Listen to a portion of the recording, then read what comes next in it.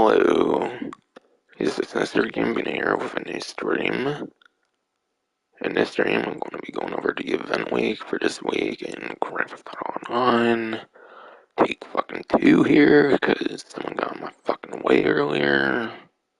A fucking course and a fucking house with a fucking interconnected fucking bathroom and shit. Fucking hell. But yeah, starting off though. One of the more major additions to the game here, probably the most major addition, would definitely go over to Eclipse Boulevard Garage, brand new multi-floor garage on Eclipse Boulevard for up to 50 vehicles. We have 50 new vehicle slots.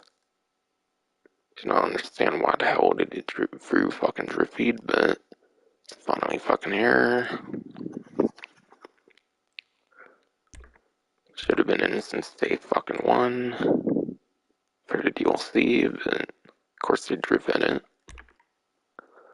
Speaking of drew feed, the Toundra Panthere here, however it should be said, sport car. Go over the numbers from Burfy 1322 here real quick. For lap time, it is apparently in 65th place for the sport class, which is like 90-100 vehicles, so that's like below average, so it's terrible for lap time.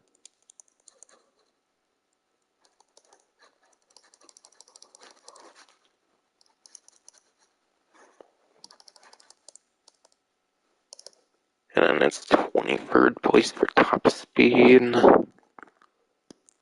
So it's in the 20s for top speed, which is definitely above average for that. It's got a very below average lap time, which is what typically matters.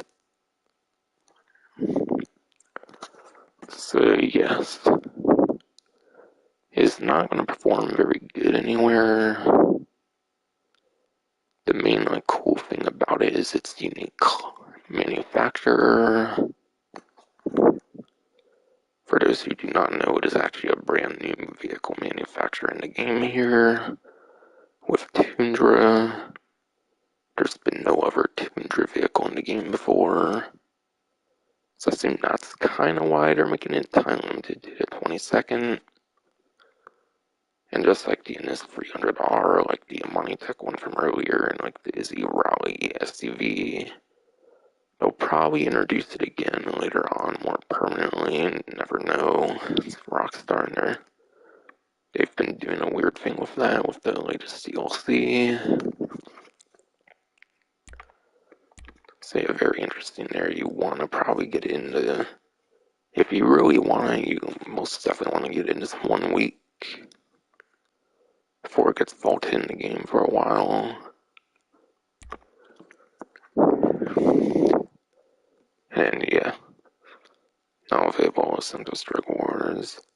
I don't know if it's just like a general description thing there for some reason. It's kind of weird. There's some interesting new stuff though. Besides for the vehicle in the garage though.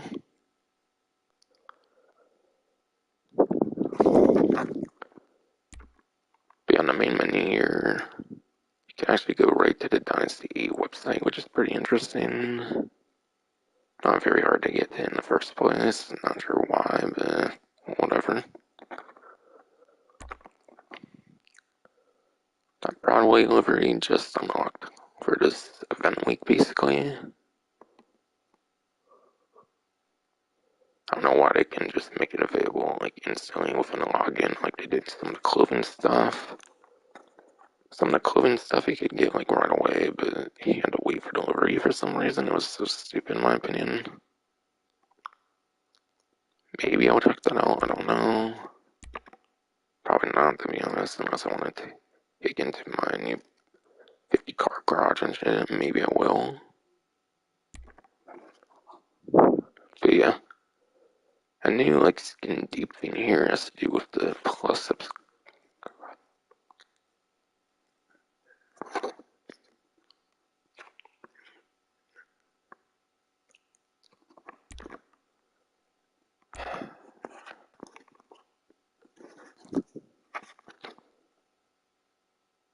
brand new plus subscription stuff there. New baseball bat knife tint. They want the gun van, which is blipped with that subscription.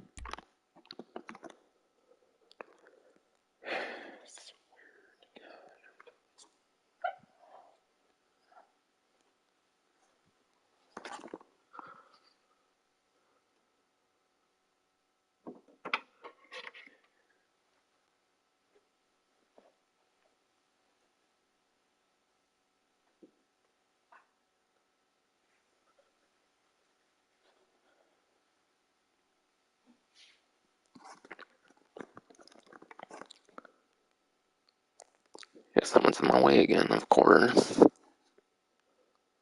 They have brand new street dealers though. There's pretty much like 3 every single day. Similar mechanic to Grand Theft Auto Chinatown Wars, where you could like sell your like product and whatnot. So this time around, you have like the businesses and stuff that it takes from that, which makes it even more immersive in some ways.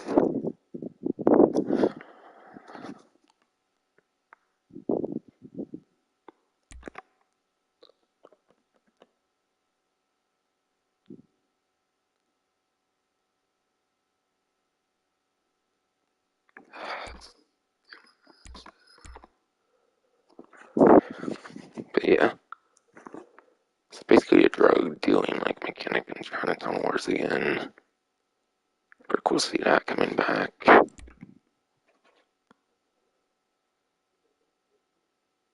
But a plus subscription flips the fucking gun van. Brand new liver thing for the baseball bat and a knife. That blue one there. Basically same thing for both. We're seeing these again because someone was in my fucking way again.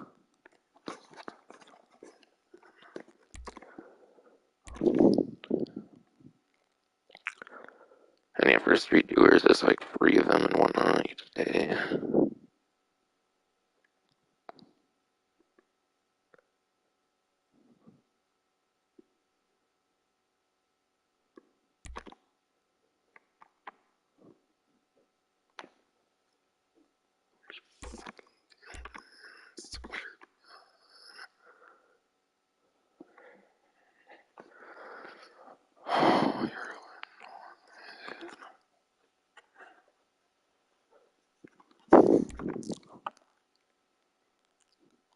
Yeah, this is the review vehicle in Journey Motorsport. Yeah, there's brand new stash houses that give more usage for Gerald here.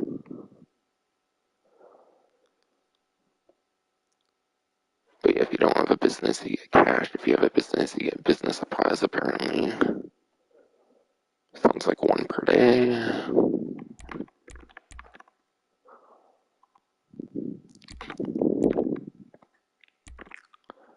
Yeah, geez, cash here, Gerald's cash thing again. Makes more use for Geraldian.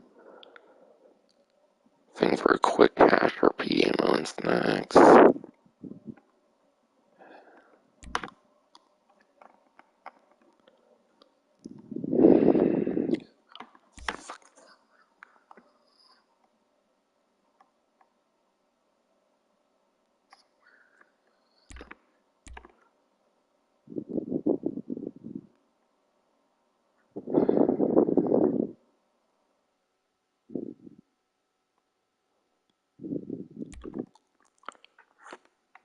Any rewards for new content stuff here.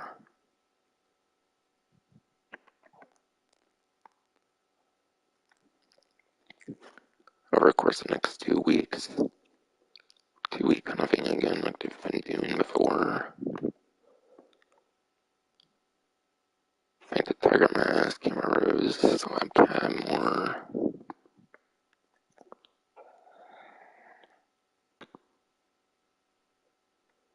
Plan them before March 1st. Qualify.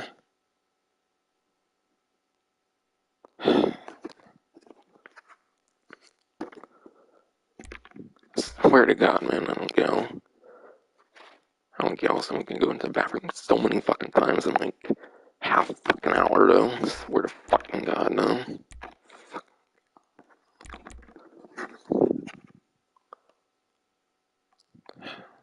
So I can restate some more stuff then, because someone keeps being in my fucking way then.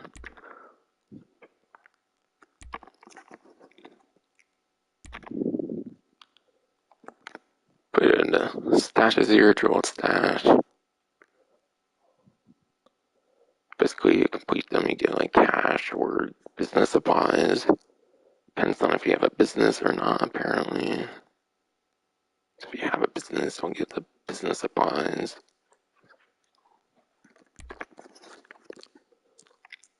Put it as cash here.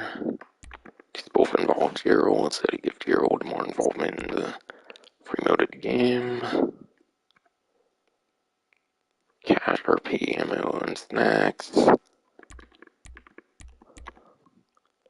This one's actually like a 1.5 times money right now as well. So the first week you're getting a little bit more.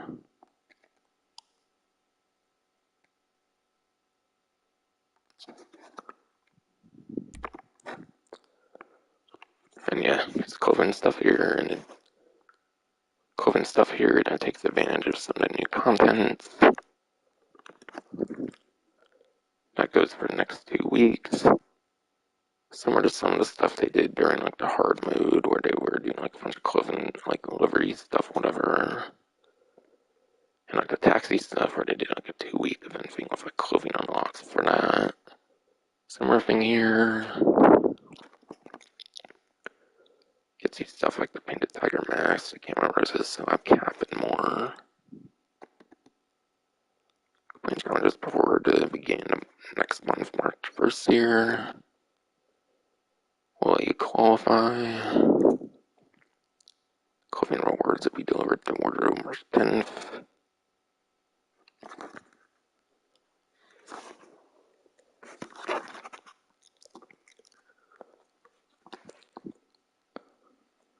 Might just mention all of them because they won't be that significant here. So I might just get them all out the way here.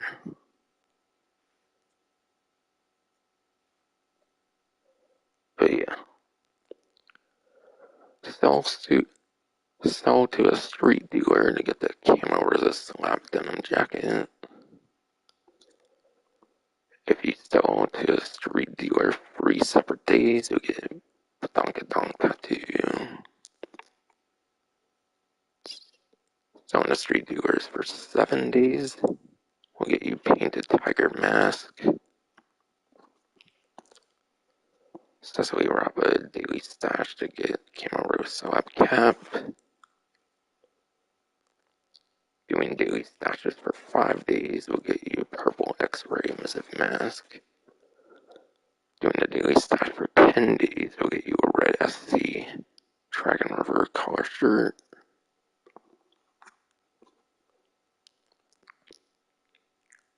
Doing a G's cash once will get you a camo rose slab canvas shoes. And yeah, doing a G's cash 10 times will get you a red SC Dragon embroidered pants. Or embroidered pants.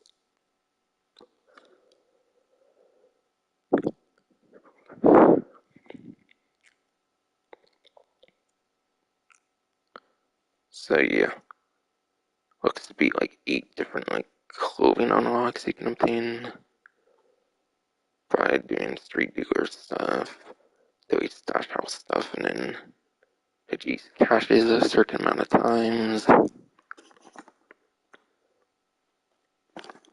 And yeah, when I was saying doing it for a certain amount of days, that you do not have to do it in a row. You only have to do it like set amount of days during like the 2-week event thing when they're essentially. So it doesn't have to be consecutive, it can be non-consecutive essentially. That's what I'm saying. For those who may be confused. And then yeah, think this is the last of like those free mode event things they kind of added here. And that'll be the steal. And yeah. Do you nail the thief return of goods, or do you like keep this stuff for yourself? Basically, it's like a new like shoplifting kind of like free mode event. For those that might remember like the story mode of the game, there's that like one like random event where there's like a person who steals something from like a store and stuff, and you can kill the person. You can basically give it back to the store, or you can take it for yourself. It's basically the same thing, but it's much more profitable essentially, and you're doing it online, not story mode, obviously. So yeah, doing like the four new like free mode things going on, I would say this is probably the most annoying one to trigger here. Apparently you have to wait like 20 minutes in a lobby at least for it to spawn and stuff. I'm gonna try to get it, obviously, but if I don't, then oh well. And yeah, from there it's just a bunch of old stuff.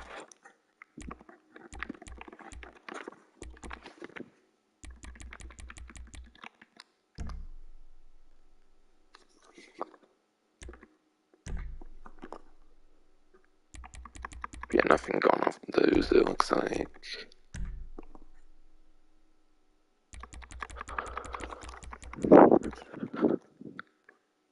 At least for non-subscription stuff, there's nothing going on for series modes, it looks like.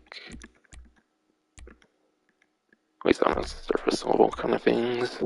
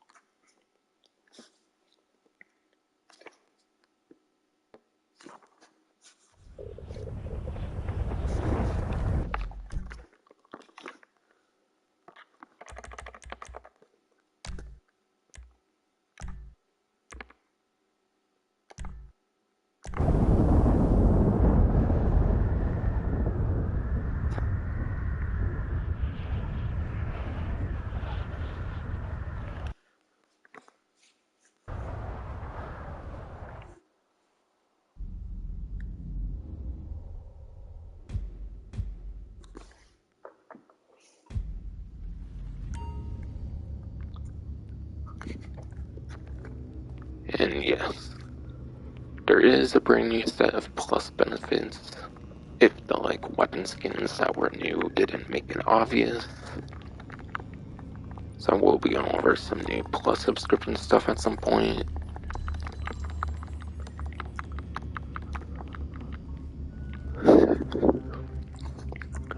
Toundra Panther now available in Legendary Motorsport. Yeah, for one fucking week before you all fucking vault it again.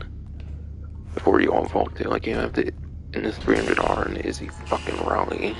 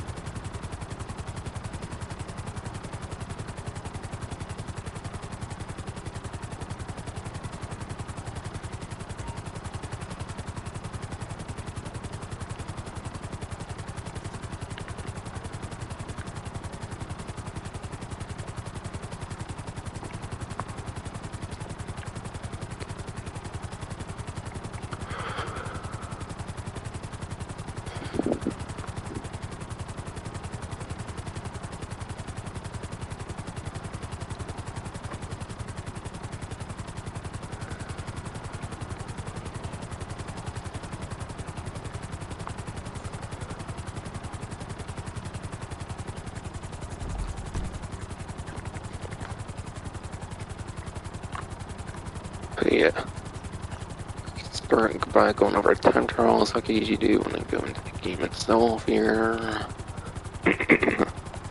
And right off the bat, you can see at least one of those new like free mode things. That's the G's cache right there. I'll be sure to get to it at some point. can actually also see the stash house there. So yeah, those ones are very simple. It seems once you boot up into the lobby, you can literally see them right away. Honestly, at first when he said free mode stuff, I was pretty worried, and he told me, like, pretty much all of them were gonna be, like, pure chance and shit. But no, it's kind of like a daily collectible kind of thing, it seems, which is pretty nice. Definitely some nice immersive free mode activities right there, as far as I can tell right away.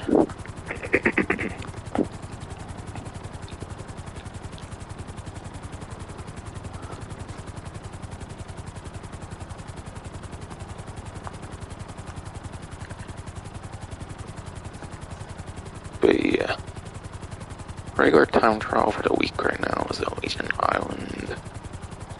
Last time around, I'm pretty sure was down Julian. So I think this is the first of those like 2019 time trials, like the newer ones from like the Diamond Casino Resort DLC, not the ones from like back in Heist Update. So yeah, it's gonna be one of your newer time trials. Though as far as I know, you can still use something as like cheap as like the Body Eagle one, like a $15,000 motorcycle. That's pretty decent, and you can still be pretty successful.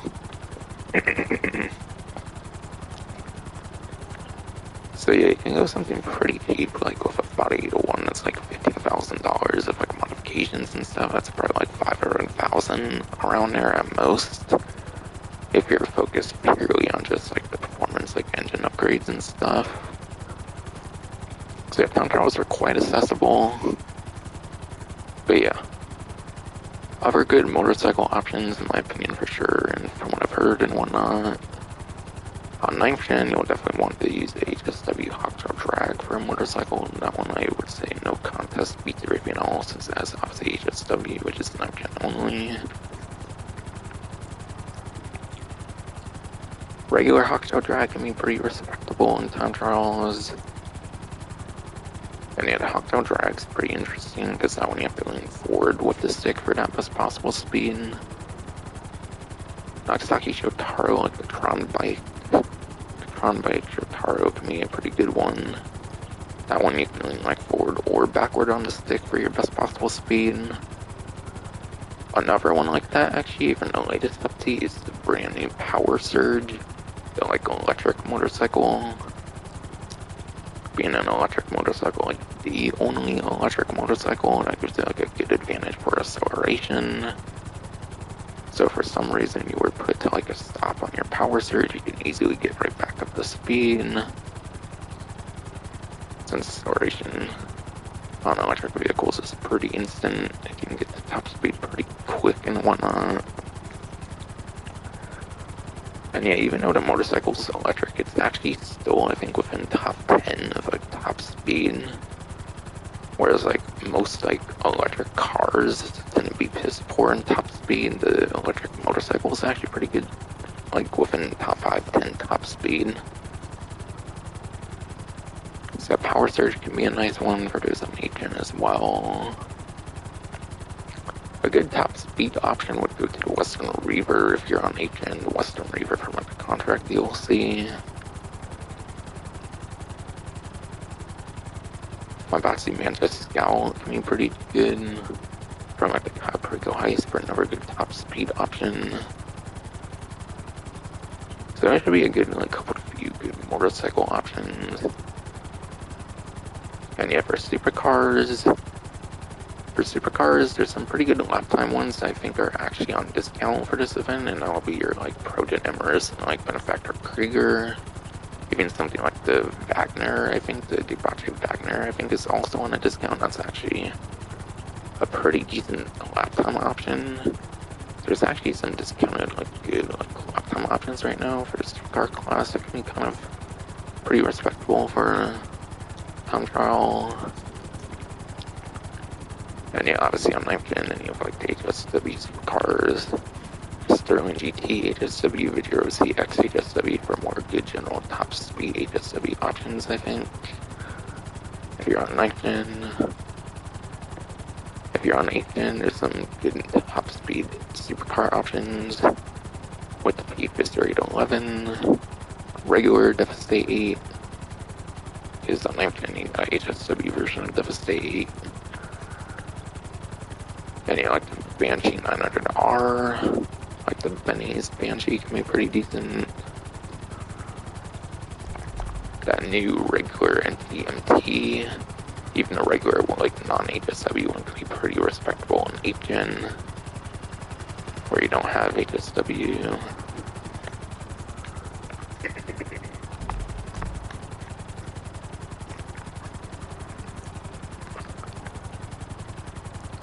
RC Bandito Toundra just around goes to Cemetery. But yeah, Cemetery. Like with pretty much your usual like RC Bandito Toundra, you pretty much just gotta know how to like corner and everything on it. As long as you know like all the corners and stuff pretty well, which you should over time from just doing it or watching like a guide or something, it's pretty easy. You only got the one like RC Bandito that you can even use. You can't choose between like multiple RC vehicles on these time trials, so they're not really too interesting though. HSW time trial just around goes to North Chumash. The final of the HSW time trials goes from here all the way to like, trying to see if I remember. I think it goes to like over here or something. Yeah, I think that's the destination it goes to.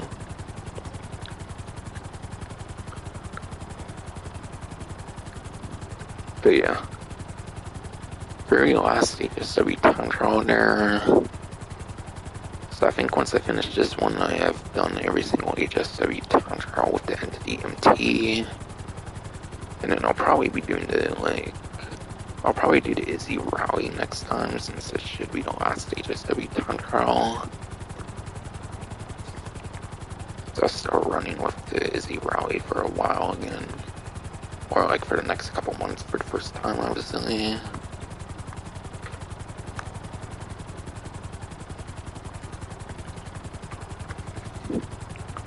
But yeah, Prem race this time around goes to muscle car class. Fortunately, you can't really see you can't exactly see what it is unless you start it, unfortunately. Not gonna be doing that. Did covered a few updates before they did actually let you look at it. I don't know why they took that feature away, but yeah. On 9th gen, your choices are pretty obvious in some sense because of HSW. The Vigero ZX from the Colonel Enterprise DLC that won like HSW muscle car from that update. Pretty much can smoke anything else, pretty much on the 9th gen version. And then yeah, you also have the Arbiter GT HSW for 9th gen only. But the HSW for that is honestly apparently pretty disappointing. I think between the like initial batch of HSW vehicles, apparently it was like the worst of the HSW vehicles from the initial batch. So yeah, there's actually regular vehicles that can probably compete with the Arbiter GT even. So yeah, those are your two muscle cars if you are on 9th gen. For the HSW ones there, yes. And then for more traditional muscle cars, the Weevil Custom, the Buffalo STX actually should be a very good lap time option. Buffalo STX is like the Amani Tech muscle car from like the Contract DLC, which is basically like Franklin's newer Buffalo from Contract. Which, I'm surprised that happened at some point.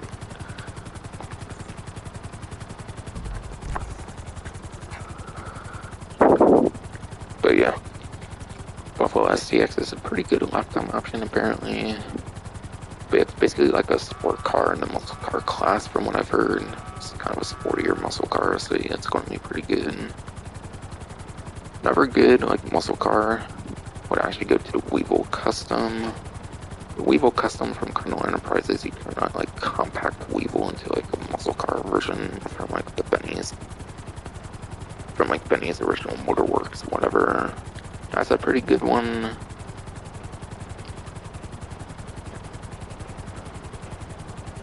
So that'll be a couple recommendations I would probably make for 8th Gen from my memory and everything.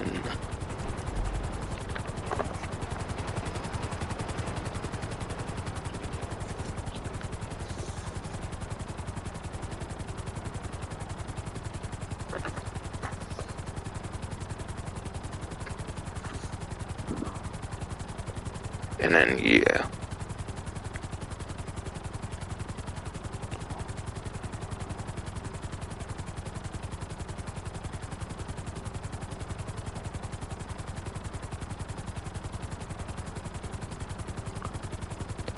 Looks like our top speed Pistwasser Dominator can be pretty good as well for the muscle car class in a top speed situation.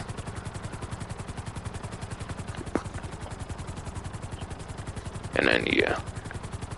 The Tuner Dominator ASP from like the Tuner subclass can be pretty good for your muscle car races for a lap time situation if you're on the 8th Gen systems. For the last two I mentioned, those Pistwasser Dominator for top speed more so, and then Dominator ASP more so for lap time. On the like lobby screen, I think you can like press square and whatnot to check like the map and stuff before you go into the actual race. So as long as you know what to look for, you should kind of maybe be able to get an idea of what vehicle was from there to choose for that premium race.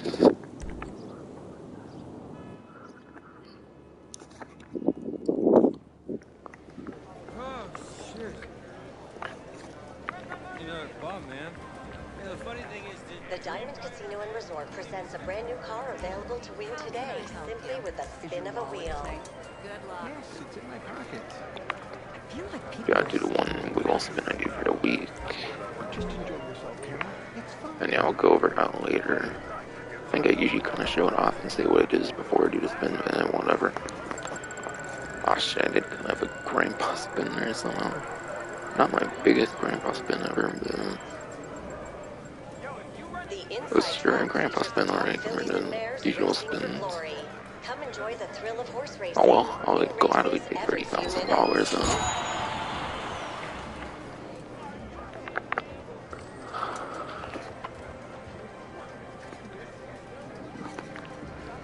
But yeah. Your prize ride this time around looks to be the Grotti Cheetah Classic, which is in the Sport Classic class. It's one of those like classic supercars that is in the Sport Classic class. From what I recall, it's actually a pretty respectable one, but because it's on the podium, I'll probably be going to more exact numbers, obviously. Later on here. Little preview and some discounts. Like I was saying, there's actually some pretty respectable supercars on discount right now. I'll go more in exact numbers when I get to the discount section later on. But yeah. Seems to be a Diamond Casino Resort kind of thing going on there for a couple of them.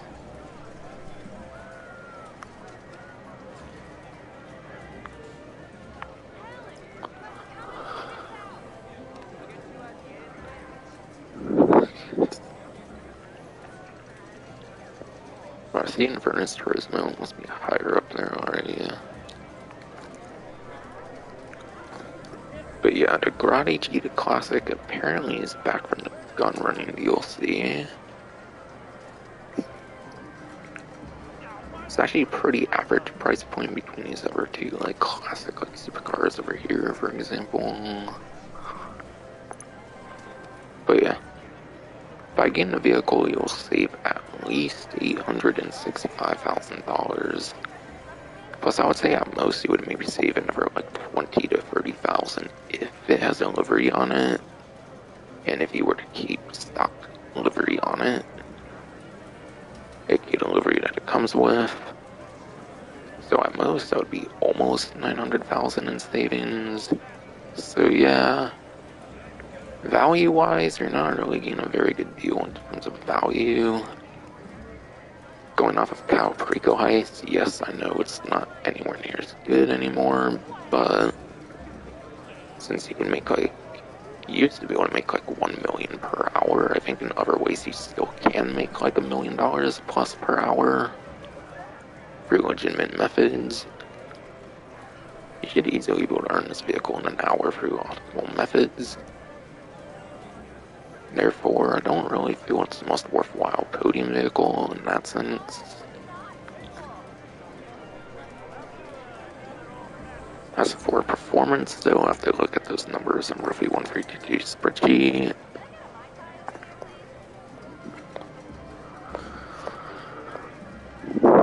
But yes, according to roughly 1322 spreadsheet, the Cheetah Classic is apparently a A-tier Sport Classic vehicle. Sport Classic, Cheetah Classic is an A-tier for Sport Classic, which apparently makes it 4th place for lap time. It would actually be like a 2nd place lap time on 8gen where you don't have HSW access, so it's even a bit better on 8gen, basically within top 3 instead of like top 5.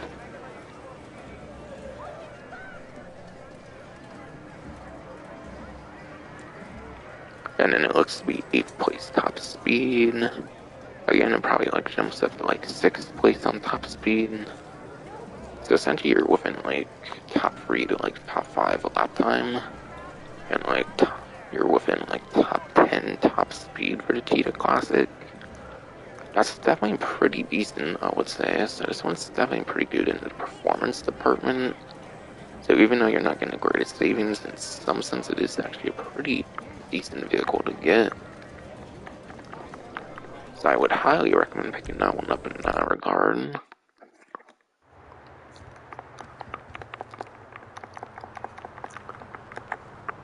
So even though it's like nowhere near the best savings, it's definitely a very nice one to get.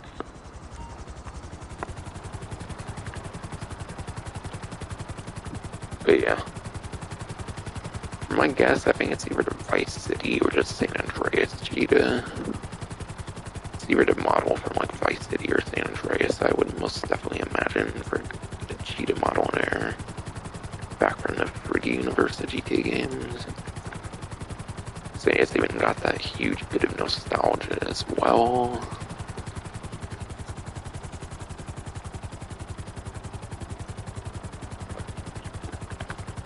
From the 3D universe titles.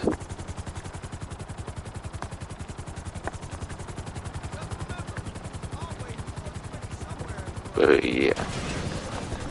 Now I think it's time to go into the test track here, the Santos car meet. For the test rides, the prize ride, and like the premium test ride for the HSW vehicle election.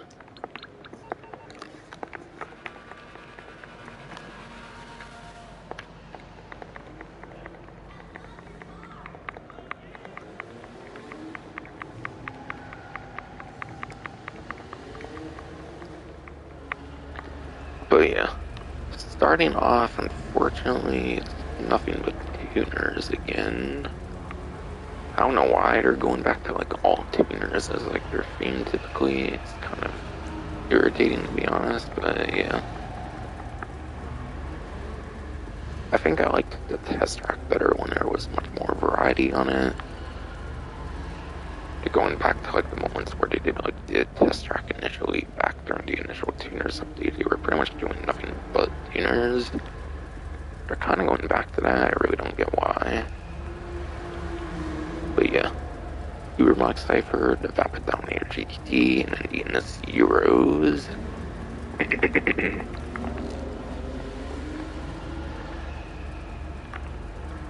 Two of them are sport cars, and then one of them is a muscle car. And they're tuners, so that means you can use them in your like street races, pursuit races, and then you can also use them in the robbery contracts that you can do in the, like auto shop as well.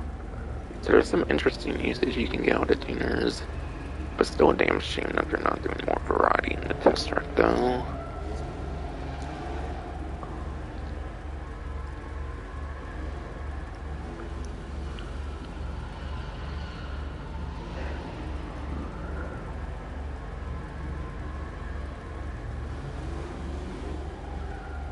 But yeah, Euros will be 30% off, but the rest will be on a full price, so keep that in mind. But yeah, starting off with the Uber Unlock Cypher, honestly, there's not really much good to say about this one, I'll be quite honest. When the Cypher initially released, it was actually one of the vehicles that was on the prize ride. So literally the first week of the Cypher's release, it was actually a prize ride, which meant it was a free vehicle you could earn through a challenge when it first released in its first week. And yeah, if that's not obvious, that basically means it's pretty terrible. The only possible use you might get much out of it would be for your like robbery contracts. And that's if you can put like a louver on the back of it or something to protect yourself with like the back window from being shot and whatnot on those robbery contracts. But the number one like top speed, but yes, your number one like top speed like tuner subclass vehicle between like the 17, like 19, like 20 like tuner vehicles in the game essentially for the tuner subclass.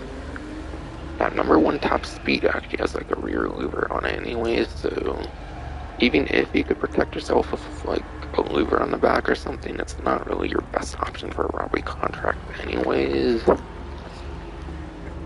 So there's not really much worthwhile for this in terms of performance.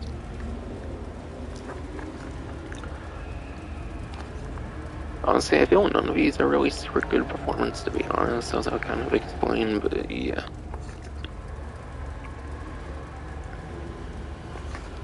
Next here will be the Vapid Dominator GTT. Vapid Dominator GTT.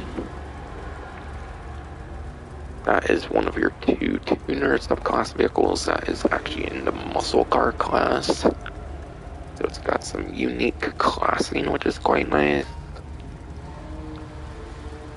So honestly, for the unique classing alone, I feel it's kind of a better option if you just want to go for some variety. But yeah, being a muscle car, it's obviously not going to be as good for your street races and pursuit races though, so you won't really want to use them there. But I can definitely say with certainty that you can actually block the back window with a louver on the back or something. That's a very popular thing, I would say, in terms of like a muscle car especially.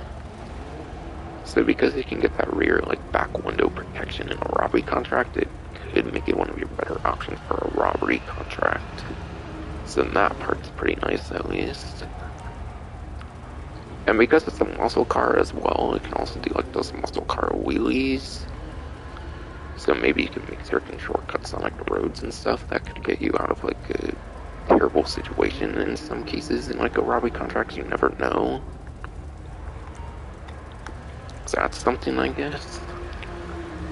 But yeah, it's not as good as the Dominator ASP though, which I explained when going over like the premium race for some good options for lap time and top speed for that premium race for the muscle car class. So it's the worst of the two muscle cars. So yeah, again, I would only mainly go for it if you like variety with your tuner subclass vehicles, because it's one of the like few that are not a sport car, which is nice. Because in literally like 15 of the tuner subclass vehicles at least are fucking sport cars, which is pretty insane. And then the last but not least, and this is Euros here. This will be your one that's on discount here, which makes it $945,000 on a trade price. Be on a trade price, this one is $945,000. And the trade price, I think, is either tied to like rank 5 to like 75 or like the car me reputation. So if it's tied to reputation, you just gotta get to like rank like 5 to 75 somewhere. But this might actually be the trade price where you actually buy like the membership actually. But yeah. How's it going? Get a membership here. That might be the trade price that's tied to that membership there, so it might actually be one of the easier trade prices to obtain for the tuner vehicles. But yeah. At least, at best, it will basically be $945,000 for your 30% off discount on the NS Euros here. But yeah, the NS Euros, it's not in the top, like, couple anywhere, I would say, in terms of lap time or top speed. It might be within, like, top 5 or, like, top 10 of top speed for the tuner subclass, which could make it okay, I guess, for certain situations. But yeah, I think it's definitely mainly good for top speed from what I remember. And for the street race pursuit races, you would mainly want lap time anyways, so performance-wise, it's kind of a pass. The cool thing about the NS Euros, though, is it is actually a vehicle that previously featured in the 3D universe of the GTA games, Grand Theft Auto San Andreas. Grand Theft Auto San Andreas actually has the NS Euros in it, which is pretty tight. So it returns from that game. And San Andreas is like one of those vehicles you actually got for like the export and like import service, so it's a very nice throwback to that. But yeah, besides for nostalgia for Grand Theft Auto San Andreas, I just don't really think this is one of your better tuner options. So I would only get it for the nostalgia, really.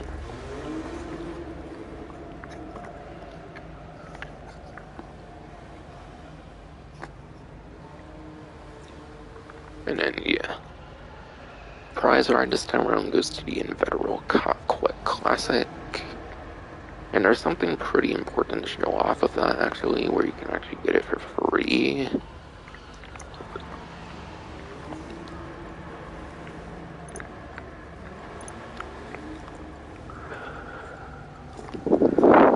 So I think this one's on Legendary Motorsport, and you would find it for 2-door most definitely. And yeah, the Wagner again, like I was saying, yeah, that one is also on discount. When I was going over some of the like top tier supercars.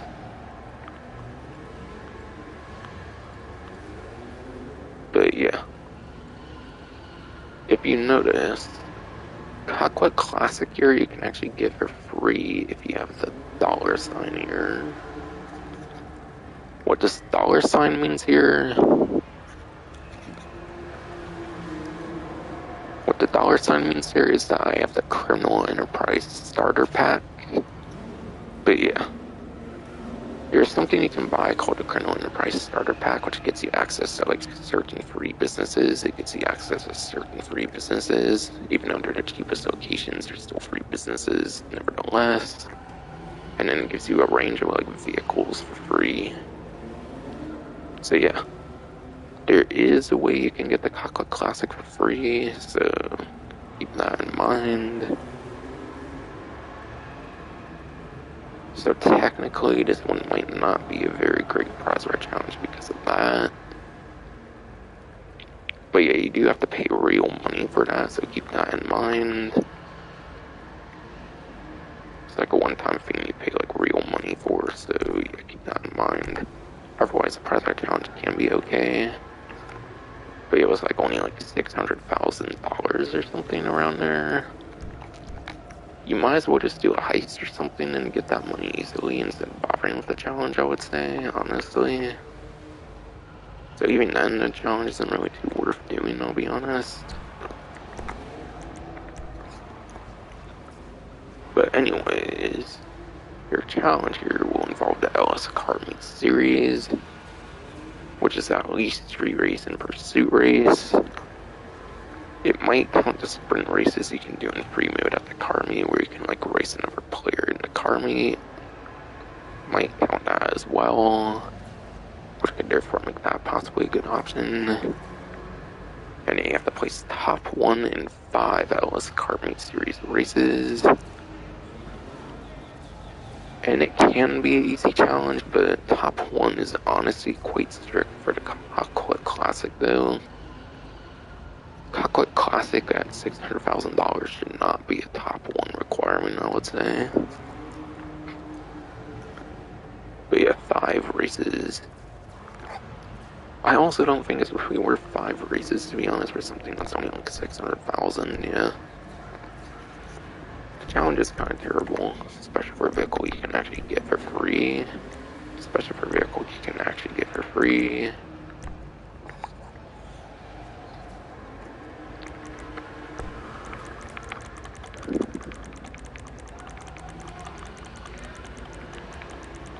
But yeah, starting off, pursuit race.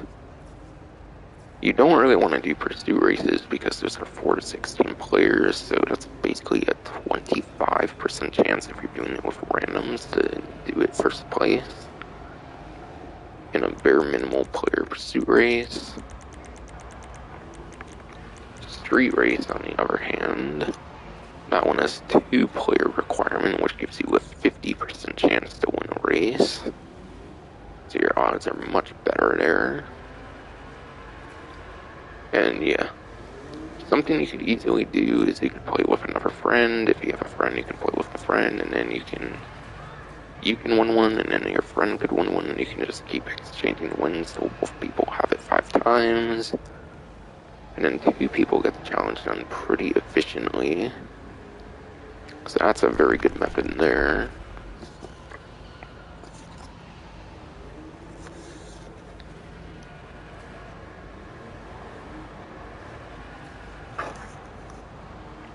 But yeah, Cocklet Classic will be in the Sport Classic class, certainly. So I'll be going over performance of that. Yes. According to Bruffy 1322 Super T, Cocklet Classic is in the bottom of D tier, the very bottom of D tier, which would be pretty bad for lap time. And that is a 20th place lap time. And then it's 15th place for top speed. So yeah, you're not really getting an ideal performance for it anymore these days. And yeah, as I explained, the challenge is kind of not really too worth your time. Another thing to mention is that you can actually obtain the vehicle in the story mode of the game as well. It's the vehicle from like 2014, so 2014 DLC vehicles, you can pretty much get all those in the story mode for pretty much. Such an old vehicle in the story mode as well, so it's kind of a waste of a garage space, to be honest. You might as well go for the online, like, exclusive vehicles in that case. Something they did do was they did add livery support with the After Hours DLC. So that was cool. Back in 2018, they actually added liveries to it, which is awesome. And I think you can actually only get those in online. I don't even think you can get those liveries in like story mode. So there's kind of a little bit of exclusivity to that in online, technically. So if you like it for cosmetics and stuff, sure, but otherwise it's not really worth getting in much of any circumstance, really, to be quite honest. And yeah, last but not least here will actually be your HSW test ride, your premium test ride, whatever they call it. And that will be the Pegasi weaponized Ignis. And that's obviously on Warstock since it's weaponized. Being the one HSW vehicle that has a weapon on it obviously makes it very worth it. But yeah, weaponized Ignis slightly reminds me of the weaponized Tampa. It's basically like the weaponized Tampa, but it doesn't have some of the stuff that covers the windows, so your bullet protection is not going to be as good. This thing might have countermeasures to it, which might actually prevent people from locking onto it. You might actually have countermeasures on this vehicle, so you might not be able to get locked onto or something, I forget. So there's a little bit of defensive capability, but not much. It does blow up in one rocket though, so it's kind of useless in a sense, if I recall though. And yeah, it's similar name to the weaponized Tampa. It does definitely remind me of the weaponized Tampa, but the gun is nowhere near as good. The gun has pretty limited angles on it. Unfortunately, it's not fully rotatable like the weaponized like Tampa has like the fully rotatable gun you can get for like the research and stuff. But yeah, it is the ground vehicle, so unfortunately it's not going to be your most ideal moneymaker in this game. Definitely not. You can use it in the HSW down trials, which gets you some pretty ideal money, so in that sense it can be pretty good for money making. But in terms of like actual combat and stuff, I would say it's mainly best for stuff like Headhunter and like other VIP works that you're not going to be making that much money in anyways. For like the combat capabilities. I'm not going to lie, there's some weaknesses to it, but it's one of the better HSW vehicles, I would say, in my opinion.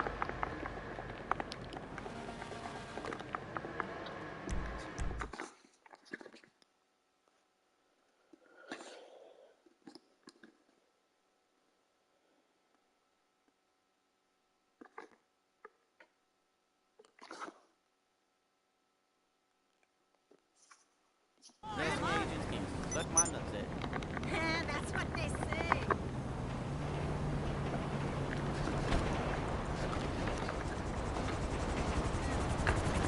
But yes. Now I'll go over to the luxury autos.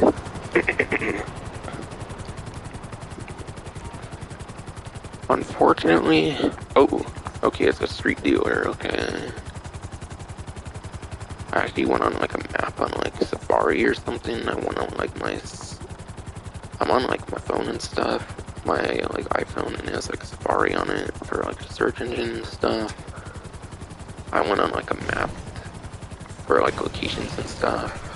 But turns out one of them is actually right here, so cover it right now, street dealer. But yeah, 3 per day, you have to find them on the actual map. You either gotta find them on the actual map, or of course,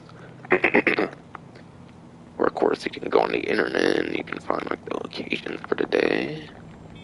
Either through something like Twitter for like a post each day, or the better idea is to go on like a collector map or something, similar to like Reddit Online, like I mentioned. That shows you like collectible locations and like certain locations and stuff, or more like hidden objectives and stuff in the game. So if you go on certain maps, it should be pretty easy to find a street dealer. On like the internet, on like whatever preferred search engine. And similar to stuff that I do in like Reddit Online, but for this game. But yeah. At least for me here.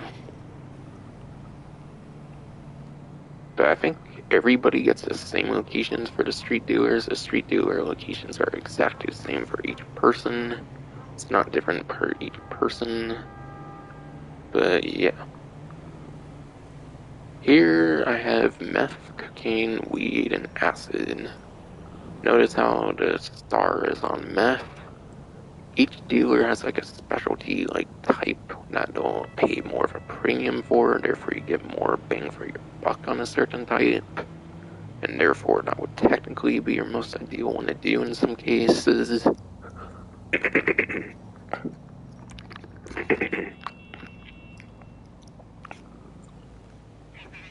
But yeah. Apparently these are the only 4 types you can ever sell. You can't sell the other ones, apparently. You only get meth, cocaine, weed, and acid. And you do need all the stuff. You do need like the actual stuff in your business. In the case of acid, you have to actually use your acid lab from the latest DLC, for the drug war DLC.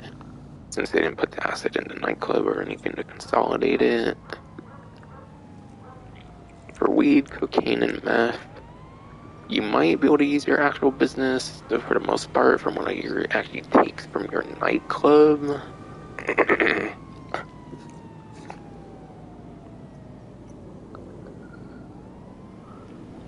But yeah.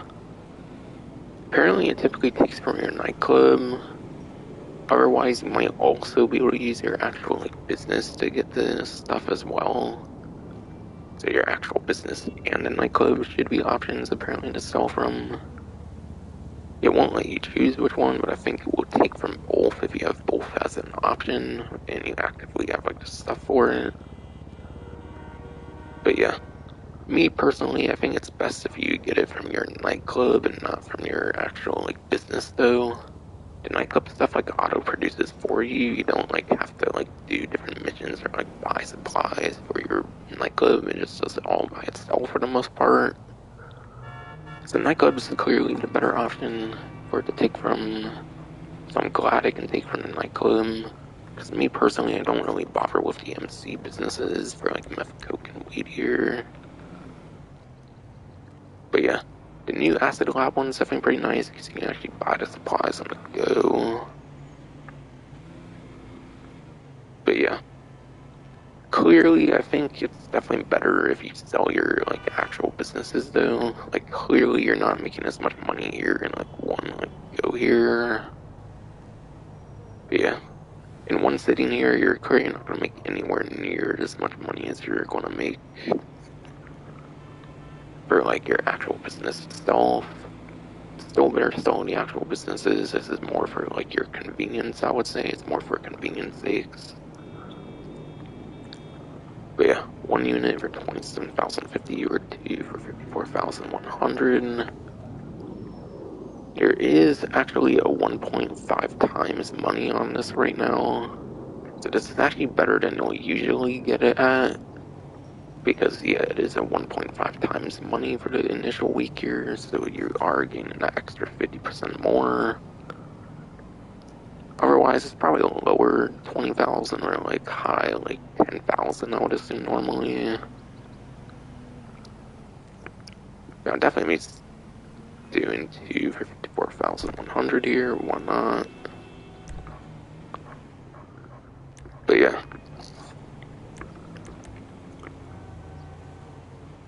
And you can only do this set amount each day. So to sell more to the same dealer, you have to like wait a whole another day. Or wherever. Or whenever the street dealer wants to show up again, essentially.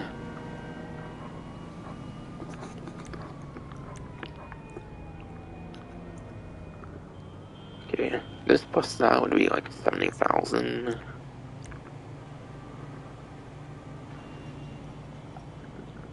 Yeah, 77,000, like 800 or something. So like on money opportunity, I could actually make like over 100,000 right now. It looks like for all this. Looks like I can make like around like 120 to 140,000 if I were to be able to sell all of this if I had acid and stuff as well. And I were to do all of it for the one dealer. So yeah, you can make okay money at least when it's on like this 1.5 times money. You can definitely make like a payphone hit worth of money, I would say, kind of right now. Yeah, at least if the meth has priority here on the premium here, you can definitely make around like 120-ish thousand, whatever. I think definitely compares to like a payphone hit, except you don't have to like do like your bonus objective and stuff to get that good payout. But yeah, when 1.5 times money is gone though, then it's definitely going to be under 100,000 though, even with like meth as a priority. With cocaine as like the premium priority, whatever, I assume you would maybe be able to make almost 100,000, maybe a little over 100,000, I mean, without like 1.5 times at best, maybe. I don't know. I feel it's more for convenience. It's not going to be super practical for money making though, unless you just don't like the sold businesses for some reason. You don't like all the risk and reward. Then yeah, it can be a very nice option if you don't like to do the actual business sales, obviously. Otherwise, not really too much worth the trouble. But I think I'm just going to do that one. I think I'll just do the premium one. Because for the most part, you apparently don't get that good value out of it all. It's better just sell your actual businesses again, as I was kind of saying. Later. Like sure, my nightclub could produce the cocaine again. Weed, I don't really run too much for the nightclub. I don't know. Maybe I'll do the cocaine too. I don't know.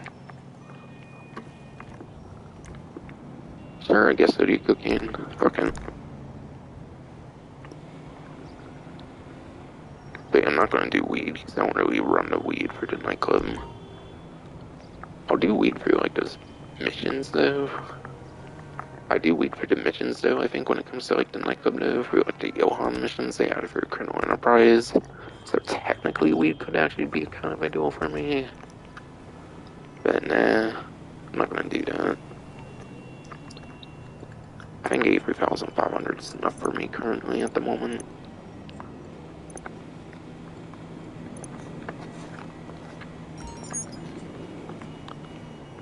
Oh.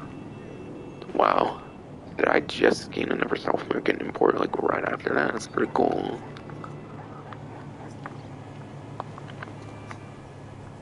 So I guess I already got my cooking back, I guess.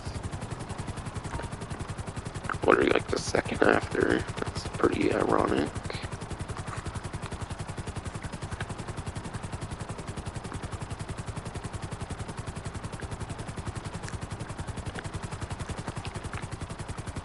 Oh. Okay, it doesn't get labeled on your map after you find it, so you still have to remember where they are. That's unfortunate. You would think they would let you see the location of them after you find them for today, but nope. Apparently you have to re-find them each time, which is dumb. So make sure to do it in one go for whatever you want to sell before you leave. I would definitely say.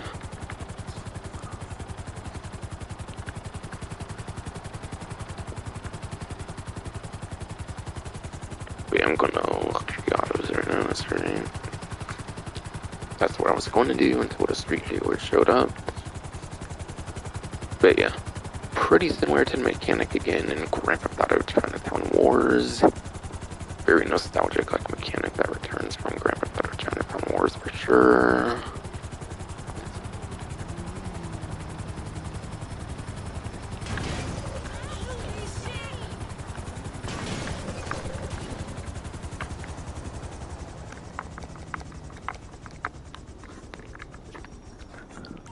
But yeah, luxury auto vehicles this time around apparently goes to my botsy pin number FF. And then your coil Raiden apparently. Both are apparently on full price though, so you're not getting any discounts on these though. Yeah, 1,380,000, whatever, that's definitely normal there for the pin number FF. I remember that one's from like a Santos Summer Special, which is like the summer DLC of like 2020, whatever. And yeah, Koi Raiden I think was back in like the Doomsday Eyes, 1,375,000. That's totally normal price as well. I'll even look again on the newswire, but I'm very certain those are full price. Yeah. No percentages around them, so on the luxury auto sections, they're definitely full price. So I'm not going to go into exact numbers for their performance, but I'll mention stuff I might remember about them. My Master Pin number FF is basically like a newer version of the Pin number from like day one of the game from like 2013. It's basically a more like newer version or something. And yeah, the FF apparently is speculated to mean like Fast and Furious. So it might be like a Fast and Furious vehicle here for the Penumbra FF, whatever. Penumbra FF. So it's probably a Fast and Furious reference if the FF is anything to go off of there. So if you're into that kind of series, there could be something pretty cool. I definitely remember this one being in the sport class. And yeah, sport class is like the most oversaturated class in the game. As I mentioned, it has like 90 to like 100 fucking vehicles in the class now, essentially. Yeah, sport cars is basically, it's pretty much the biggest class of the game.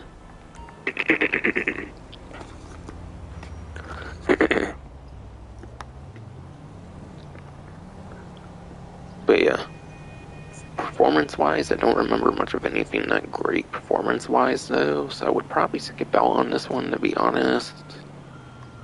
Again, because it's on full price, and I don't remember it being that good performance. And the rating, again, is a sport car. So they're both in the sport class. So the variety's not that great, and they're also not on discount. Right in here.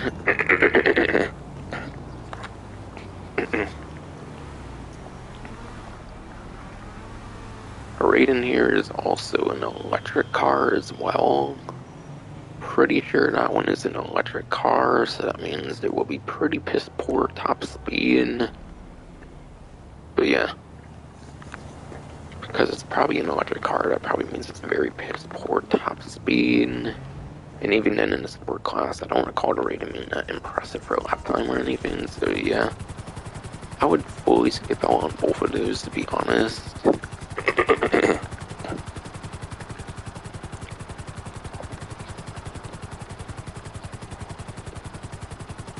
But yes, I would definitely skip out on both of them for sure this time, easily. Not really much of one that's too worth picking up, I would say, there, performance-wise.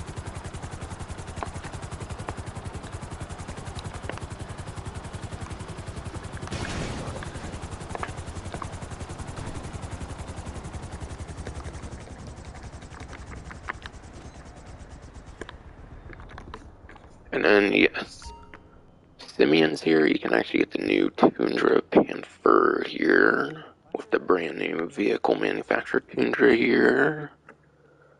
But yeah, that's definitely the most interesting thing about this vehicle, unfortunately, is the unique, manufacturer. The unique manufacturer there definitely is one super good thing about it.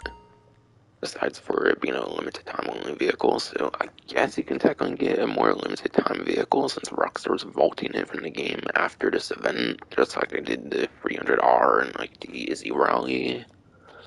Izzy Rally more so, because that one was also for drifting.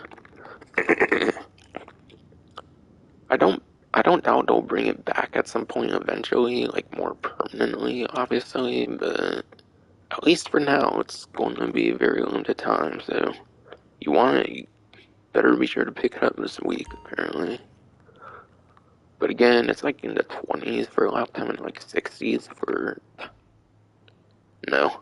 It's 60s for lap time and 20s for top speed, as I kind of mentioned earlier. Not good performance for the sport class. Again, it's in the most oversaturated class of the game now. Sport class is definitely the biggest class, 9,100 vehicles of the game easily, I would certainly say.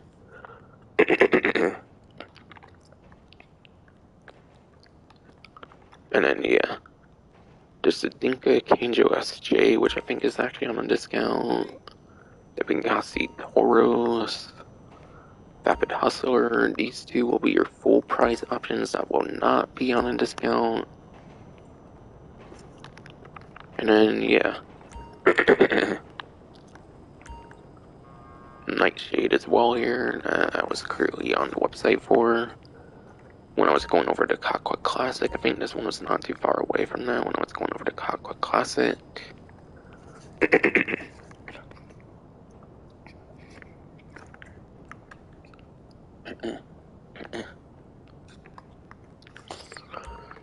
So, yeah.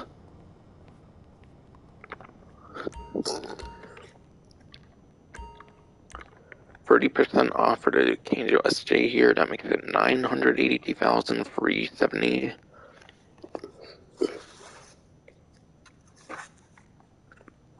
Alright, yes. That is a 30% off discount. It is also in the Coupe class.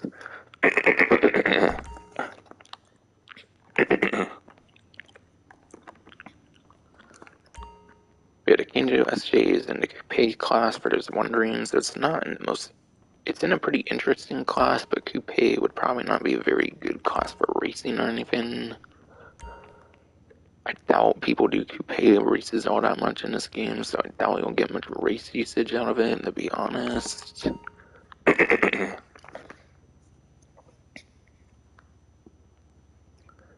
Angel SJ, I think, was actually one of those like newer coupe vehicles from like Chrono Enterprise or something. So I think it's actually pretty garbage if I remember. But I'll go over the performance here. I think it's actually pretty dog shit if I recall.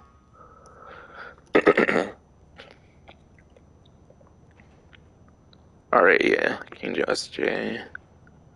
Definitely looks like it's one of those like more garbage ones there.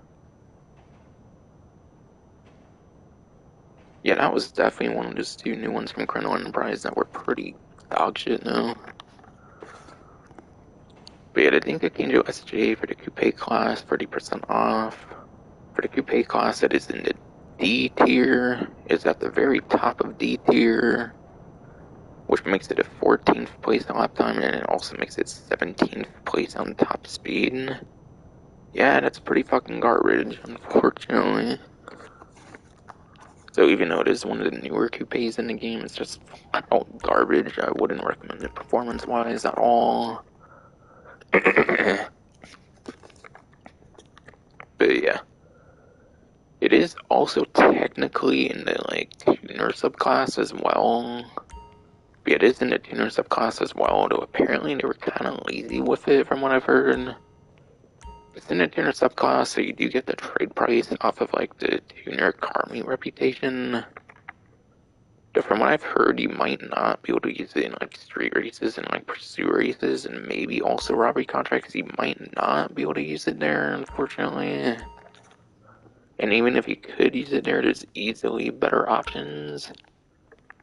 Because when the tuner update first released, there was another coupe which is actually much better. That's also in the tuner subclass over this Angel SJ. That was known as the Previan. But yeah, if you want a tuner subclass like coupe, just get the Previan. That's better. And that also featured in Grand Theft Auto San Andreas for the Previan, not this one here. And this one I think is original to GT Online. So yeah. I wouldn't get this one at all, even if it's on discount, unless you just want it for your collection or some personal preference kind of reason. And yeah, that's definitely a regular price there, certainly. Or like regular price plus delivery on it. I think it's more like 400,000 on regular price, but delivery makes it more like 500,000. It looks like. But yeah. Pegassi Tauros, even though it's not on discount, is actually a pretty solid SUV in the game now. It's a Lamborghini SUV, hence the Pegassi like manufacturer there. Being a Lamborghini SUV, it's a more like sporty, like super E like SUV, so it has some pretty damn good performance to it though. So even though it's not on a discount, it is pretty cheap normally and stuff, so it's not a bad buy for sure. Especially on 8th gen, you're getting a very top tier one on 8th gen easily. Whereas on 9th gen, not really anymore when there's two HSW SUVs in the game now, but still can be pretty solid nevertheless on 9th gen too. Vapid Hustler here. Yeah, I don't think this one's very good at all for lap time. It is in the muscle car class. Again, it's going to be full price, I'm pretty sure. Yeah, it's not overly expensive at all, but like, it's not on discount, so I don't really see too much reason to get it. It does return from Grand Theft Auto San Andreas. It is nostalgic from Grand Theft Auto San Andreas. I think your like first girlfriend in the game actually had a hustler, I think, in particular.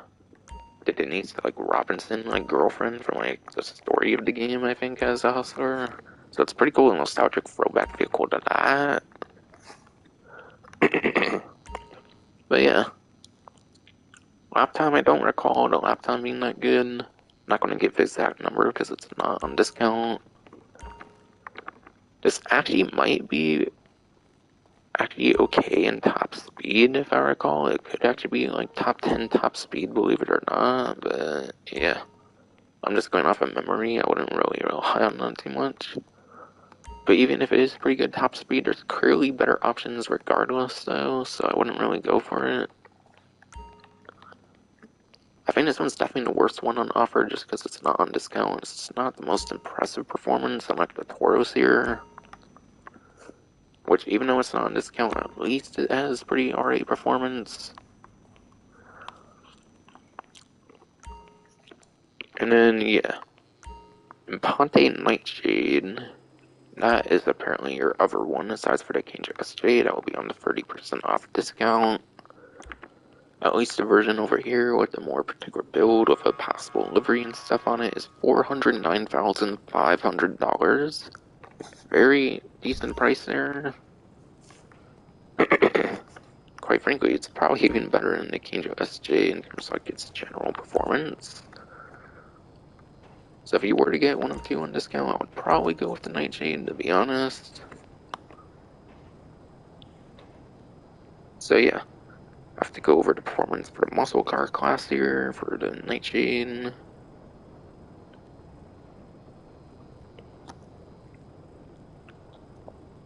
Alright, yeah, the Nightshade is in G tier. Nightshade, according to Ruffy 152, is in the G tier for the muscle car class, which automatically makes it pretty bad lap time. But yeah, lap time is 48th place for the muscle car class, which is pretty bad. And then you have 54th place top speed. Yikes. Honestly, actually, the Kinjo SJ might be the better buy just because there's barely any coupe vehicles in the game. Coupe is not as oversaturated as the muscle car class, so personally, I do feel the Kinjo SJ actually might be the better buy. Maybe.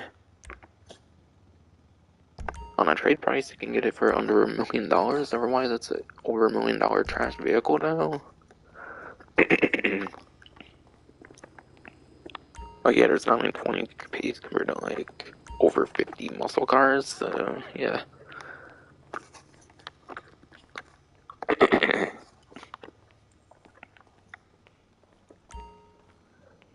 Honestly, both discounts kind of suck though.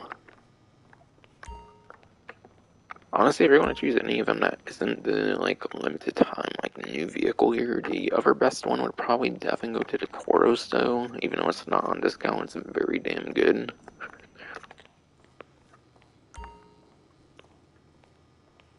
Worst one I would definitely say would go to the Hustler. The discounts obviously are kind of alright options to choose just because they're cheaper. But yeah. Now I think it's time to buy the new garage property so I don't have to remove another vehicle like I have for weeks on end because they drip fed the fucking vehicle storage for pretty much the first time ever, I could have sworn. But yeah, you'll find it on the Dynasty 8 website. Bruh. Did they not even update the website a little bit to at least put that on the like squares here? That's trash.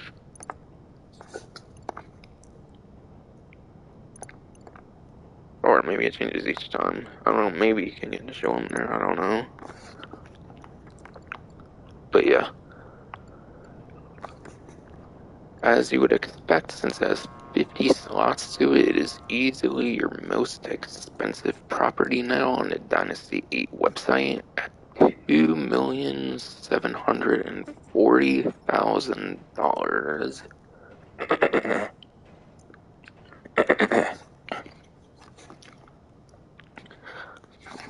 So yes, you're paying a little under $2,750,000, but you are getting those 50 garage slots, which almost rivals your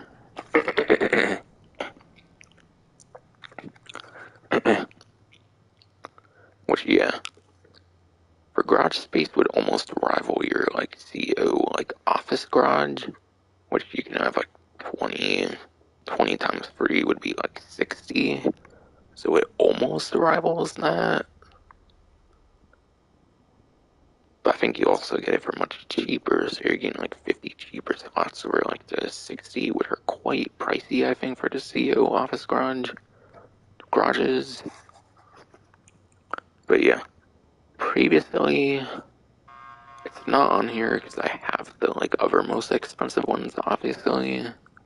But yeah, I think some of the like think some of like the penthouse apartments I think are like over $1 million or something. So there was over 1 million at some point with the penthouse apartments, I think. But this is the first one that easily got over $2 million though.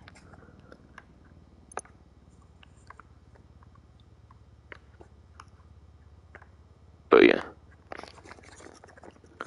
all you need for a productive lifestyle is 5'4" private garage, enough storage for up to 50 vehicles. Nice. Very nice. Alright, select interiors. Okay. But yeah, there you get like purchase property. But yeah, first on here you have to select the interiors first, obviously now. So yes, when you go on this website here, it looks like you get 3 different like stylings here. Immaculate. That just looks like your typical like 10-car kind of like garage, it looks like. This basically seems to be the more like regular styling of your like other like 10-car garages you're pretty much used to from the other areas. Even the penthouses, you can like change up the garage at all. I think it was just the actual apartment you could colorize and whatnot, not the actual garage, I think. So yes, looks to be your very first like Dynasty 8 garages that you can actually color here, which is cool. So you get industrial and then also indulgent. But yeah, if you want to be simple, like with your other like 10-car garages and stuff, immaculate at default seems to be your choice. I'm definitely gonna go the indulgent. I like the black, the contrast from the white there. Yeah, I like industrial with the wood and whatnot, or whatever kind of patterning and whatnot. I definitely like the sleekness of that indulgent there.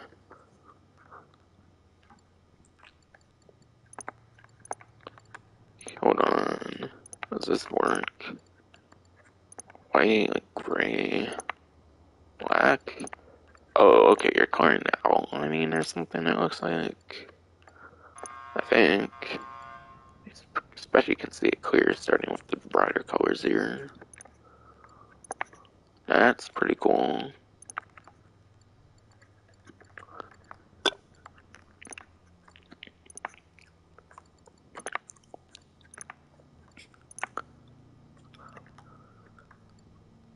Yeah, that's definitely what a lot of those look like.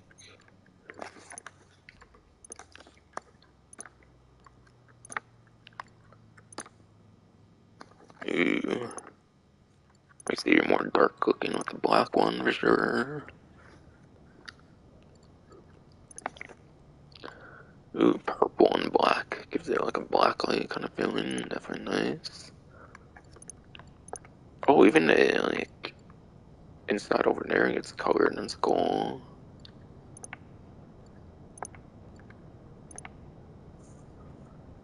That's right, you get like the living space area over there. It's nice.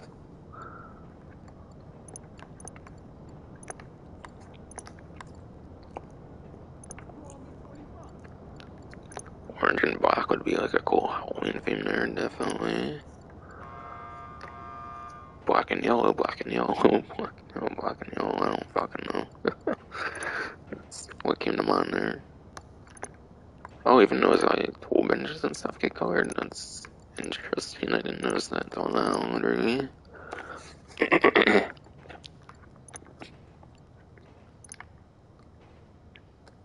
I like red and black a lot, and green.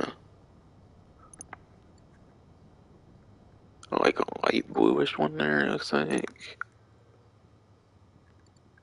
Interesting, like colored red there or something.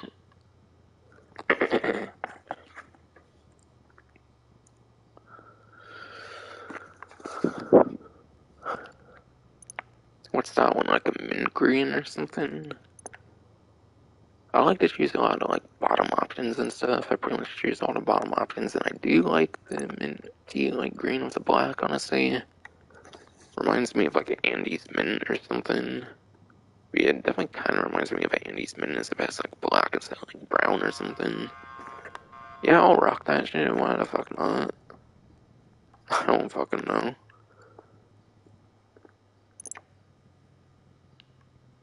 I thought they said you could actually customize each four. Maybe that's true. Maybe you just can't do it right away for each individual four.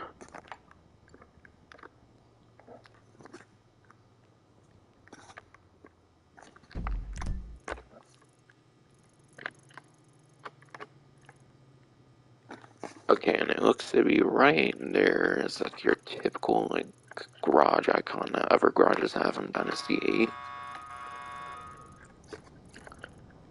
Shortly away from the Eclipse Towers, it's not far from there at all, as you would expect of the Eclipse Boulevard naming there. Oh yeah, another Eclipse area property. Let's fucking go.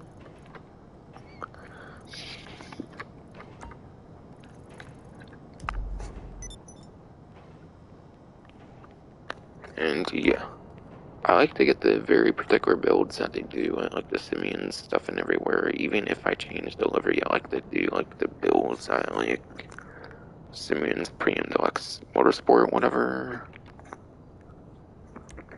But yeah, I'm gonna buy it here now for 2,192,800. No, actually, I didn't really focus too much on it yet.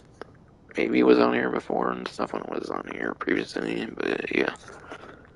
But I was wondering, the Toundra Panther here, that will be $2,170,000. Almost a $2.2 million vehicle for this stock vehicle right there.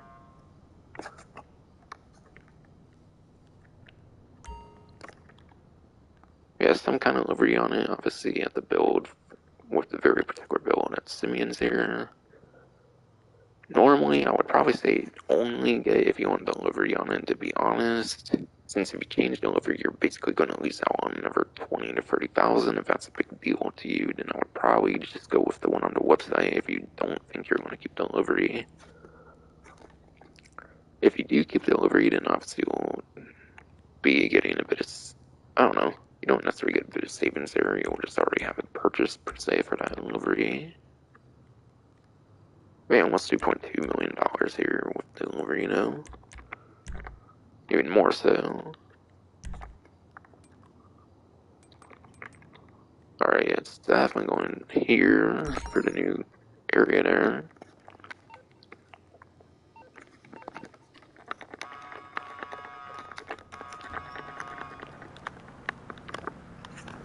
I'll actually go to the property here, so I'm actually not going to spawn it right away here.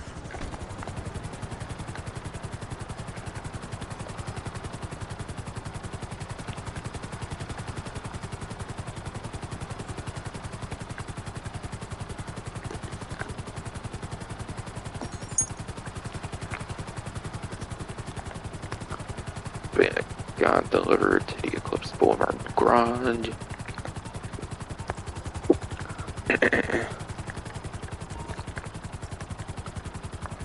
Okay, looks like I found another street dealer, so maybe I'll sell to them as well. At least for the two that I want to sell, pretty much. I don't know, all depends kind of.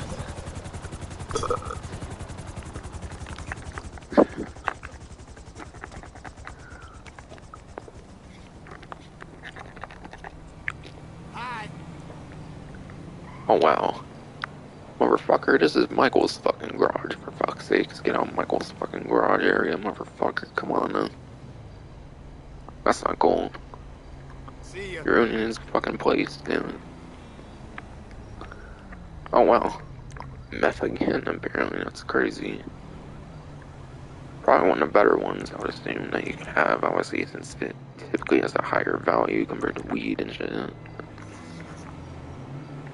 For the star there, for the premium, like, priority one there.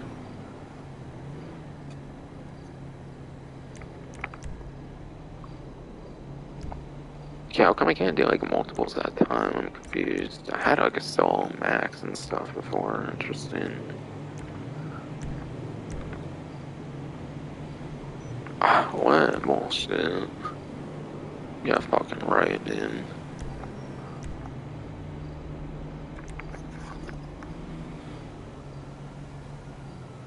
Okay, does it not take from your nightclub then? I could have sworn I heard it takes from your nightclub though. And meth is something I typically have at my nightclub. Though, to be fair, I don't remember when I sold it last, but I don't think it was a recent or anything, so like, what the fuck now? Oh well, I made over 55,000 from this one. Hey, I sourced a new color of yarn.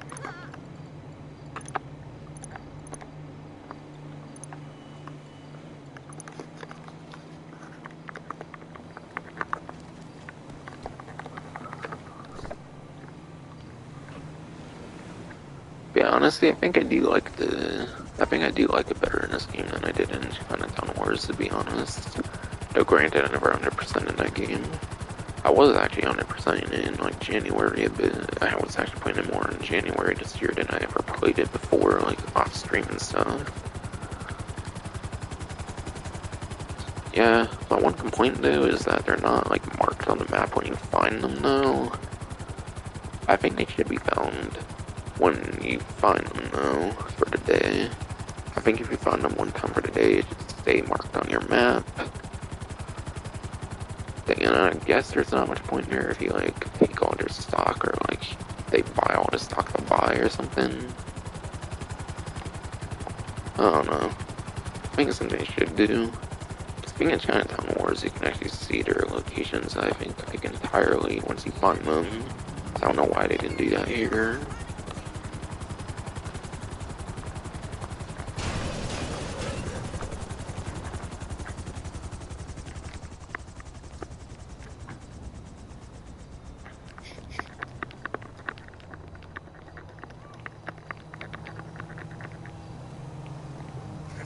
Okay, but yeah, just like old properties, they have the like little sign for sale there. So I guess if you were to like, actually go there, then maybe you would actually be able to go to the actual sign and buy it if you wanted to do it that way for some reason. But obviously the website's just a lot more convenient and easily.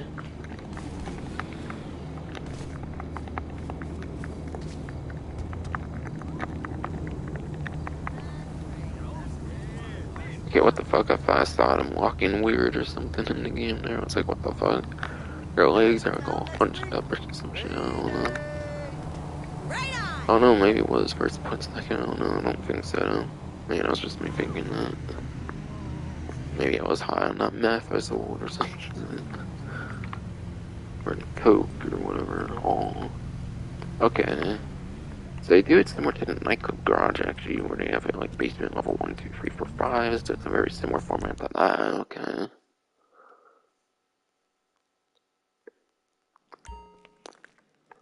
Ooh, yeah. Blackness here though, yeah. I think it's similar to mint green lighting for sure for this green one. Similar to like the neon color that you can do on like the bottom of your vehicles, and then also the like headlight color you can do now as well. Okay, what did pop up with here? There's a core on each floor in this garage can be updated via the Eclipse Boulevard garage section and interaction menu, so I'll customize forward preview purchase new looks. But yeah, first time you get it, definitely be sure to take advantage of the first time you get it, where you can get like the cosmetics and stuff for free. For your first time, you can get any cosmetic for like the normal price, whatever, of the property. But yeah, Eclipse Boulevard Garage shows up on the top, similar to like the Pinellas thing as you would expect. And it just invites players, okay. Customize for this floor. So, like, if I wanted to go back to Immaculate, that would be another 137,000. If I want to go back to Industrial, that would be like 180,000. I wouldn't know, this one would be like 200,000 or something at least. If you wanted to get it initially, but wanted to upgrade to it. Oh, and yeah, I didn't say it, but if you have the subscription service, you actually get the garage for free. So you're getting this 2.7 million garage for free if you buy the subscription service on the next gen system. Otherwise, you're paying at 2,740,000 basically. And yeah, accent colors. Each one seems to be $75,000 there if you want to change it. I don't think I saw like way to change it for each floor when you initially buy the property. So maybe if you want to change it for each floor, you have to like do it on your own and pay the $75,000 each time, which is kind of unfortunate. I don't know. Maybe I missed something there. Maybe I could have done it there. I don't know though. I don't know. I don't think I saw like a tab section or anything where you could change the floor though. Like you would be able to. You could do that with like the office garage. I remember the office garages, you could do it like that, where you could customize each floor individually when you initially purchased it and everything. But I don't think there was something like that on this one. Seems you have to do it after purchase, though.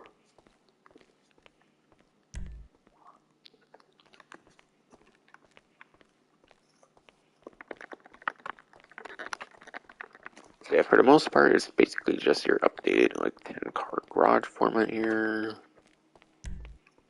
Okay, exit the roof, and then your basement things. Obviously, you don't have an apartment here at all. It's not an apartment whatsoever.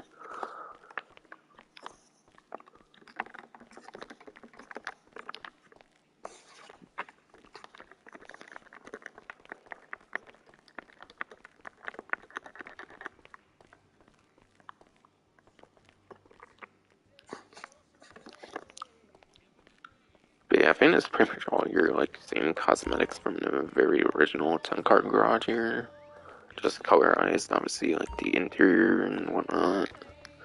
It's pretty cool to It's pretty cool to, yeah, definitely pretty cool to color like this stuff off of the interior from like the initial 10-car garage. It's a very interesting touch of detail. And yeah, remember this area. You can go back in the initial 10-car garages and stuff. All the other 10-car garages, remember, you can go back here, but now you can. It's pretty fucking cool. I don't know why they couldn't do something like that with the penthouses before, but okay. Ew, no, why is the TV on already? I didn't turn that shit on. Why is it on? Oh well, fuck, I can stay on there. Apparently, I have like certain policy. Actually, I think Rockstar does, where you can't like show like a whole like TV show and stuff. Apparently, they actually don't like you showing a whole TV show like that. Like, you can't like re-upload like TV stuff. I would have like copyright stuff to it apparently from Rockstar, but yeah. Okay, interesting like car photo thing. I wonder if you can actually see like a detail of like a car photo in those other ones. Probably not, I assume. I don't know. Very interesting, nevertheless.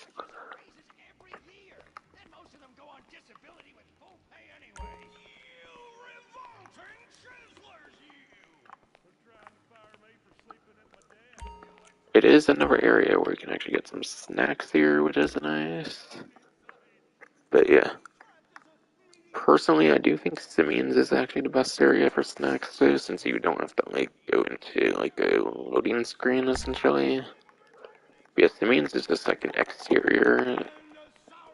Simeon's is, like, an interior, but an exterior, if that makes sense. So I feel because you don't have, like, the loading screen, I still feel the Simeon Premium Deluxe Repo Work will be your number one, like, snack area to go to, I feel. Just to not have a fucking loading screen, honestly. I think it makes it the best. I don't know, I think this is definitely one of the more convenient snacking locations regardless. You have easy access to all kinds of ground vehicles and a pretty decent spot in the city. I think it can be a pretty decent snacking area. Pick up your snacks and whatnot.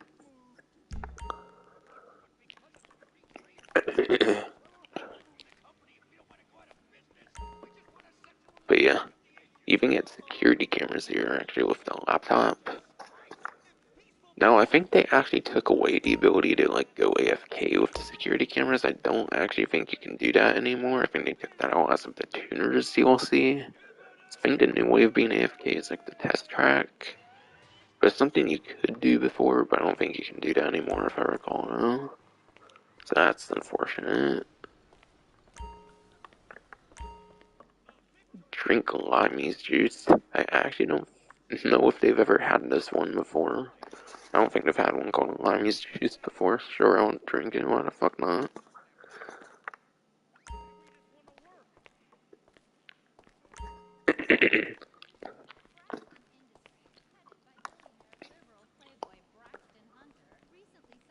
And I wish you could actually drink some of these there and it wasn't just for show, no. Like, it would have been cool if they had like a whiskey there or something. Some critics say that Hunter is also the caped superhero impotent rage because they look exactly alike and have the same voice, and impotent rage Let's see what you can interact with here, possibly. quietly sneaks out. He has emphatically denied they are the same person. You watch TV stand, maybe if I try to reposition a little bit, maybe we'll do it, I don't know.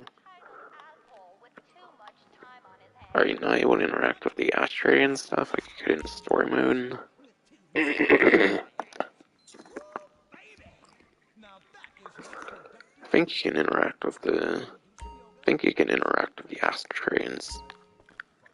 Yes, I think you can interact with the ashtray in story mode, I thought. You look great. You've got a bunch of voicemail messages. And I think you can drink that wine and like other like properties, guess not here though. Interesting.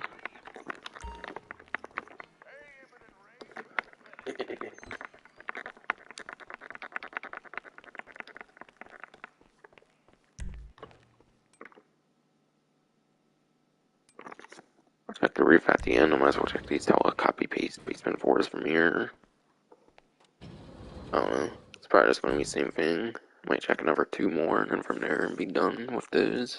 Be sure that there's no difference whatsoever. I need to tell you something. I'm in love with you. I want you to take me, rip my clothes off, and thrust yourself inside me. Sometimes I feel like... But yeah, if you want any sort of difference whatsoever, I guess you have to like just change like your accent color and whatnot. Oh well. I'm not doing that shit. I'm not doing it. Different cosmetics. I'm never going to see most of the times anyways.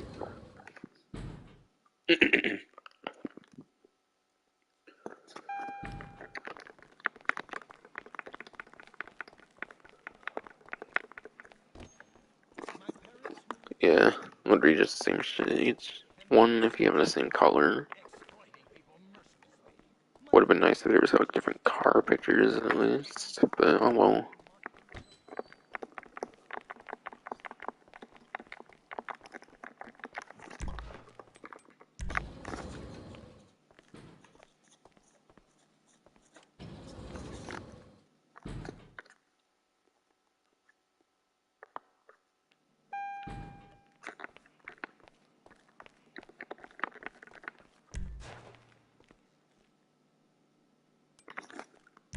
Might as well check the rooftop now then.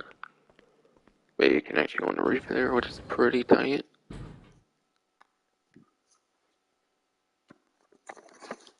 I don't I don't actually know if you could actually go on the roof on your actual like apartment garages and like the penthouse and stuff. I don't know if you could actually do that from the actual like place, which is pretty cool. I don't think they actually had a roof you can actually go on like that before, but yeah. Back of the area doesn't seem really fancy at all, honestly.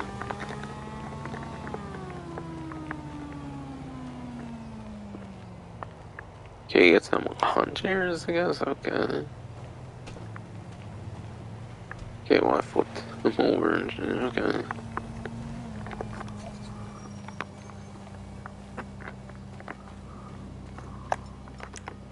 Oh, you can actually use a weapon up here, that's cool. Seems like it. That's actually nice. I forget if it works like that in the casino. I forget if the casino, like, roof allows you to use a weapon sometime, but yeah. When you're not, like, doing a heist or something, but yeah.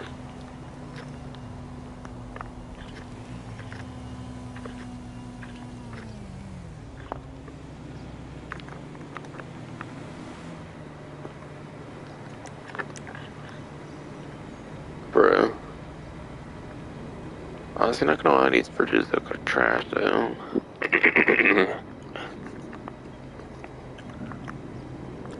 Yeah, not gonna lie, these bridges definitely look kinda trash though. Pisswasser beers here. That's actually pretty funny that there's Pisswasser beers there or whatever though. Because usually that's something you actually find in like the lower end apartments.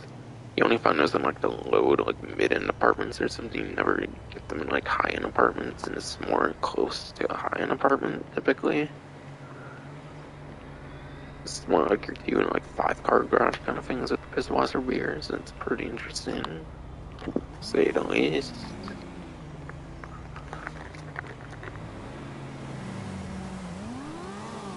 Ragarum.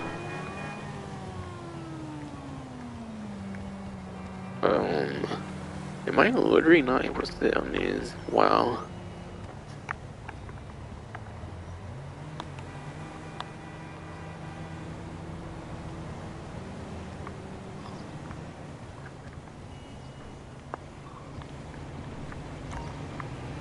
Oh, I got a problem to say at some point, okay.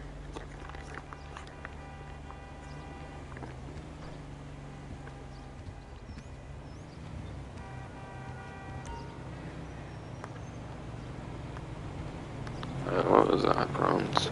Didn't barely even get it here. Doing like a very particular spot for it even it seems. Or some shit. Okay, what the hell? When I get the prompt? Finally. I don't know, it doesn't seem to let you sit down in many places up here. That's pretty trash.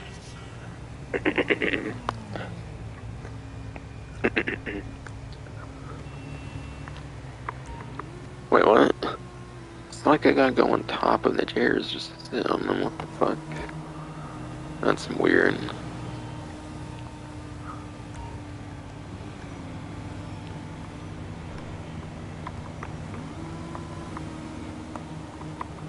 I don't need to just find like a few spots I can sit on here. Okay, very much. So much for social space.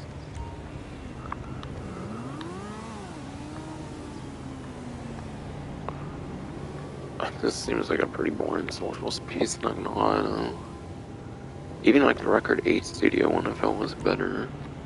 Though granted, I was like, that interior probably had like a whole lot more effort and stuff put into it, to be honest. Whereas this was like a bunch of just like recolors and stuff. So clearly it's not as effortful as like your Record 8 studios probably know. That one at least has a pool and shit too. Got a new one on this one though.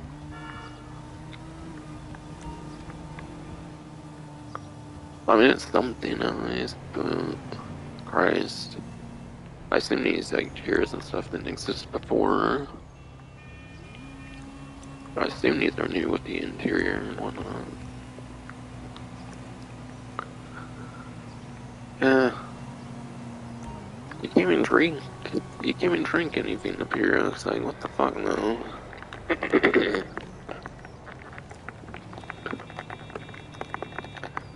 Honestly, yeah.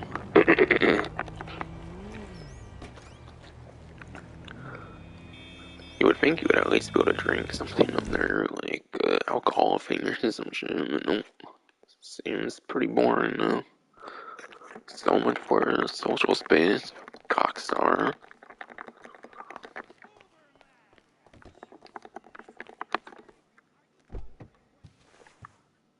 I should put on the Pretend Rage outfit and watch that all. You know? Like I was saying, I think Rockstar has a copyright issue with that, though. Not that I was going to or anything, but yeah.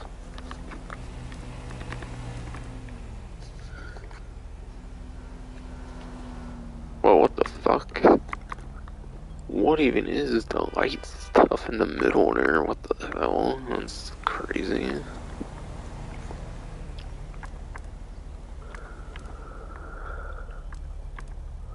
This vehicle definitely has some pretty interesting lighting in the middle there. I'll give it that for sure. Besides pretty interesting manufacturer and whatnot.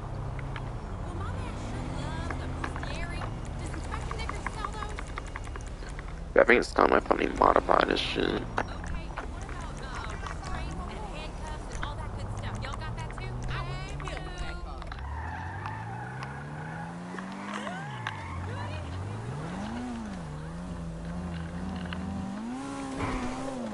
And yeah, keep in mind this is currently the stock performance here, so keep that in mind. Okay, I think this is a street dealer thing spawned again. I already went to that one though, so I won't be able to get any more like meth and coke though. So apparently meth I ran out of apparently. But yeah, I could have sworn it takes it from the like nightclub, and I usually run it on like the meth unless I changed it or something to something else briefly, but I don't think I would have done that now. Since meth is like one of the better few things in the nightclub, I think. What's wrong with her now? That's what I've been hearing, is I can actually use the ones at the nightclub. Yeah, Toundra Panthere customization starts now. 50,000 armor. Alright. Barely even noticed anything with that one. Yeah, that's kind of the difference between the different levels of break there, for those that might be interested there. 0 in like 2 seconds.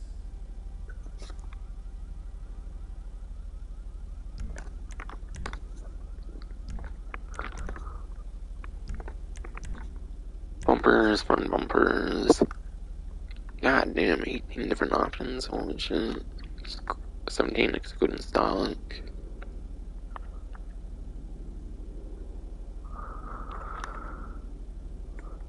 Alright. Street, carbon, secondary, it looks like. For street splitter. Basically just adds a splitter there, as you would expect. With carbon and secondary options. And there's like a red secondary thing on it, looks like, for the build-ins. I mean, it's okay. Interesting, because the actual car doesn't seem to have much red on it beforehand. As far as I can tell, at least.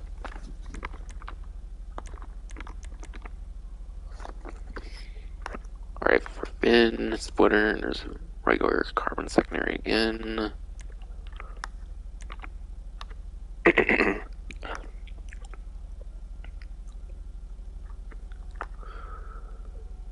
Alright, extend super with your typical options again. For some reason, secondary comes second instead of third, it looks like, before carbon even. Interesting change there.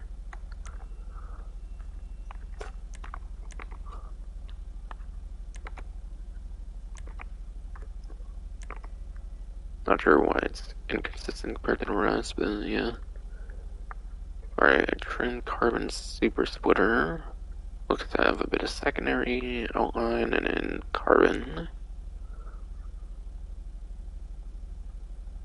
Ah, so that's like an extra fourth option there that combines like secondary carbon. That's cool. That one's even got 4 options for the carbon super splitter. Or the super splitter in general, I mean.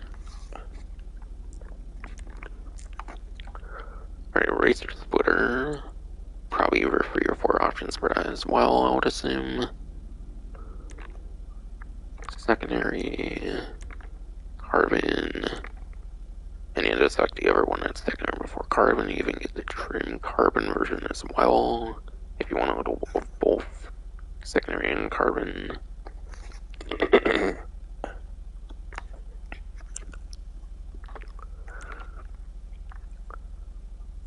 And last but not least, looks to be secondary plate super splitter.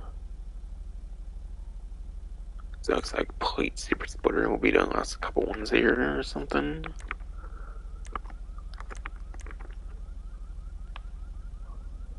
Just a plate like the metallic looking part there, interesting.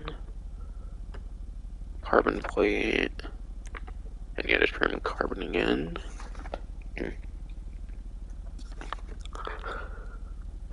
Yeah, I think the tiny bit of trim secondary with the carbon is very nice looking, not gonna lie, that's pretty cool.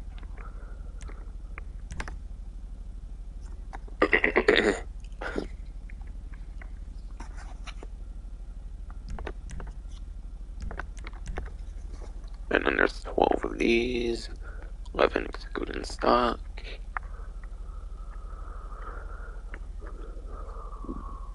Alright, looks like 4 different racer diffusers. So right away on this one, so 4 different options instead of 3 per one, it looks like. Okay, it might be a little hard to see that, so I'm going to try to get rid of the exhaust smoke bit. Racer diffuser, carbon racer diffuser, trim carbon. It's like the secondary carbon combination again, it looks like. And you even get a pure secondary one.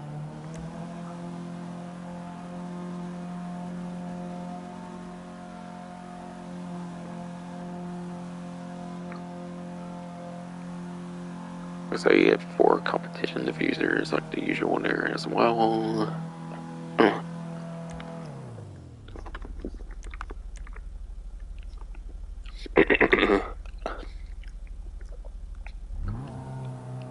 There's a regular one, which is probably like black or something. Yeah, black or something, probably a carbon. Trim carbon again. And yeah, pure secondary.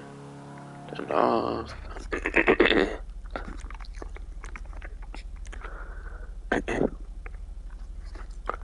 And yeah, looks like 3 different plate ones here. Kind of to go along with the front versions there.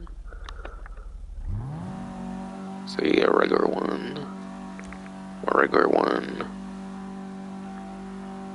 Plate carbon, it looks to be like the secondary carbon one there, and then pure secondary again. It looks like.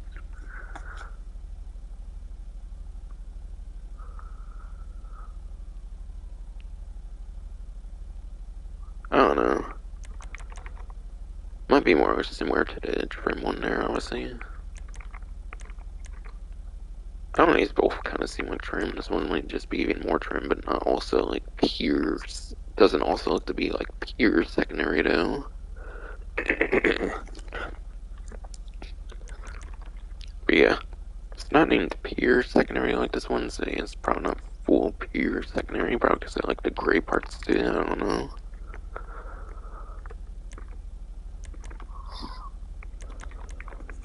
I do definitely like all the color and like the plate with it though, for sure, so I'm definitely going the bottom option.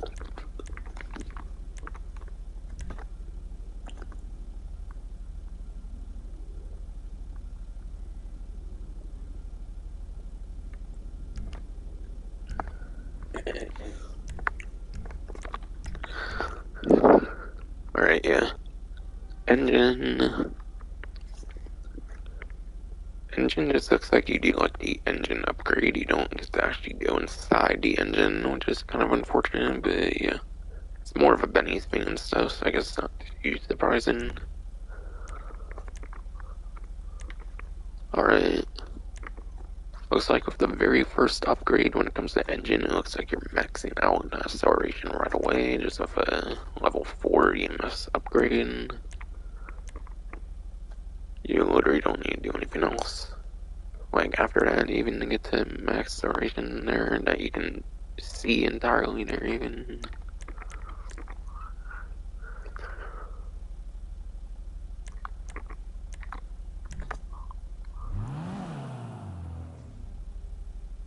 Here that is.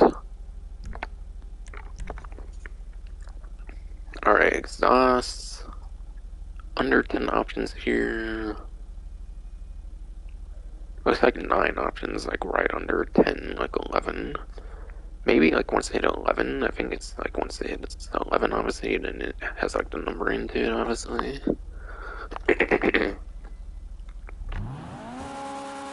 Yeah, stock exhaust rounded. There, that's a quick little look at all of them without the exhaust smoke. Don't want to be doing that the whole time because I'm not alone in my house or anything, so just in case. Didn't seem that loud for this vehicle, but just in case. Probably be doing the rest without it, or maybe I'll do it very lightly throughout. I just want to give it a full showing before, obviously. Yeah, that's stock. rounded, or a rounded version with the rounded titanium, double exhaust, 2 more versions for that one. Seems like 3 versions over 2, like the previous one. Double exhaust, performance, double exhaust, titanium performance, double exhaust. GT has 2 versions again, so we're taking like the rounded exhaust from earlier, it looks like. So that's GT exhaust, and titanium GT. And it looks like there's only one of this one here, the classic square exhausts. That's a very unique one at the bottom there, definitely. So I'm definitely going that one. My typical bottom option for sure.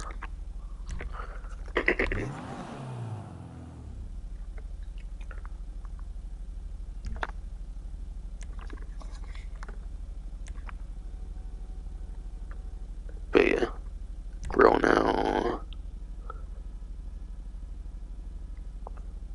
Barely made it to double digit options here. So far the least lacking, so far the most lacking one was probably exhaust. Having like 9 options, I think so far has been the least for like a cosmetic one. That's not too bad so far, I would say, for sure. For sure, I would definitely say that's not too bad currently. Okay, so that's for stock. There's a couple race car grills. Chrome, carbon, and then secondary. Looks like chrome carbon secondary for the sports grill as well. Ooh, they like a netting look there, and that's pretty cool.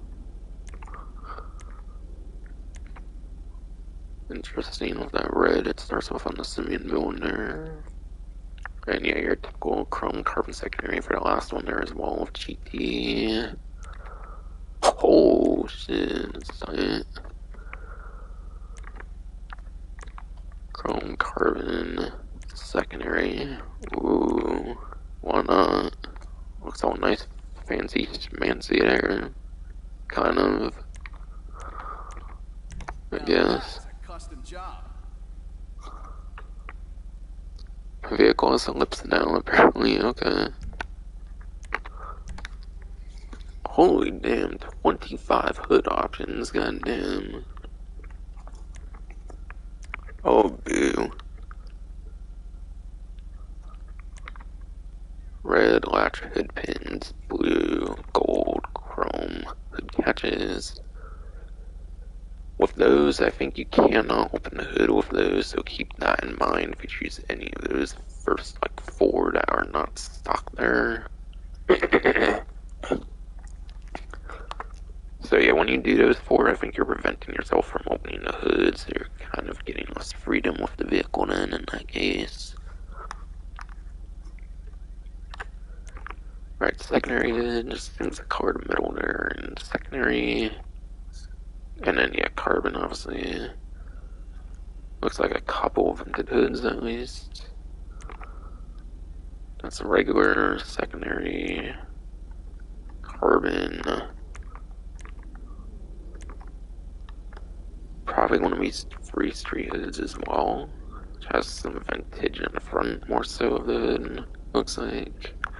That's street hood, secondary, and then carbon. Race vented hood, seems to have like ones that go downward like that in the middle or whatever.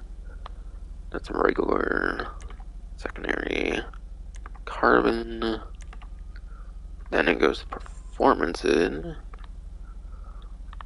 So it looks like you get like 4 of those instead of 2 or something, I don't know, I think so. Basically the same thing from earlier, but double, I think.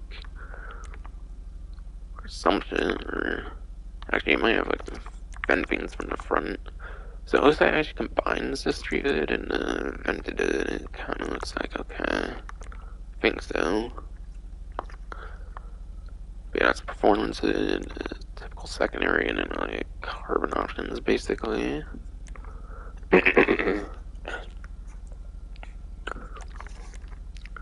Holy shit. GT did adding like a thing in the middle there, interesting.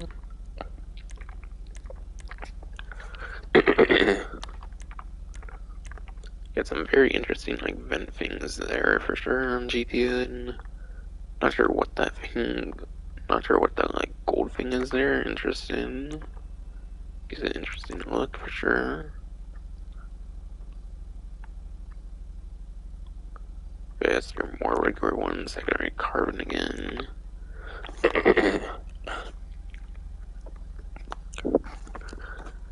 uh,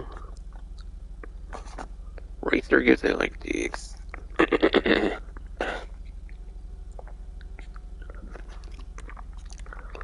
Ooh. Racer seems to basically do the same thing that you could do on like your Racer gives it like the netting from like the grill from earlier, it looks like, in addition to like the GT hood essentially, so that's pretty cool. Ah, but it has hood catches on it, come on. That's fucking lame. But, and yeah, you can't sit inside of the engine or anything, so, from the Racer GT hood, not a cosmetic up there or anything, it looks like.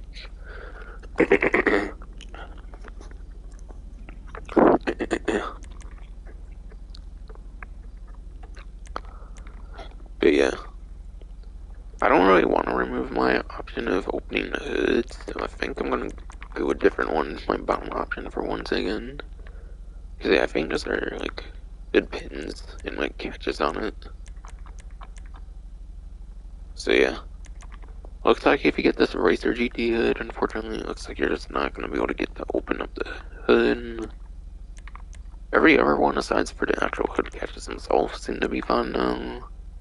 If you care about that kind of thing, so keep that in mind.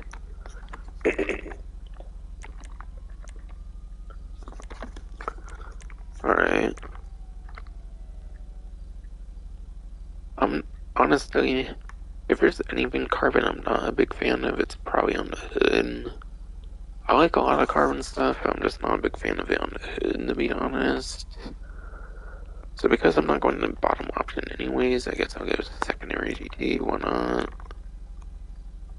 Be a little different this time. Obviously not choosing the bottom option because of those stupid hood catches on it.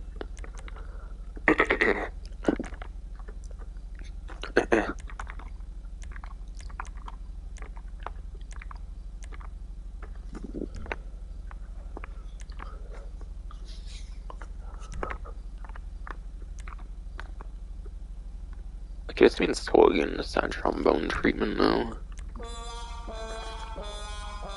Because one, its best performance is like 20 something ish place, like I mentioned earlier, for like top speed. And then it's like 60th place at lap time.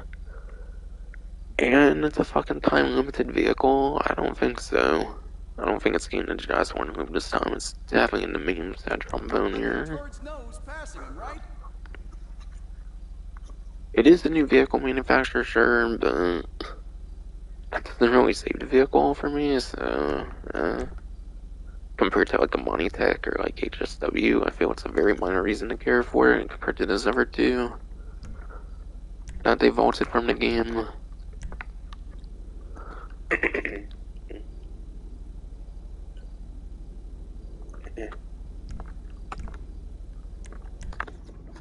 Wait, interior, you can do seats, okay.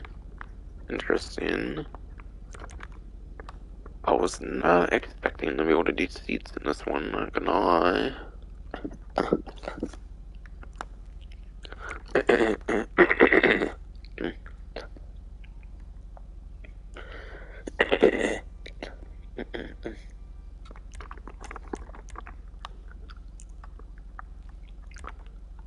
Yeah, I'm not gonna lie, I was definitely not expecting to be able to do seats in this vehicle.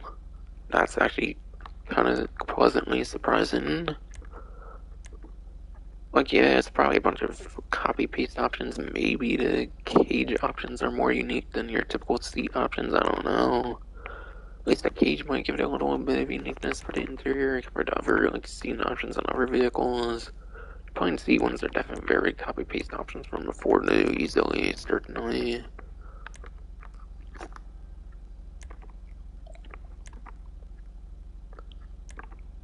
Oh yeah, I'm definitely gonna do the racing seats with race gauge. Hell yeah.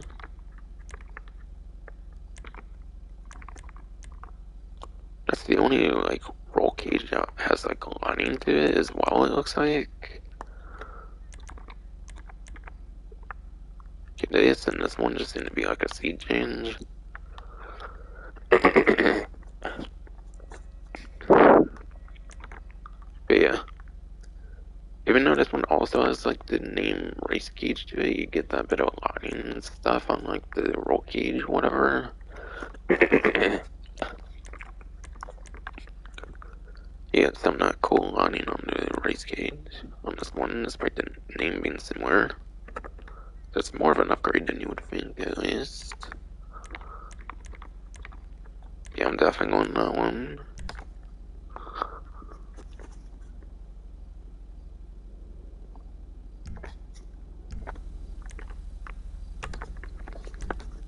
Right,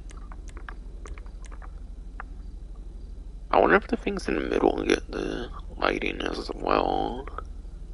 The middle parts seem to like function similar to the headlights, so it seems you might get the colored headlights in the middle too, which is pretty tight. Yeah, I'll do colored art. I'll do the colored headlight at the car meet.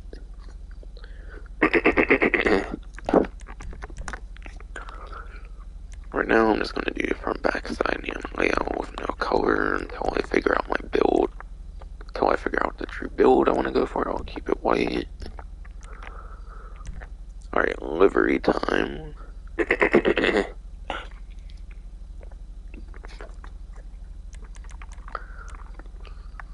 Alright, so that's what's looking like with no livery on it, okay.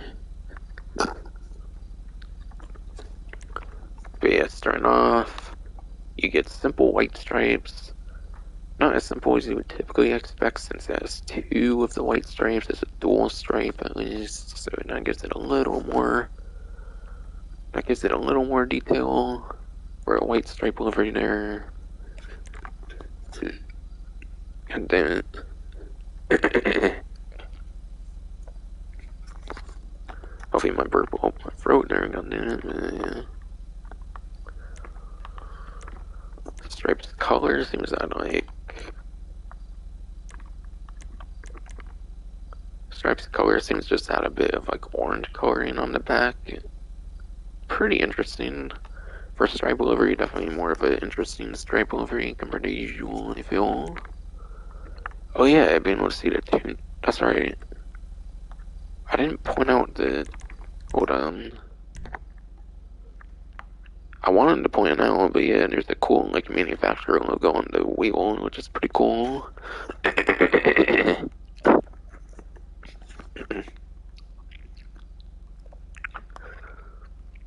Yeah, I wanted to point out the one like new like Toundra manufacturer vehicle actually has a Toundra logo on it, which is pretty cool. Definitely pretty cool. And yeah, you can't really change the steering wheel, so it seems you can't get rid of that. Because a lot of times they do like steering wheels, but they'll remove the manufacturer logo unless you get it stock, like keep it stock, which is really lame. But yeah, I bet if they let you customize the steering wheel, they would have probably removed the fucking manufacturer logo on all of its stock, like they do other vehicles. For some reason, that would have been annoying. So I'm honestly kind of glad you can't customize the steering wheel just to keep the Toundra logo on it.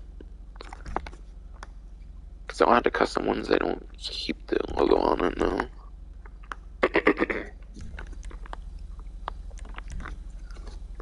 Anyways, back to my livery stuff here. Toundra. Personally, I'm not the biggest fan of this one. It's kind of just a bit of like white and black stripe of a Toundra wording on there.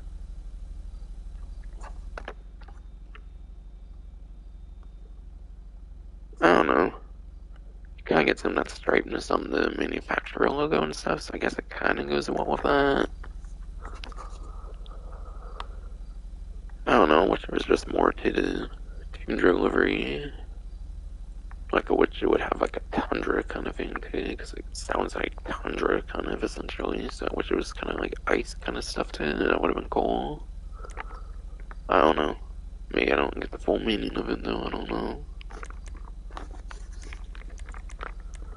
Woo, another stripe over here with tricolor.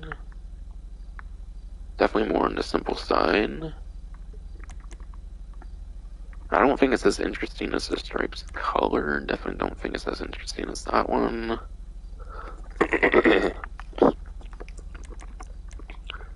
Definitely slightly more interesting than the white stripe, but aside from that, I think it's definitely like the second most simple one so far. White pinstripe is the one that comes with the Simeon Premium Deluxe Reaper Work build here. It's basically just even more white stripe than your white stripes. You get it like more all over the place. Honestly, I don't know if he has as much like white stripe coloring as he do on the actual white stripes that are all across the car though. I don't know. I like some of the patterns on the side and then like the back there for sure. Like beneath the taillights and stuff, but I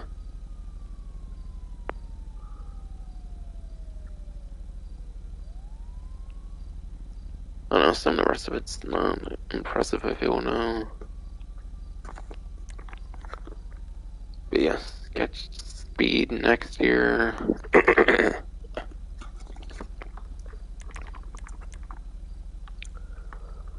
Seems to be more of a different shade of like orange or like a yellowish kind of like stripe kind of thing going on here.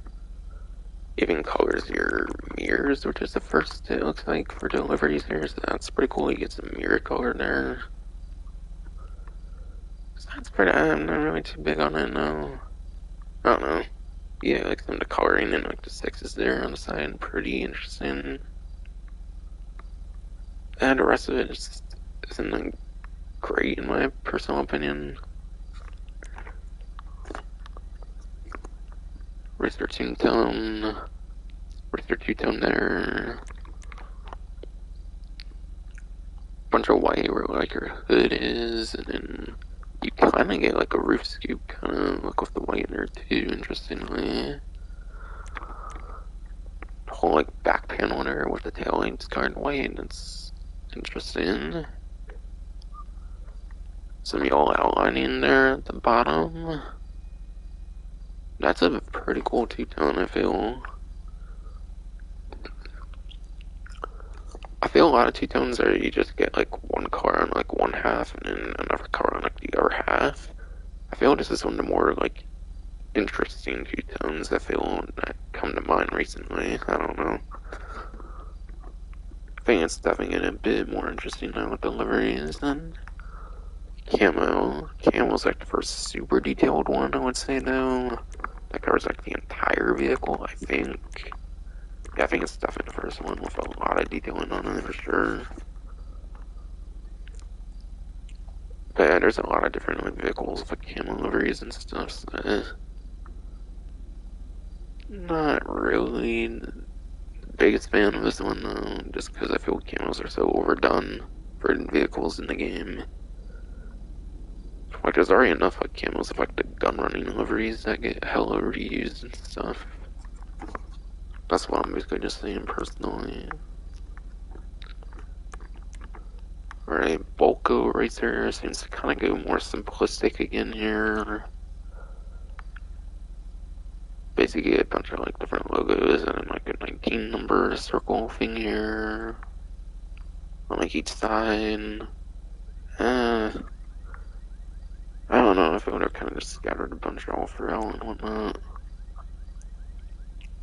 And then GTO Racer, never kind of racer one.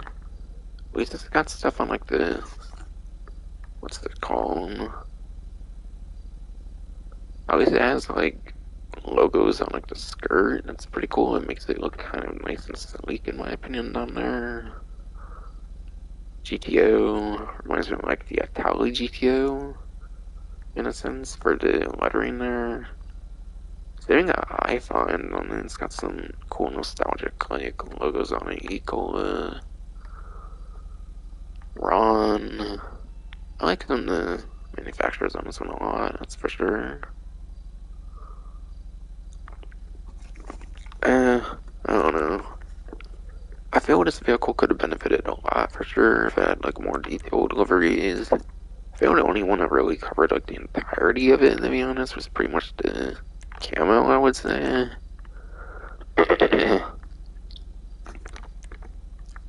Ooh. This one does have like half of the car in an interesting color though. Yeah, like half of it's in like a light blue. And the other half is like your primary color, it looks like, okay. Makes it a bit more interesting. Still, that's kind of like a...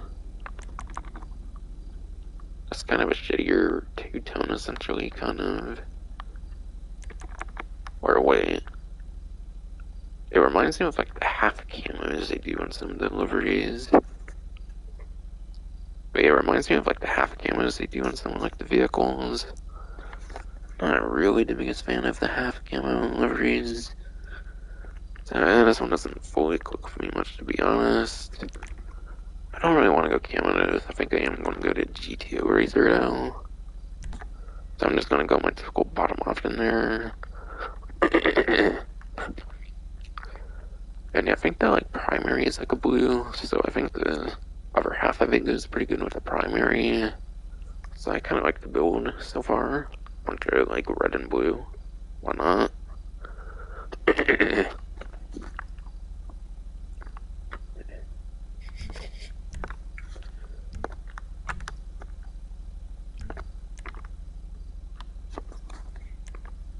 Alright, louvers. They can actually put some louvers on this. Okay.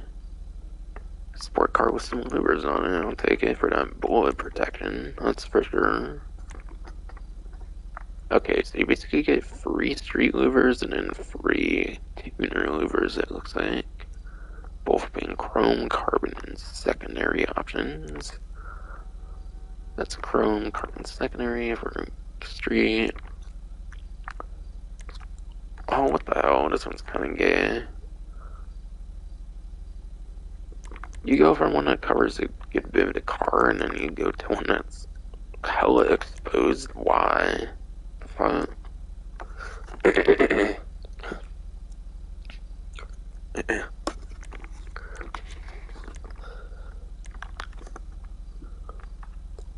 got chrome, carbon, secondary, and then the tuner louvers there, chrome, carbon, secondary.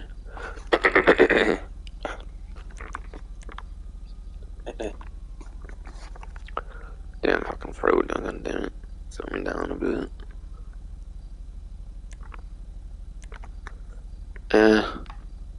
Again, the performance isn't that great on this one though, so I probably won't be driving it much anyway, so fuck it, I'm just gonna go to the bottom option.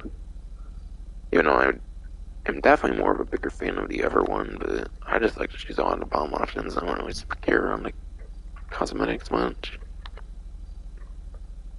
So that's for maybe livery for the most part.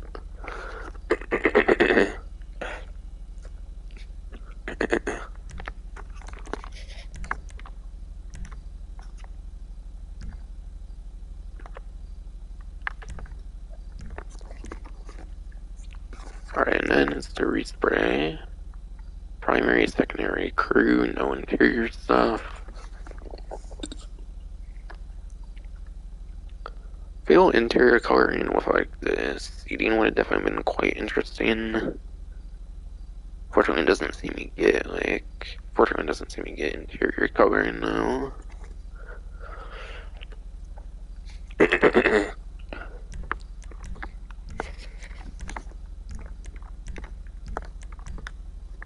Alright. So primary for the Simeon build looks to be a midnight blue.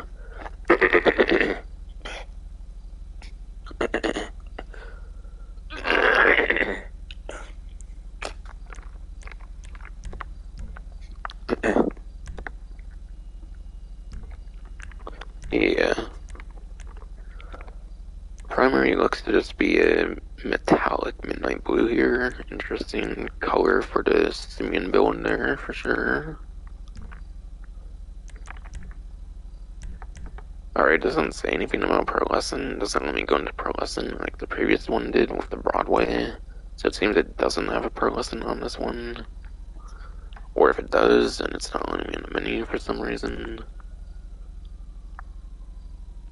One of the other newer vehicles I think allowed me to go into pearlescent menu, but Broadway did the same things and it doesn't have a pearlescent to this one on the Simeon build.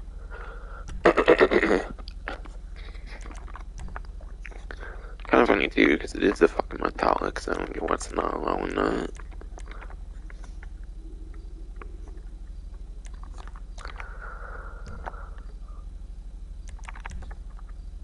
So metallic blue, metallic midnight blue for primary on the Simeon build. And then it looks like a secondary classic red, it looks like. For your secondary on the Simeon build. But yeah, the blue on the livery, I think the midnight blue goes pretty well to contrast against that. I don't know if I want to go another blue for secondary or what, though. Ooh.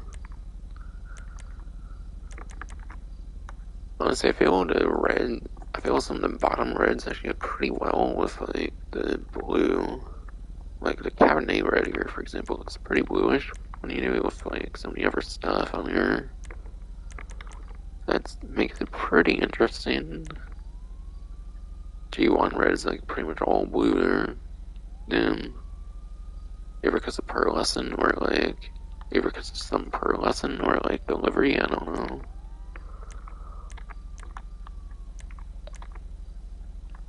Gives it an interesting exterior for sure, like the Cabernet and wines for sure there.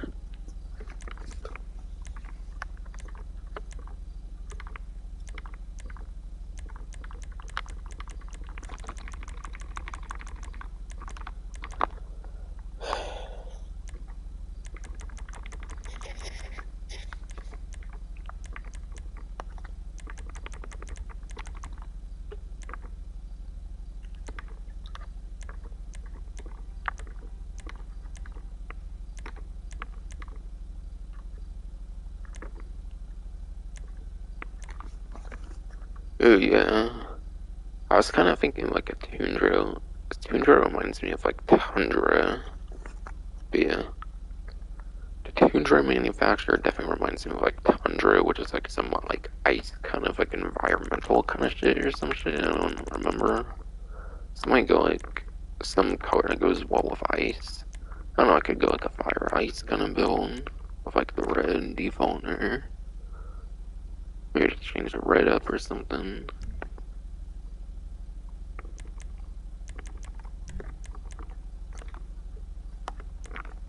I don't know.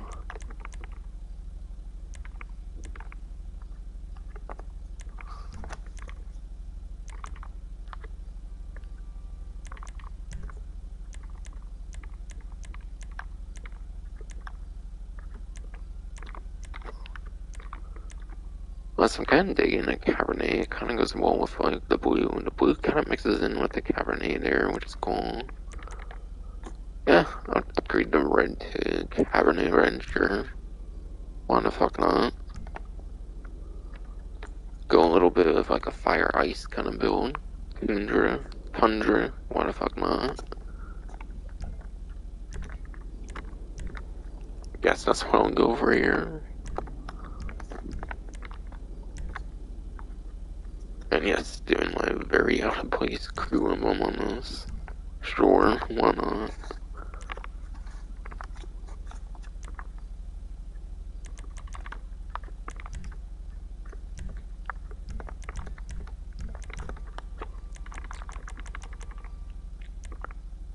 There's no like other type of red here, so yeah, pretty much gotta go red to go with the secondary here, it looks like.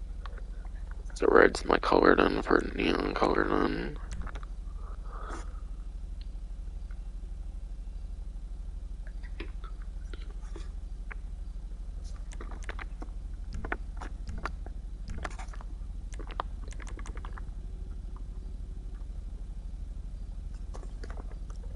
And yeah, I'll be doing right at the Carmi, obviously, for the headlights.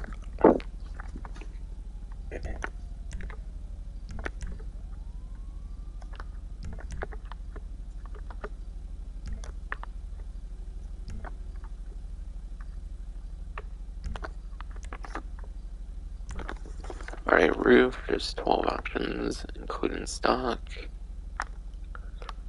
Okay, get a shark fin as an option there, okay. It doesn't add too much to that, it's very minor there though. Okay, and then there's primary GT roof.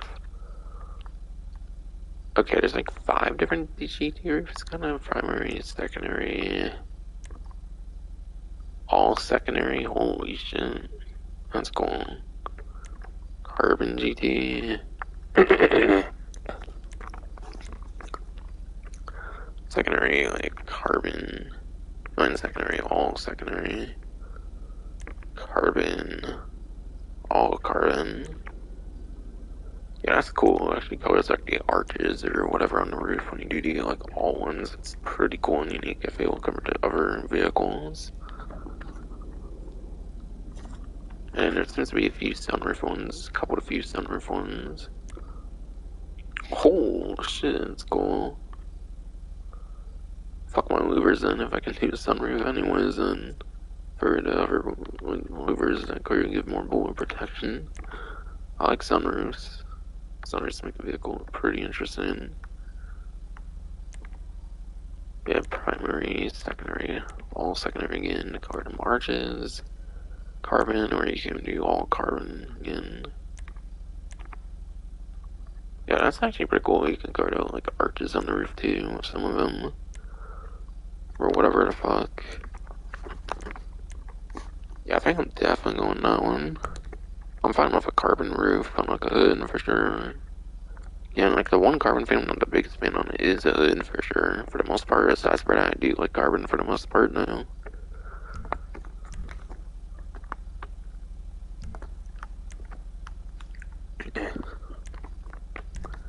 Yeah, skirts. Goddamn, 22 skirts.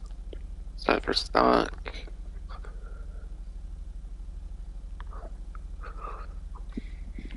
There's performance. Ah, man, what the fuck is that box delivery though? What the fuck kind of design is that though?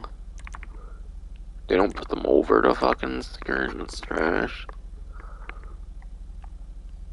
Aside for stock. There's 3 performance ones. The regular ones, secondary, carbon. Goddamn, race is pretty much entirely blocks it off, aside from maybe a little bit in the corners or something. One corner is shade secondary carbon again for the race ones. Yeah, it looks like you maybe get like 4 options on the next one because I'm seeing like a trim one this time around. Okay. Oh damn! What the fuck? How huge is it? Damn, that's huge. Holy shit. So secondary trim.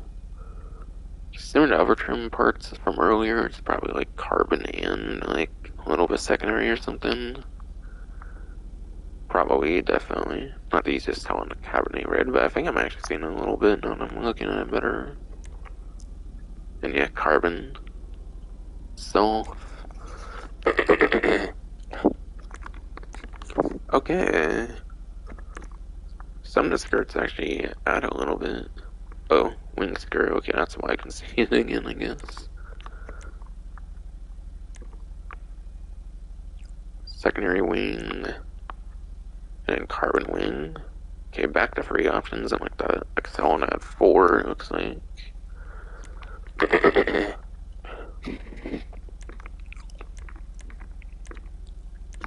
Alright, street skirts. Kind of looks like it gives it another kind of wing or something on the front of the skirt or something interesting.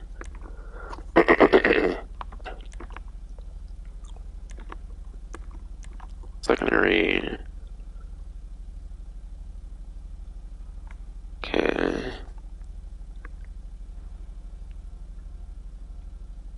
it goes back to 4 options, just like XL does. So yeah, there's the regular secondary, the trim, which is probably like carbon and secondary again, and carbon. And yeah, super skirt, probably 4 options, I'm assuming at this point. Okay, honestly, what's so super about that though? What the fuck? I don't feel it's that much wider or anything than the other one. Okay. Secondary, yeah, you're trim with like a little bit of secondary, mostly carbon, and then carbon.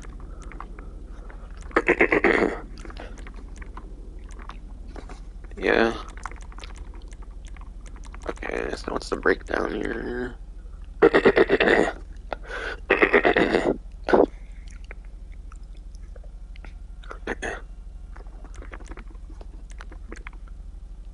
yeah. At least the last delivery, it looks like if you do performance, it blocks your stuff, the race blocks your stuff, and then the XL blocks your wording down there. Anything past XL, which is basically winged, street, and then super looks to be the three that don't block your like text down there. Okay.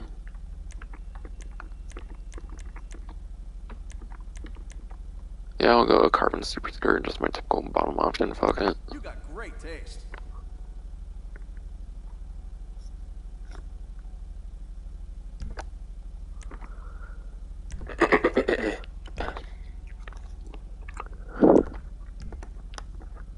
Okay, sunstrip.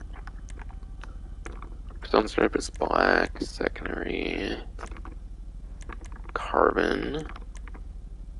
Black seems to be more of a plain one. Secondary and carbon actually seem to have like some katana.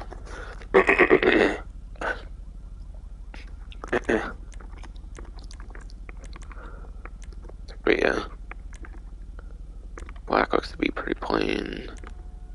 But yeah, secondary and carbon seem to have like some katana text on there. Which is a pretty unique sunstrip actually. I think that's a pretty unique sunstrip actually compared to your typical sunstrips. That's pretty cool. So I'll go to carbon and go with the roof then.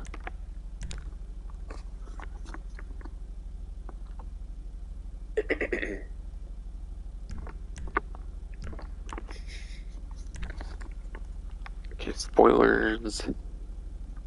Honestly surprised it doesn't have like 10 to 20 spoilers like other vehicles tend to have, to be honest. Spoilers are actually a little bit lacking.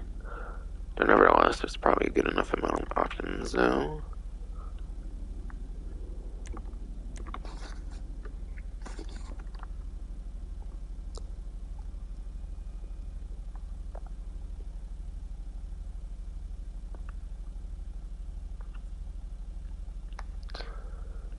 Okay.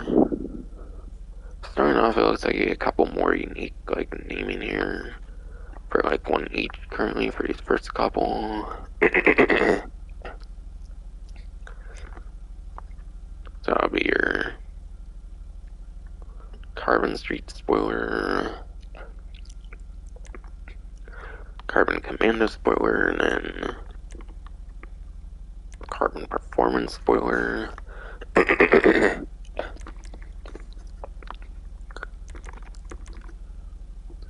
Those seem to be more of your like one-off spoilers that don't have like multiple variations per se.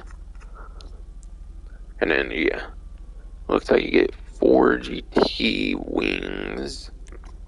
That'll be your Carbon Sports, Carbon Street, Carbon Low Level, and then Carbon High Level.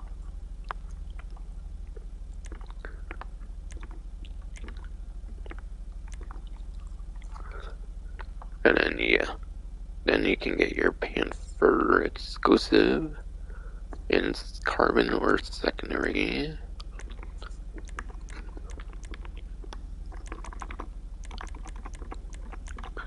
Ooh.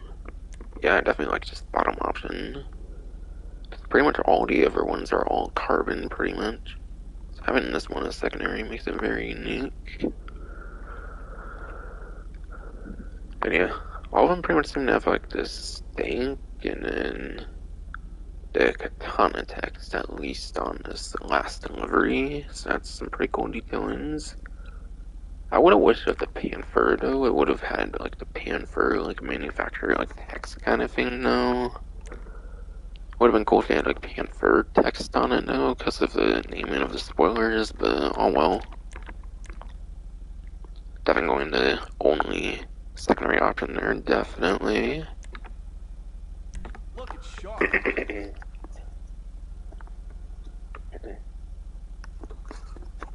And yeah, for those that don't know how a spoiler works, basically any spoiler that's not your stock spoiler gives you the traction bonus as you would usually expect. So yeah, you actually get a traction benefit if you actually add a spoiler. So even if you're not a big fan of a spoiler, then you should probably get a spoiler anyways for that traction bonus. You don't see it anyways because it's like a full bar, but I imagine it still helps nevertheless.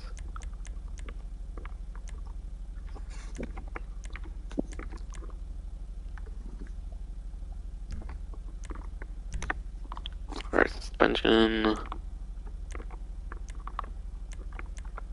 There might be a little bit of a gamer effect going on there, it looks like.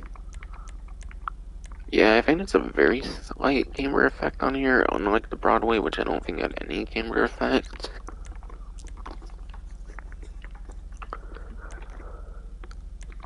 But yes, apparently vehicles with like a camber effect actually benefit a slight tad apparently on performance from what I've heard. So when a vehicle does have camber, apparently it's ideal to do the bottom suspension option. Otherwise, you might be able to do whatever suspension you want when it doesn't have camber and you still pretty much get the same benefit. Whereas I don't know how that all works, whatever. At least that's what I think I've heard, at least. That'll go ruining my work. I should probably check someone more reliable, though, obviously, no.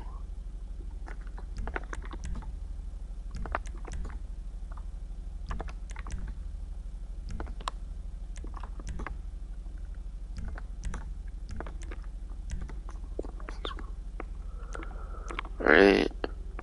40,000 race transmission.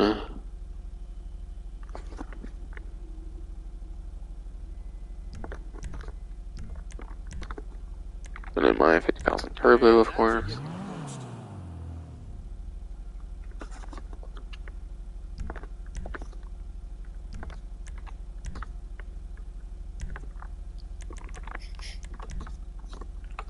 Alright, sport, chromier.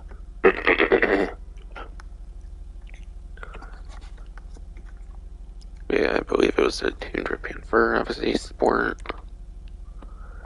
Yeah, for those that don't know, my naming for the wheels, I go off of like the naming of the vehicle for it.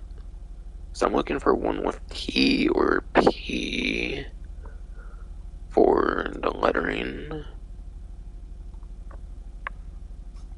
Okay. If you spell out 2, then if you spell out the number 2, then that would be a T for Toundra, so I don't probably use that in the V2 that often, so I'll probably go down then. Beauty right there.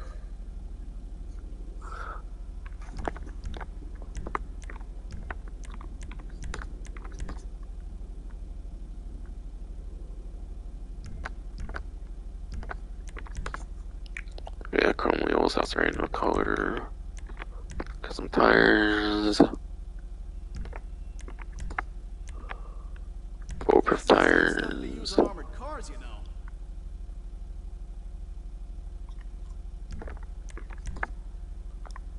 And yeah, I did red secondary, so I'll do the red tire smoke.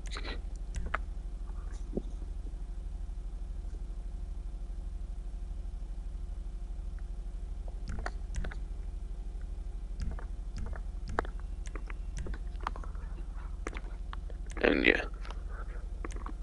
Of course, since it's a window, pretty much your tin is obviously going to do the Sunroof as well.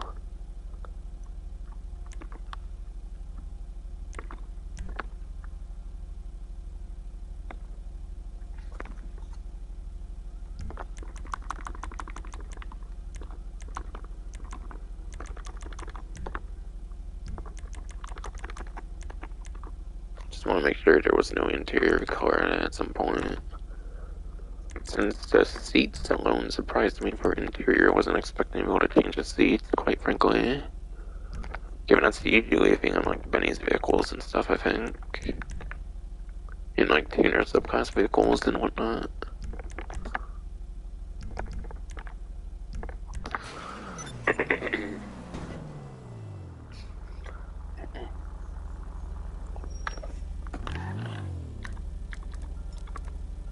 Or yeah, it does have like a headlight function to it, so most definitely those will have like the red headlights that I put on this as well. Me having a navel tattoo isn't ironic. But yeah. As you would expect now for your Eclipse Boulevard garage, I'll obviously now be on your quick GPS. That's cool, obviously. And yeah, as you would also expect, you can actually get the Eclipse Boulevard garage in there as well. Funnily enough, it actually shows up before the Freak Shop, so like the day initially intended to release it, day one, but decided last moment to do as Graffiti, and with the ridiculous amounts of Graffiti they're starting to do now with the Los Santos Drug Wars. Honestly, I thought the Colonel Enterprises was starting to get annoying when it came to the more drip feed and stuff. I feel like skipping weeks when it came to vehicles and stuff, but Drug Wars is a whole another fucking level of drip feed. Holy shit, no. So I guess I suggest it was meant for day one.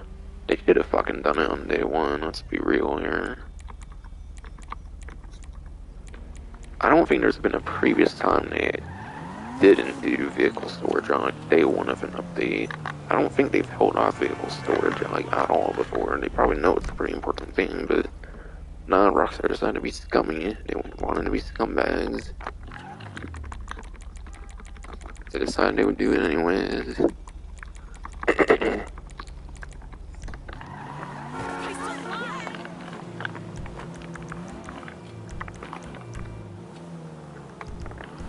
Yeah, just make sure Sparrow was called out, which it was, obviously.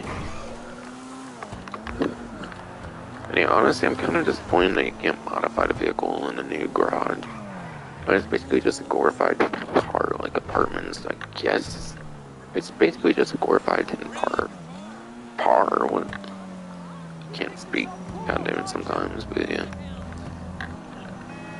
Honestly, it was just glorified, like, 10 car, like, apartment garages, essentially. So I guess it's not surprising that they didn't allow you to customize vehicles there, but it's still... I feel it would have been cool to have that kind of feature, or at least they could have added a 6-4. They could have added a 6-4, having, like, a mod shop for dedicated things, just like they did with the office garage would have been cool. But nope, it's basically a 10-car garage on steroids, it's basically it. With no, like, mod shop thing like the office garages had.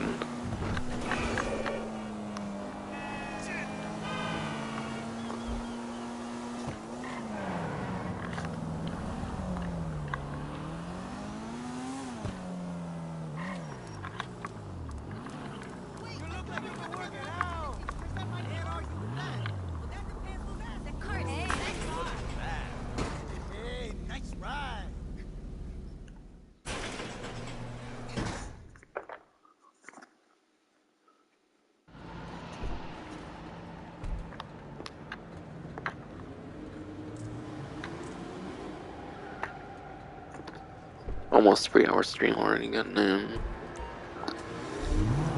Dang it, it's a pretty packed one though. Dang it, it's a pretty packed, like, event though. Definitely a very packed event week. I don't think people expected them to do so many free mode events and stuff when they were, like, so slow with the vehicle releasing previously and whatnot.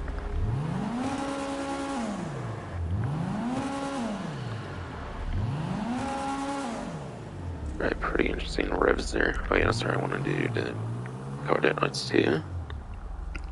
And before I take it to the test track. Oh, I was about to take in the test track first.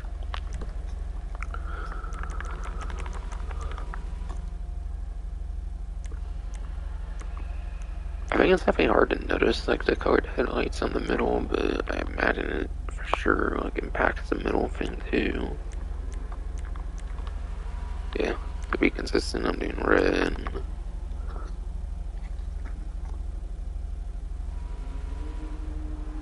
I mean, fool like Panthere, you know? It means you're my homie. Unless we out there on the track.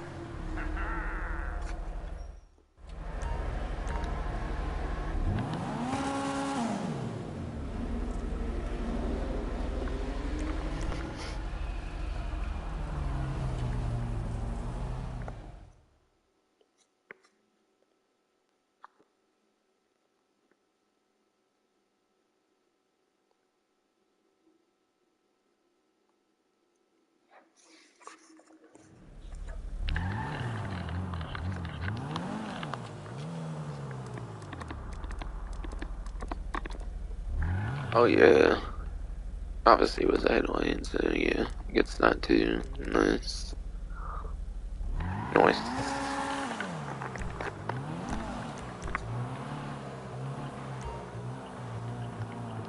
But yeah, this isn't a very serious test or anything for those that don't know. Obviously, I imagine this obviously isn't a very reliable test for like the performance of a vehicle and stuff. Like I said earlier, at like the beginning of the stream, I basically already gave the numbers for this vehicle: 60-ish for a lap time, like 20-ish for top speed. I think it was kind of obvious when I was going there. It was going pretty quick in a straight line, definitely. But still not like top 10 territory or anything crazy or anything.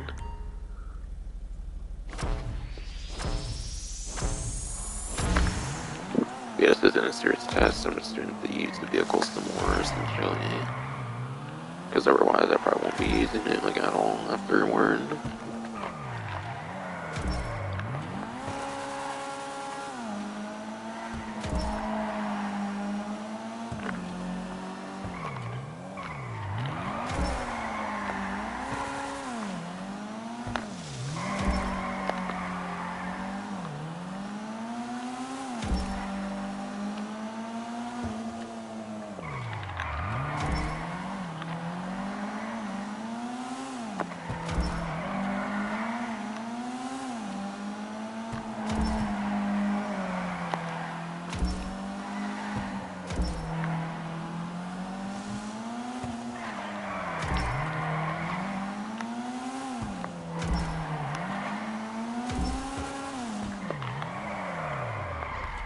I don't know.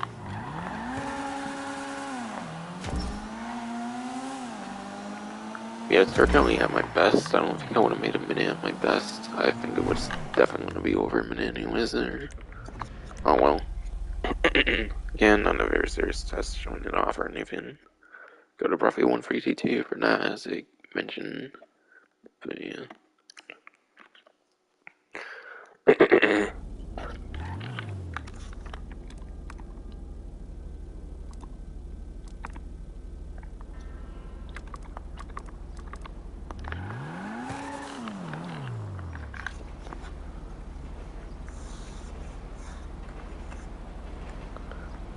But yeah. Just one more like major content mission I haven't really explained too much yet. Or actually, I still gotta show off the stash now. It wasn't a cheese catch even. All I did was show off the icons and stuff, and it wasn't even money. That's why I gotta do this first, kinda. That's how I did it. Probably start with the more boring one, and that'll be the cheese cache. Plus in alphabetical order, that one comes first, definitely, because that's G and the other one's S. So.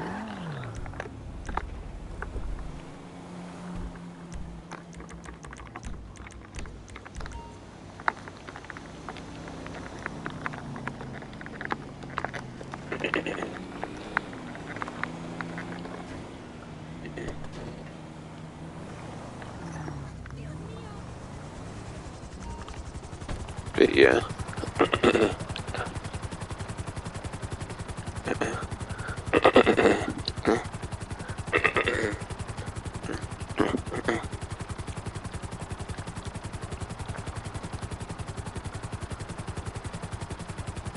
But yes, so what's it called? G's cache. Pretty much like I mentioned earlier, it's basically what's the news section said it was. It's basically just something you collect as a cash, RP, ammo, and like snacks, nothing too significant or anything. In a sense, it honestly feels like a more like upgraded version of like the crate drop thing they did back on like the 7th gen system. In a sense, it feels like an upgraded like crate drop essentially. I don't know. I feel a crate drop event was definitely pretty fun back on 7th gen. Business battles, I feel, basically took that over essentially back when those were first released in like 2018 and stuff.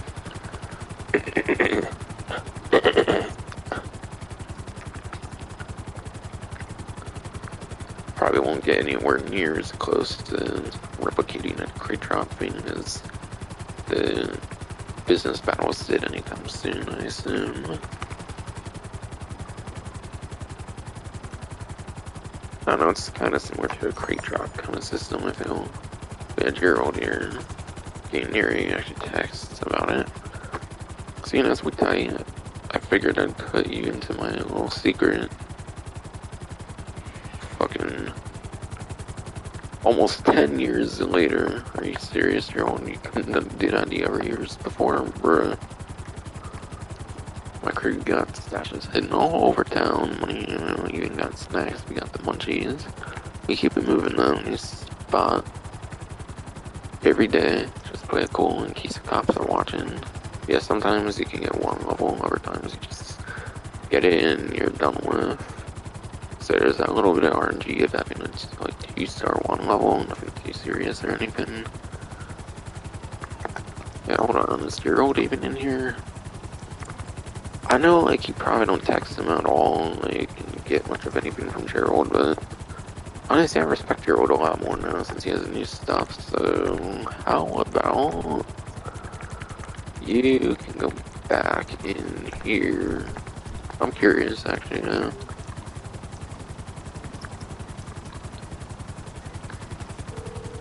Doubt you get any options in here, like I was saying, no.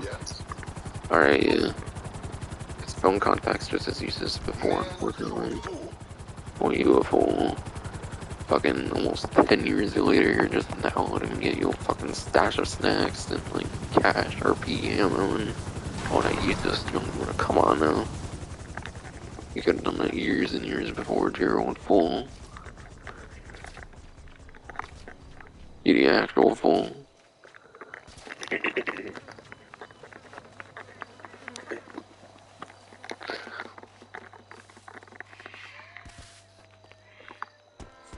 And yeah, you get the little radius that you have to search for your thing here. And yeah, you can get this in any lobby. I'm currently invite only.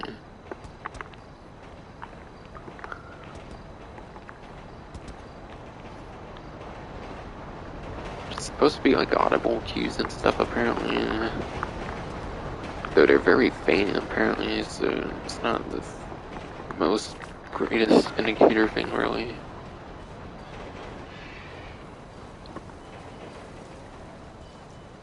Yeah, I'm getting a little bit of vibration.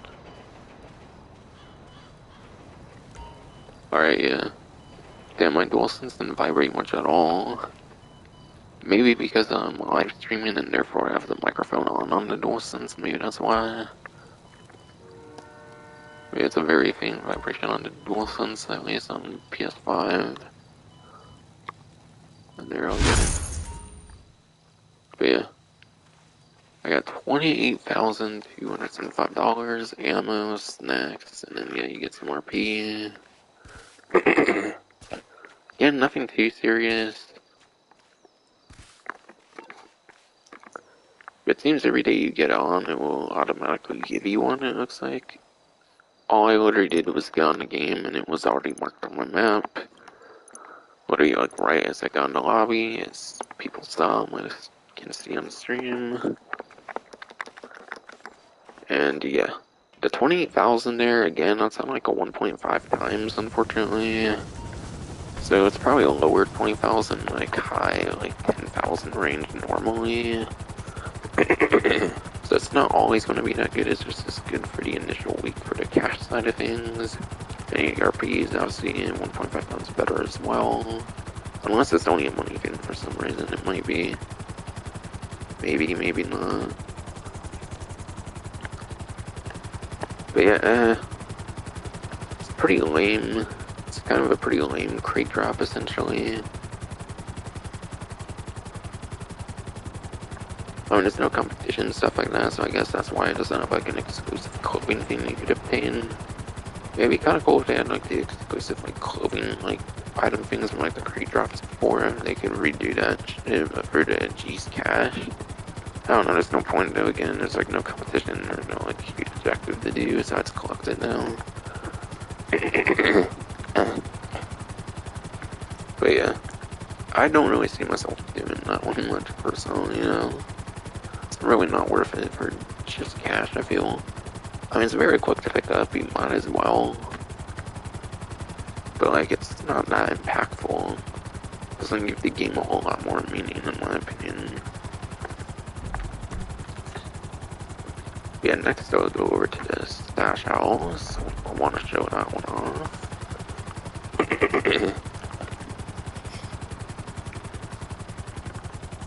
Okay, that's just that same street dealer from earlier, right? I hate that they don't stay on the map when you find them though, it's fucking dumb. Because then you wonder if you even went there or not, and you're like, oh shit, yeah, that's right, I already went to this fucking one. It's like, having an indicator you went to it or something would be nice.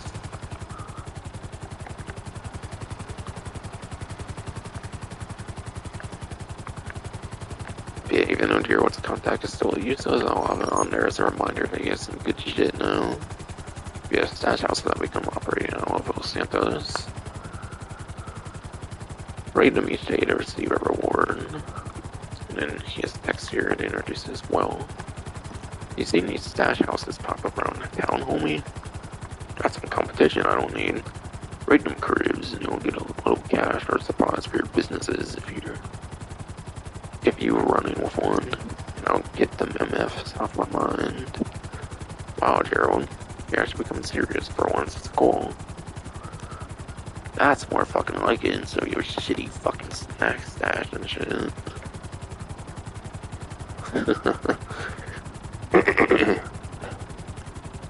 But not again, on a serious note, they're really easy to pick up for those stash things though.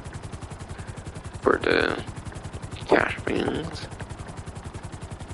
So honestly, I don't mind the cash being much if you do like every day, then obviously it adds up eventually, especially when you're doing it on 1.5 times and stuff.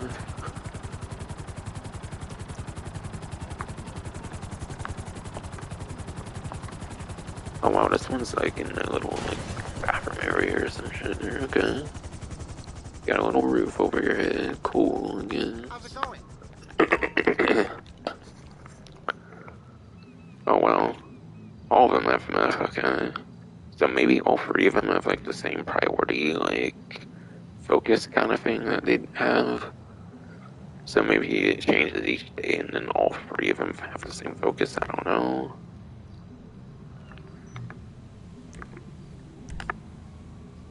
Oh yeah, definitely. Take another 29,800, let's go.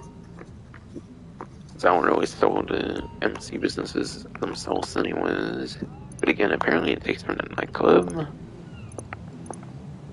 It's kind of weird because I usually do my for the nightclub, so I don't know if I still changed it, never changed it back or something, I don't know, I might have to check on that. After streaming here, of course.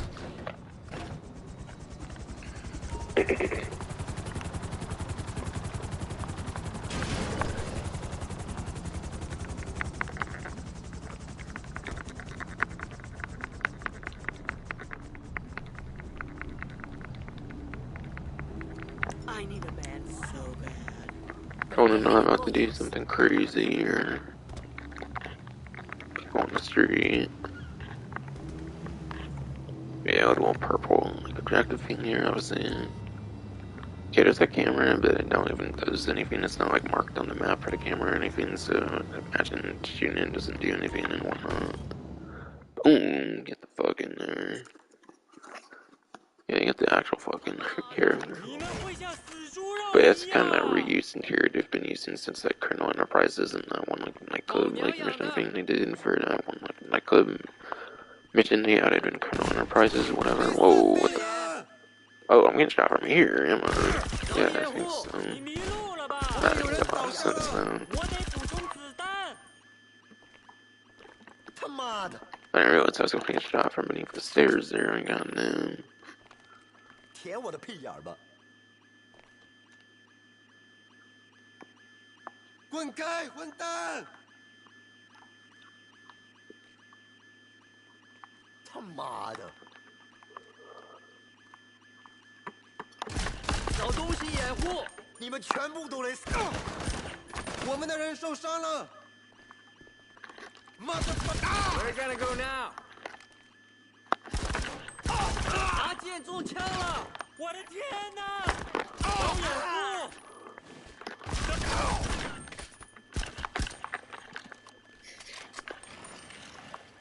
But yeah, seems there's pretty much like 5 people every single time. This interior is pretty trash, I feel, honestly, for getting down to and whatnot, so yeah. You probably want to use something like an assault shotgun or any other kind of shotgun, really. Mostly assault shotgun, though, obviously, because of that rate of fire on it and whatnot. Probably be your best idea and whatnot, but yeah. As long as you're careful, you can use something like an assault rifle like I did, though. Just being where you can be shot from, like, on these stairs and whatnot, because of all this, like, spaces there and shit.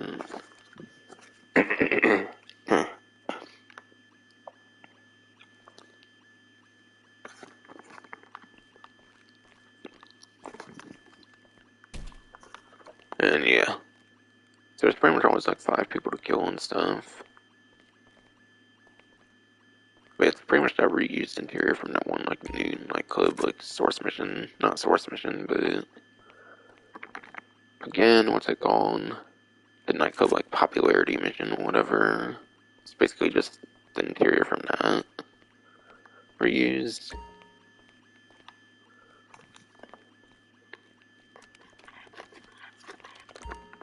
And yeah, just a safe that you have to break into, but you want to find that combination first, obviously. You need a combination just like the Caprico heist thing, except instead of Pavel finding it for you, you gotta find it yourself, so it's more interactive. Think of it like the agency thing, like I think it's like the agency like contract thing where you recover the valuables, you have to find a sticky note and then the character opens it. I think in that the character like opens it like automatically once you get to the safe after you found a note. So it's kind of a combination of like the bearer bonds, like when you break into the safe in the Caprico heist, and like the agency where you find a sticky note, and then yeah, like the bearer bonds for Caprico heist where you actually enter the code. It's kind of a combination of those 2 missions. So that's for the interior, of course.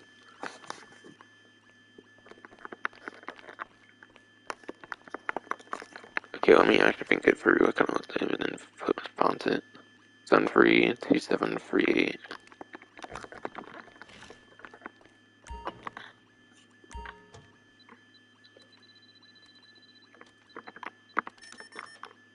Wait, huh? Wait.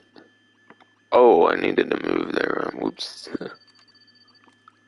I didn't realize that. Entered it like that. I thought in Caprica Ice you press like X and it moves on to the next one now or something. Or not X but cross because I'm on PlayStation. Yeah, that should be it, yeah. School save contents. Did I just see an RPG like coin launcher come on my character there for a sec? I'm confused.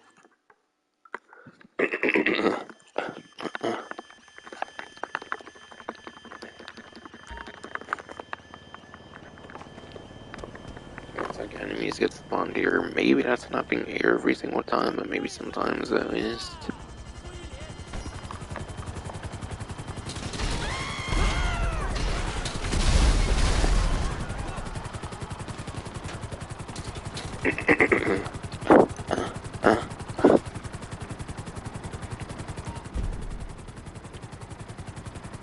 Okay, supplies. Methamphetamine lab, okay. My meth lab got resupplied. Maybe I can buy more meth on. That would actually be very nice, actually. That's apparently like the huge hotline thing right now for just street dealers. But yeah, apparently the way it works is you basically get a whole thing of supplies for your business or something. So you essentially get like $75,000 worth of supplies instead of being like a single like buying supplies. You basically get it with the mission thing there. So definitely need to stash houses every single day, I would say. But yeah, you definitely want to do these stash houses every single day, I would say, to add on to your business supplies without having to actually like buy the supplies, which is nice. So it's like a free way of getting stuff for your businesses, and might as well take it.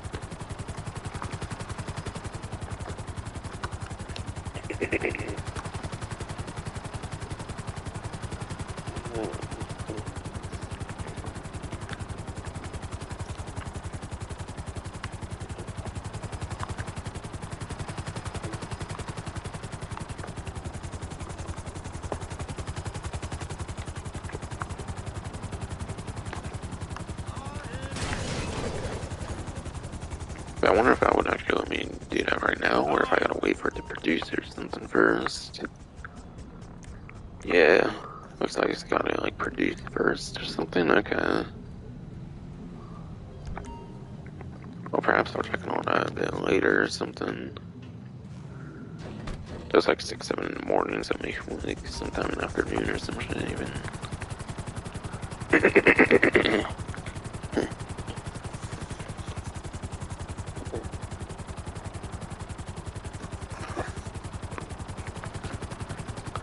But yeah. And then yeah, there's one other thing pretty much.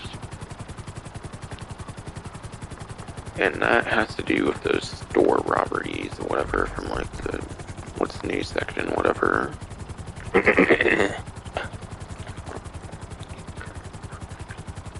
But yes. For the store robbery thing, which again is basically a copy paste of the story mode, like store robberies where someone like takes something from a store and then you have to hunt after them and kill them and whatnot and return it or keep it for yourself. I think I heard there's maybe around like 50 locations for it. I think I heard there was around like 50 or so locations for it. And basically you just go to different like locations, like different stores all across. Wait, whoa, I found a gun van. What? I actually found a gun van without being a subscription, without looking for it. Okay, that's cool.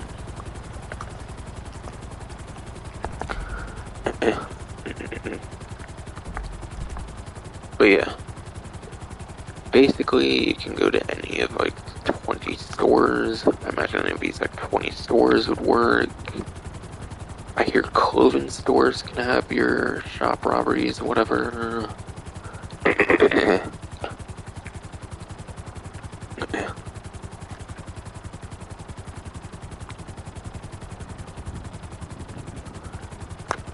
I've heard of the barber shops having these new robberies as well. So if these can have the robberies, then I assume you can have your tattoo parlors having those shop robberies as well. So yeah, stores, clothing stores.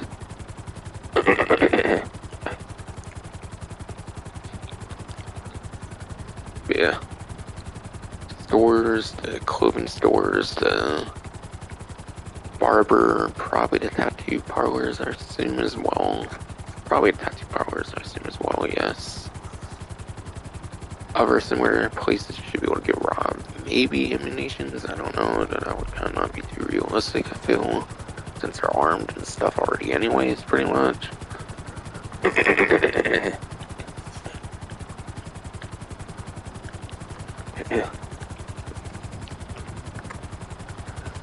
So yes. You kind of just go to any of your typical like stores, like those ones I mentioned. You don't have to be at actual like convenience stores. It happens at all kinds of stores apparently.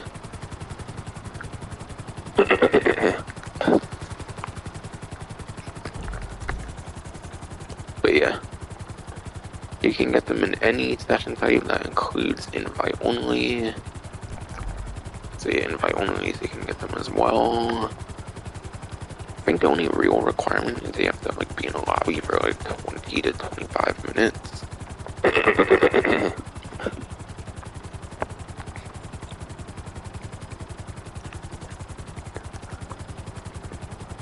But yes, for sure the only real requirement you need, I think, is you have to like be in a lobby for 20 to 25 minutes. My throat can say it better there. I think it did kind of.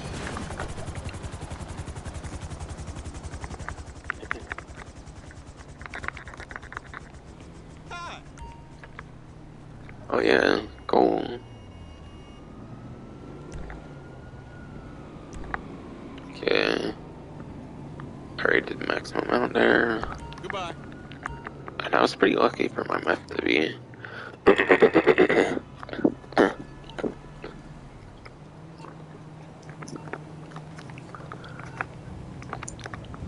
But yes. I was very lucky for my meth to be the thing that got resupplied for the business resupply and the saving, whatever. For sure. That got me back to 32 million for now, at least.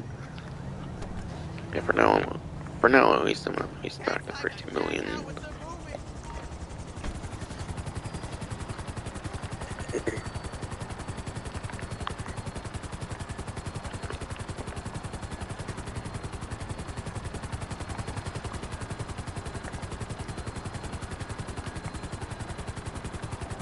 I'll definitely go back to the Ever dealer as well again.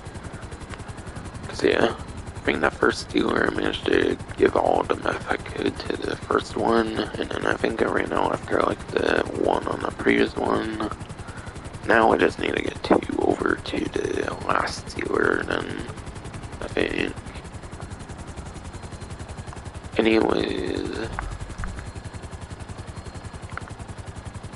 I was mentioning the store robbery thing, but yeah, I'll go for one maybe a bit later still, because I gotta go over like money opportunities and like discounts and stuff still. So yes, this is a very packed event week, so I haven't got to a lot of that yet.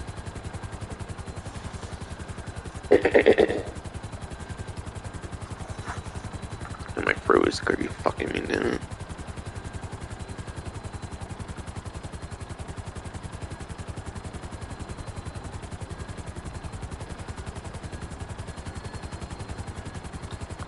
Oh yeah, I want to show the Broadway livery actually. I might do that actually.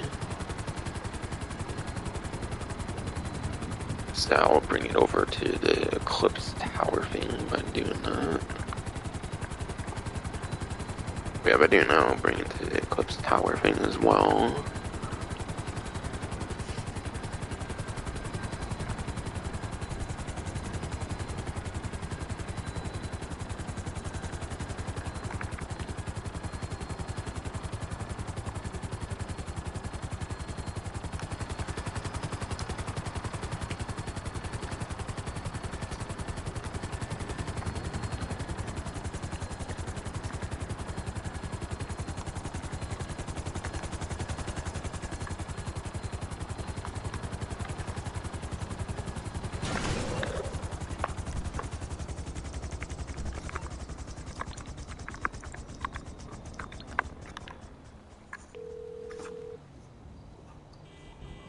I'm on the clock. What you want? Some wheels?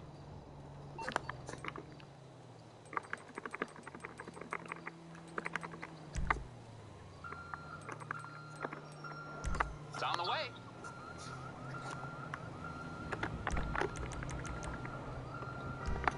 Or I assume because of the what's new section, it's finally in the game for the Broadway livery. I assume it is at least. Sounds like it is according to that what's new thing or whatever. Goddamn latte, no one told me. Jesus, get a PA to do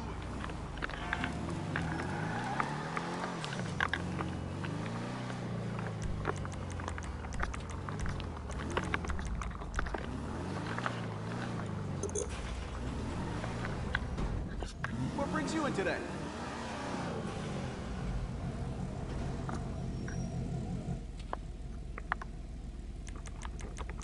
I kind of forgot about the belt thing there. Oh.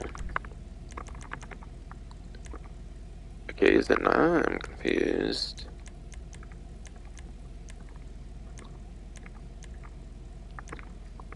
I guess it's not in here still? Okay. And what was that fucking thing about, man? Whatever, then. So I'll take it over then, I guess. I would have been there by now. I don't know, it said something about like before the 24th, so I guess technically it can still be getting delivered still. So I guess it's not supposed to be there then. That's so bullshit though. It was like a thing in way. What's the new section? And it suggested it might have been getting into here finally, but nope. Guess I'll just have to take Broadway into there then.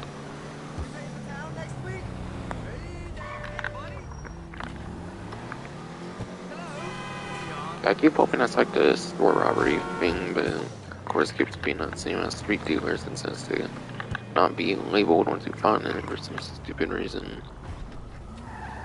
Okay, where the hell do you actually take a vehicle in here?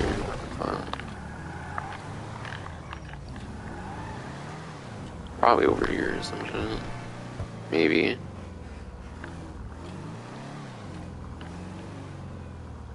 I don't know, where do you even fucking...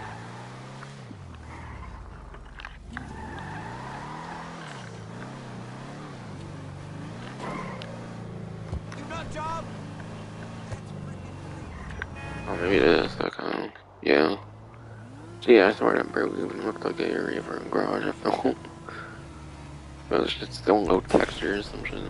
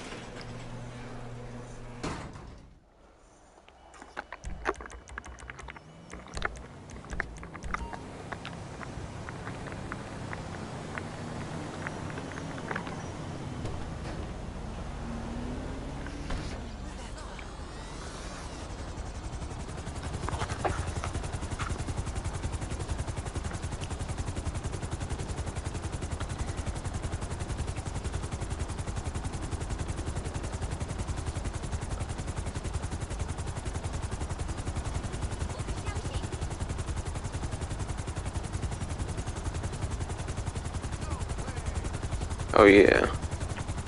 I still need to go over the plus stuff. Besides for like the weapon skin. Besides for the weapon skin, I think I basically need to go over the plus subscription stuff since it refreshed. As mentioned. And it goes, I think, till March 15th. Whatever.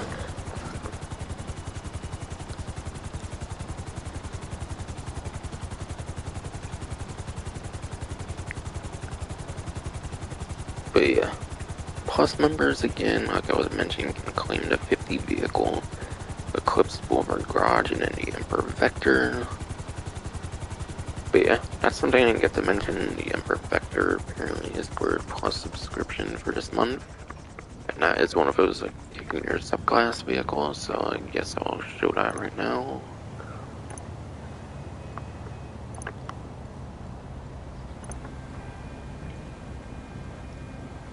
But yeah. Emperor Vector here on the plus subscription you can get for free, so the savings on that would be $1,330,750. And yeah.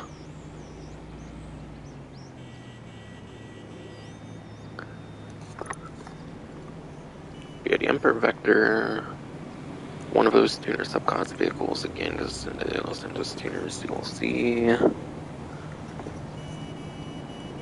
And yeah, there's actually kind of pretty good stuff about the Vector, actually. It's actually your number 2 lap time, I'm pretty sure, for your tuner subclass. So your tuner subclass, it's basically number 2 lap time. However, the top speed, I think, is also like the second worst. It's got like second best lap time, but also like second worst top speed. It's pretty balanced in that regard, but yeah.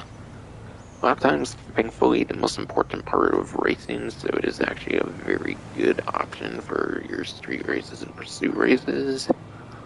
There's kind of value you can have there for sure when it comes to your subscription thing, if you for some reason wanted that. But yeah, still, it's not the best of the best though. The Sultan RS Classic would have been better, I would say, because that's like number 1 lap time, but also like number 7 top speed and not like second worst top speed like this one is. I think it's literally only behind like the Warner. I think it's only ahead of the Warner HKR in terms of top speed. I think it's literally only better than that, and that's the bottom of top speed. So yeah, fortunately it sucks for top speed, but lap times what it wants most anyways, certainly, for your serious pursuit races. Robbery contracts, again, it depends on if you can put like a rear louver in the back or not. But even then, you can put rear louver on like Jester RR, and that's your number 1 like top speed possible option for your tuner subclass. So even if you could use it in your like Robbie contracts, it wouldn't be the most beneficial thing to use there, certainly. Like if you had like a rear louver option or something on it. There's also 2 new liveries for it. I'll get to that in a little bit though. But yeah, again, there's just new gun tins for the baseball bat and knife on the gun van. 50% off all vehicle upgrades at Benny's Original Motor Works. Okay, I'll go over that then right now. But yeah, you're gaining basically an entire website of discounts in a sense at Benny's here. Not for the regular event, obviously, but for the Plus subscription for an entire month.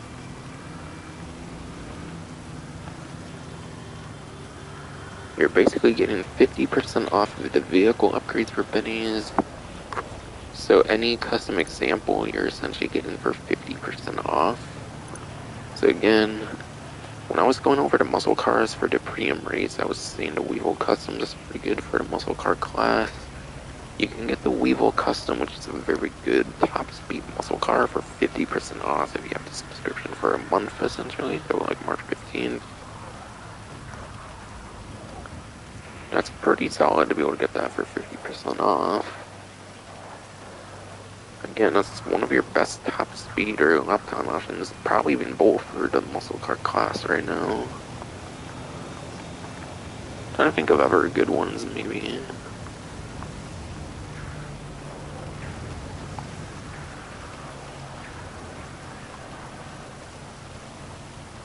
But yeah, again, if you don't have the Colonel Enterprise starter pack where this vehicle is free and you're barely saving on the regular vehicle anyways and stuff, you can get the Panthere 900R for 50% off on that subscription. That's a very good top speed for the supercar class. That's a very good top speed for your supercar class right there. At least on the 8th gen systems it is. 9th gen actually, where you can only get the subscription on 9th gen anyways. It's actually not too impactful on 9th gen, I guess, since you have the HSW. But if HSW is disabled in a race, it could still be a nice option to have. If someone decides to disable HSW in a race or something.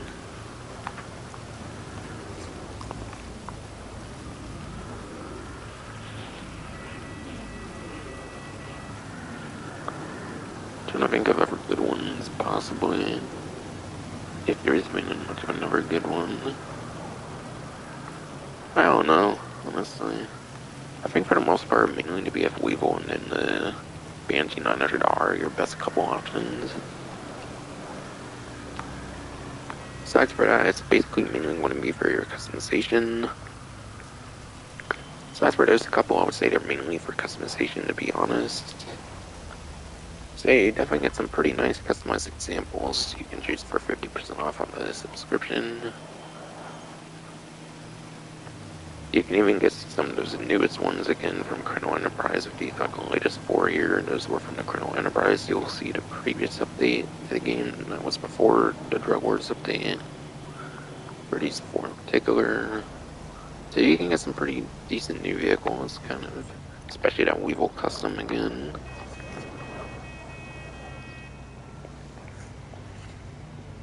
I'm not going to go into all of them in great detail, obviously. There's a whole category of vehicles on the website, but yeah. And it's on the paid subscriptions. I don't really feel like going too much extra on it.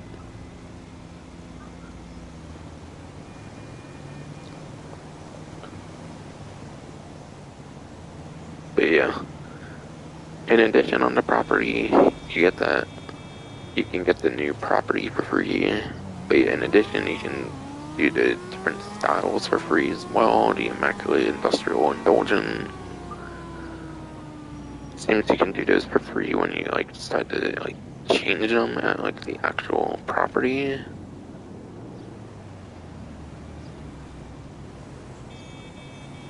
Not sure you can even do like those 12 different like accents. Maybe you can do those for free, like when you're in the actual like area, changing them and whatnot for the subscription. Maybe.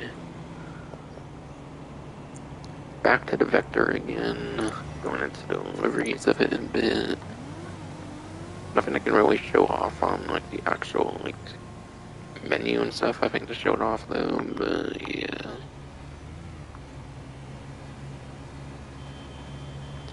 Again, that's this here. But yeah. There is a brand new Mambas 24 and then a Sword Boy livery as well. So 2 new liveries you can get as well for the Vector if you're on that subscription for Knife Gen only. Mambas 24, fun fact, apparently people are saying it might be a hint at the upcoming GTA title that had like leaks and stuff. So like, it's pretty possible it could have some leak stuff to it for the next GTA title and whatnot for that Mambas 24.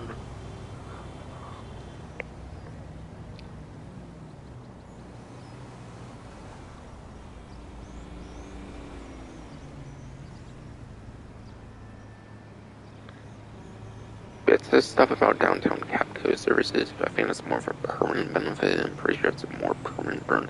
I think that's a more permanent benefit with the latest update.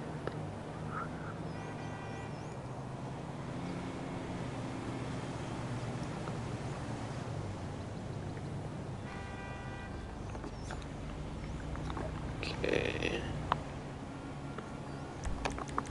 Next one we'll have to do with the Acid Lab here. So I guess I'll just use this screen for it and talk about it. 50% off of Acid Lab 50% off of Acid Lab supplies if you're on that subscription on Lantern only. There's 50% off the supplies. Which actually, you could actually call Mutt for that, so let me do that actually. It might. Because then maybe I'll be able to see it come out on there.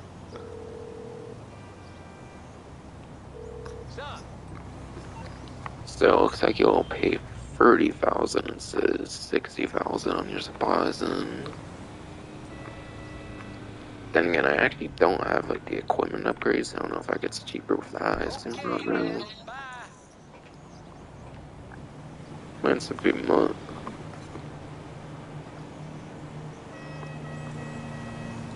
But yeah. Then for a money opportunity that's exclusive to the subscription, but maybe could happen at some point for the next month for like regular players. This will be a set of contact missions, or not a set per se, but they're kind of scattered throughout. Basically involves like one contact, and it's one that's been very relevant with the Drug Wars DLC, kind of. Alright, Base Invaders would be a good example here. Base Invaders, in a way, I feel if you're good at this mission, this is actually the best one you could do as well here. But yeah, the Plus subscription has 3 times money in RP on RON contact missions. So RON contact missions such as Base Invaders and any other ones. I'm not gonna scroll through the whole thing because it doesn't say which one's for each character and whatnot. And it's not a public thing, so I wouldn't know the greatest per se, since it won't be indicated on my screen. But yeah, I think typically 2 times the money RP on like certain contact missions could be in like 40,000 range, so you might be able to make like $50,000-$60,000 on some of these wrong contact missions. Especially when I can be kind of long, like base invaders there, you can actually make some quite sizable money on this one, since this one's probably quite a long one here. Since this one, the best strategy I could find was like using like a Hydra, kind of swarming into like the hangar and then trying to take the cargo bomb pretty effectively and stuff. So yeah, the strategy on base invaders is pretty crazy. The strategy that I did on my contact mission episode, contact mission content for Ron missions. But yeah, you can probably make like 50,000-60,000 on some of these, which is kind of alright. Definitely. I think like double again is like 30,000-40,000 or something. So you can probably make like 50,000-60,000 on some of these Ron missions on free times. Especially this one. Again, I'll go through Mark 15, that's pretty much everything for the Plus subscription. 2 times money in RP on land races for another money opportunity for the subscription only. So as land races, I assume it means like regular races only, so in this like race category. Okay, that's a bike race, that's a bad example, but like across the wilderness here, for example. For a more traditional one, and there's arms race would be a more traditional one, maybe for example. But yeah, I think 2 times like before the Colonel Enterprise buff was like 16,000, so like 50% more, and like 16,000 I think was like would be like 25,000. If you do a race all by yourself for like 8 to 10 minutes, I think it's the maximum payoff for a race, and yeah, you can make like around like 25, maybe 30,000 on higher end. Nothing that impressive. And then obviously, of course, if you play against other players, then you have to rely on like luck and stuff like that, which isn't really the greatest strategy for like how good you place and everything.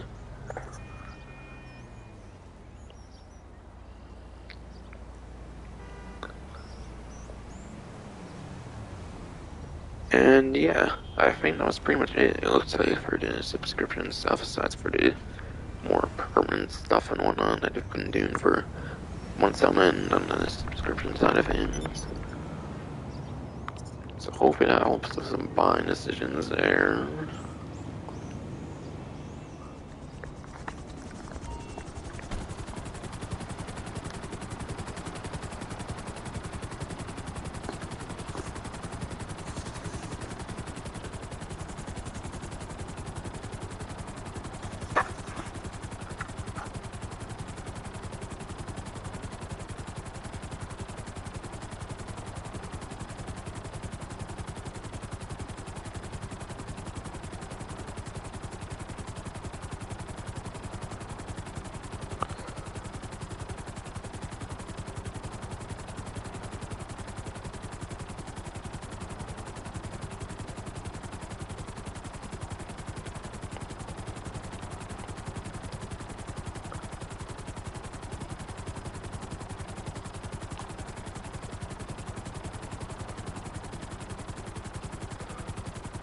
But yeah.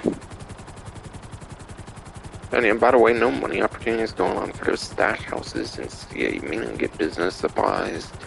Since you may not get business supplies, I don't really think they could really do much with it. Apparently the only way for the stash houses you get actual money apparently is if you don't have a business. So I don't think they could do much of an opportunity for that really much, as far as I know.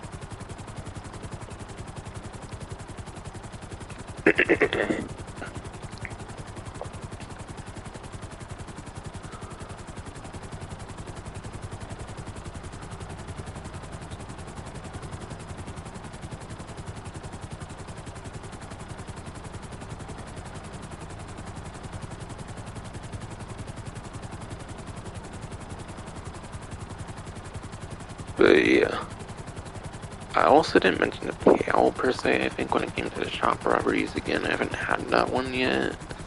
Again, I might have to go for more of that later on. God damn, my phone's already at 1 fucking percent. I gotta charge that shit, apparently.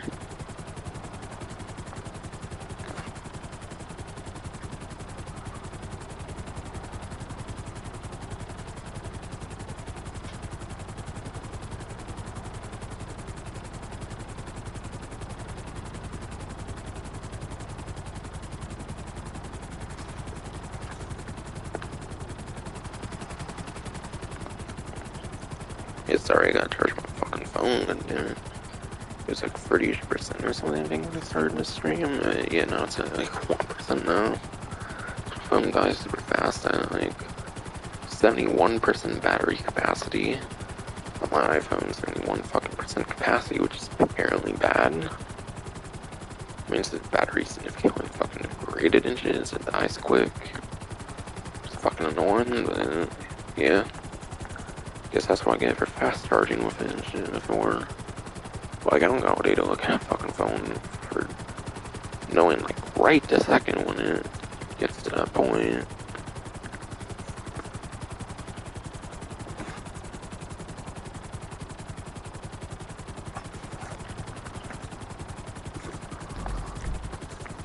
Yeah, again, I use the clothing store as an example, but yeah. The shop robberies, I don't think I mentioned the payout yet on 2 times money RP, which it has for the 1 week till February 22nd. But yeah. Normally, apparently, you get like $20,000 if you give the money back for a Good Samaritan bonus. $25,000 if you steal the money. So on double, that's like 40 and 40. That's like 40 and 50,000 or something then.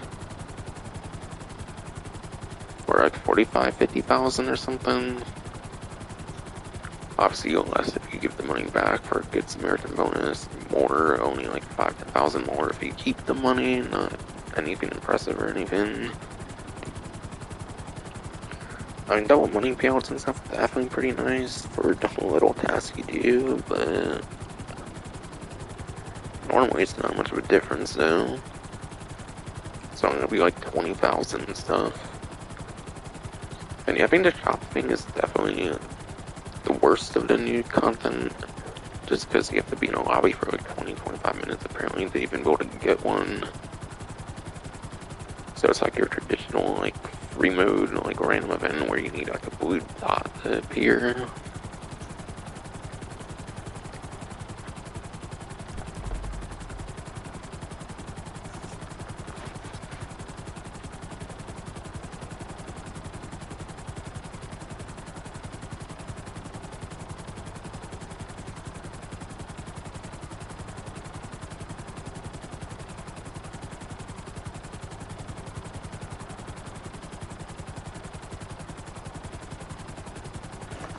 Jesus Christ, already 7 o'clock in the morning now, apparently, and I started this at like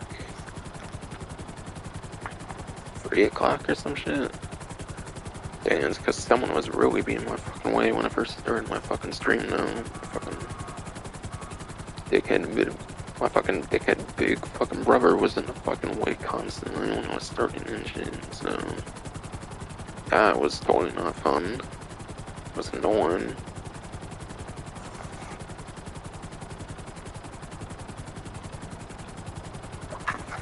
But yeah, I have to mention some gun van stuff, so I guess I'll get on the helicopter run. No discount on like a particular weapon this time, I'll just mention the inventory. And actually I found a gun van, so I might go to them. I found a gun van actually, that's where I found it. Apparently I did. So I can just go there actually then. Yeah, it doesn't seem there's a particular weapon on discount. So you're basically just going to the gun van and you're just going to get like 10% off each weapon. You're not getting like a huger discount on any of the weapons. It seems just that's for 10%, whatever. more than your average place or whatever.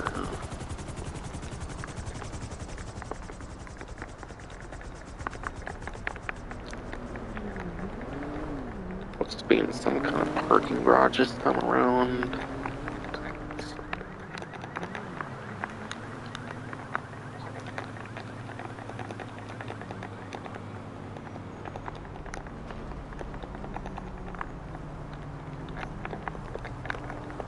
Damn, how high up is it? Fucking, I don't know.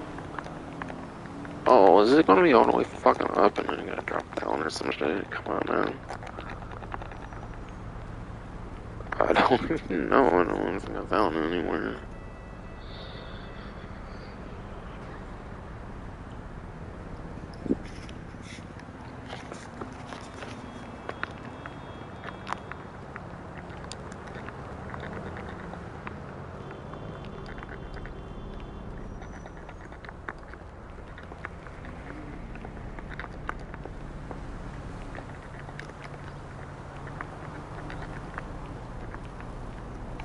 Oh, there's the beneath level, okay.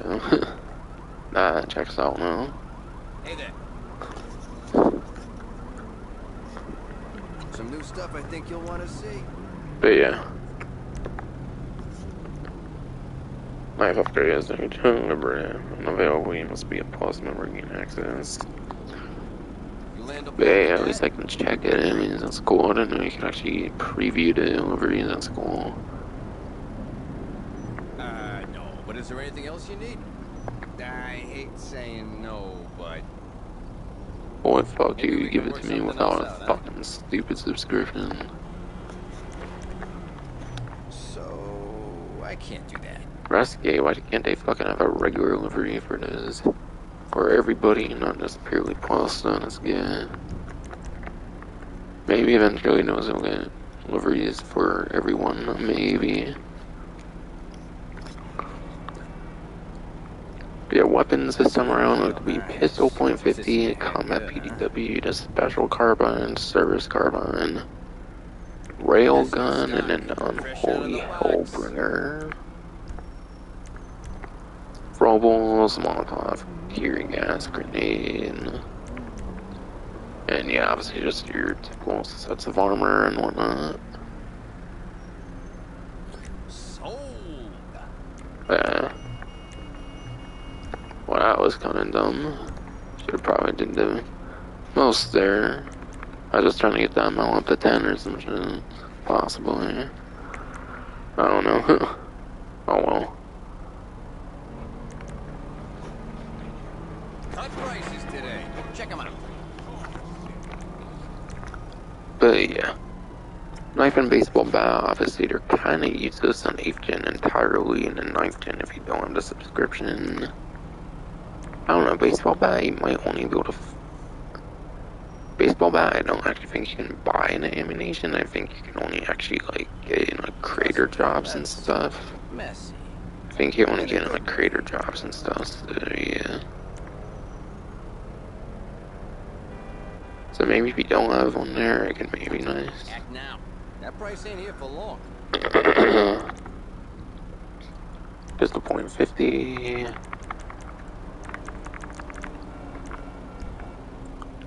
Yeah, pistol .50. I think it's a pretty good pistol. I think when it comes to pistol, it's pretty good. But obviously, it's not gonna hold a candle to your like revolvers, like the heavy revolver, and like maybe even stuff like the double action revolver and stuff. So I just don't think it's gonna be the greatest. It's pretty much, I would say it's pretty much one of the best pistols for sure, but you gotta remember in like pistol class there's revolvers too, so it's not gonna work in what it is, yeah. Combat PDW.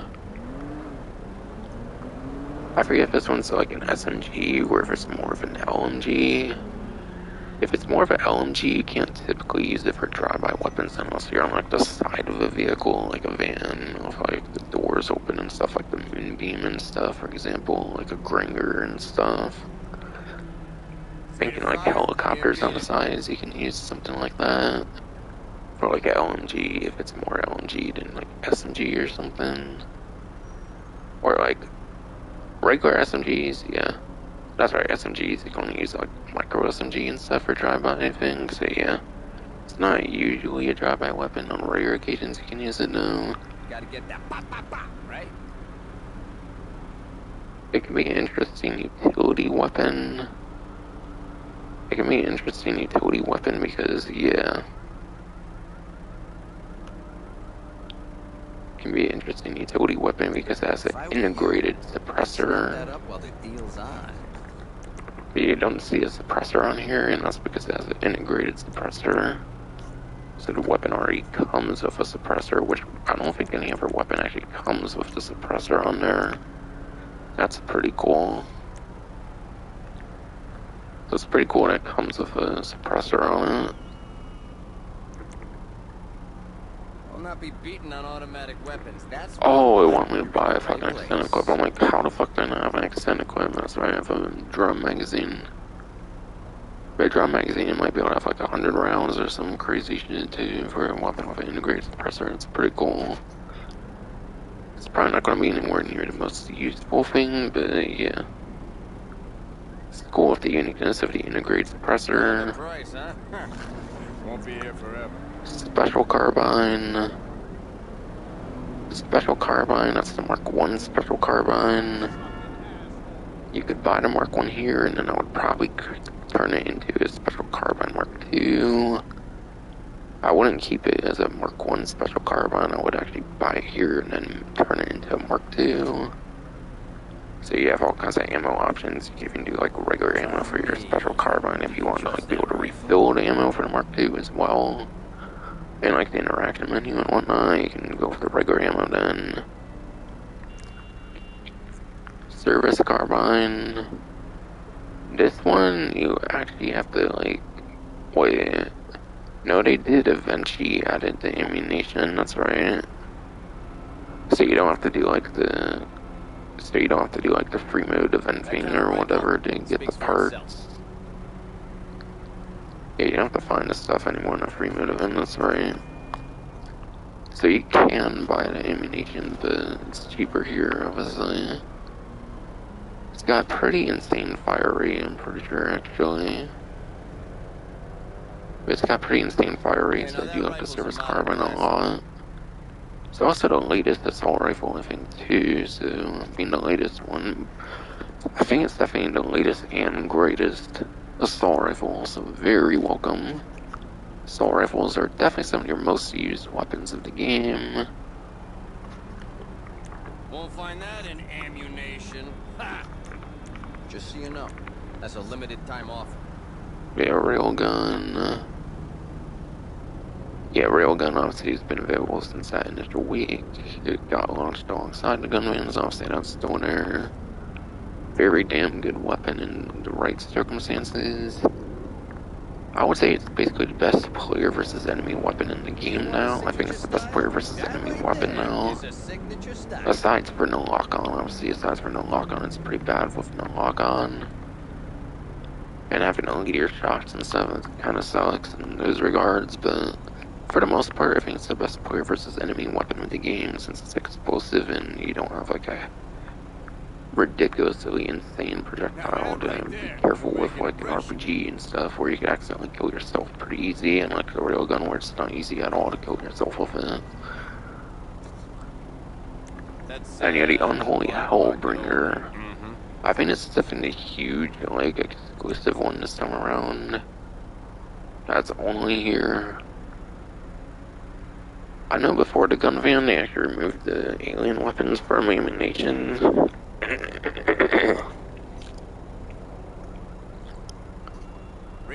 Yeah, I know when they released Drug Wars, they actually removed the like weapon from ammunition. But at least before the gun van, you could actually get them from the agency as well. If you can get it from the agency, it's not too worth getting over your competitor per se. Wait, is there purple tints on other weapons? What the fuck? Hold on. Interesting. I don't feel I remember there being a purple tint before, but okay. Interesting. I don't know, I kinda like the default Space Runner tint though. I don't don't think it just came out lately or anything. It's probably been over a while now. I don't think it's a plus thing or anything, obviously not, with no lock and stuff. But yeah. Unholy Hellbringer's a pretty interesting one. I'll not be beaten on automatic weapons. That's what you want? You're in the right place.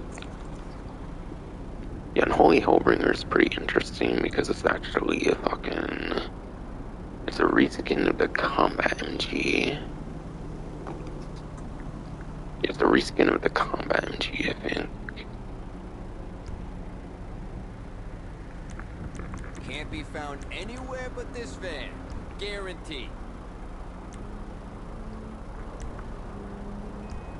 Awesome. Thanks. But yeah. Unholy Hellbringer is a reskin of the Combat MG.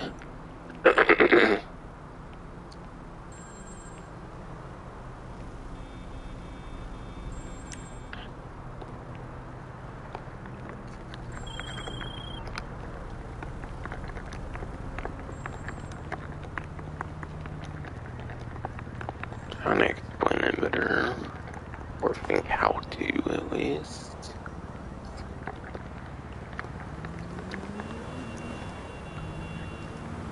But yeah. Again, it's a reskin of the Combat MG, I'm pretty sure. Unlike the Combat MG, though, it has no ammo, like, reloading thing. As you notice, it only has one number. It doesn't have two numbers, which means it has no reload.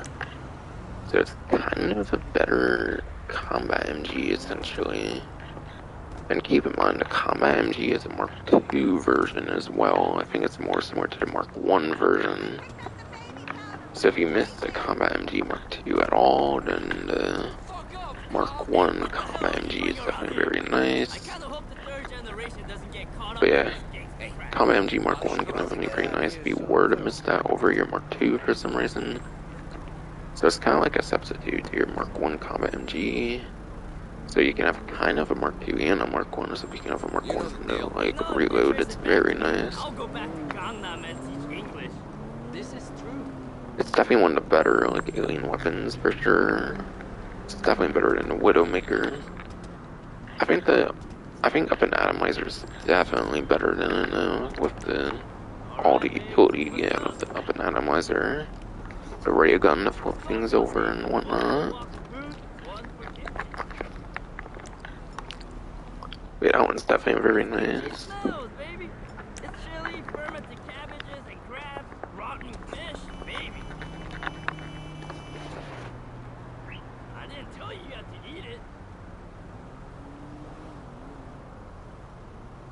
Did you really just call me to talk about this?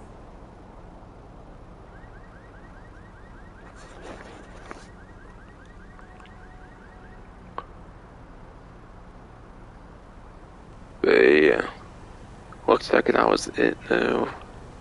Again, it doesn't look like there's any particular, like, weapon discount or anything. Didn't look like it, no. Goddamn, over 4-hour stream now, damn it.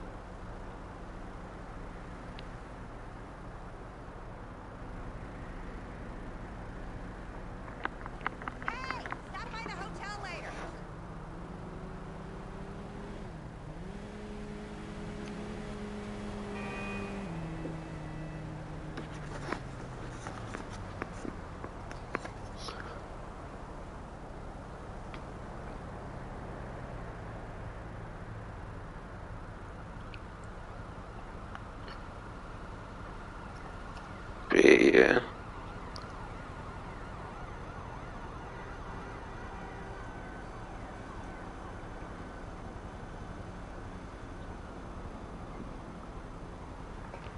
Now for some more, like, money opportunities and stuff.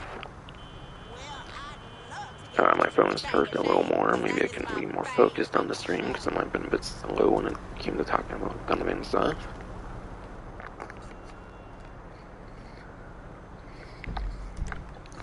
But yeah, I'll hover over the meth business because I got the resupply for that when I did the stash house. Kind of goes into that all. But yes. I ain't fly way out here to stand in no long ass line. But yeah, this week all biker businesses will produce goods at double the usual rate. You can just miss me with all that mess. Bye. This week all biker businesses produce goods at double the usual rate. So that means your businesses will produce faster for your biker businesses. Any of the biker business resupply missions will pay out double the supplies. So it gave you more supplies out of your, like, resupplies.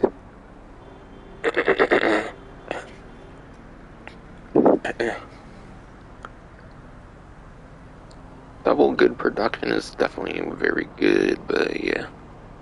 Resupply mission stuff I don't really think is that good. The resupply mission's definitely gonna buff now though, I would say for sure, since you can now use it but yeah. What's it called?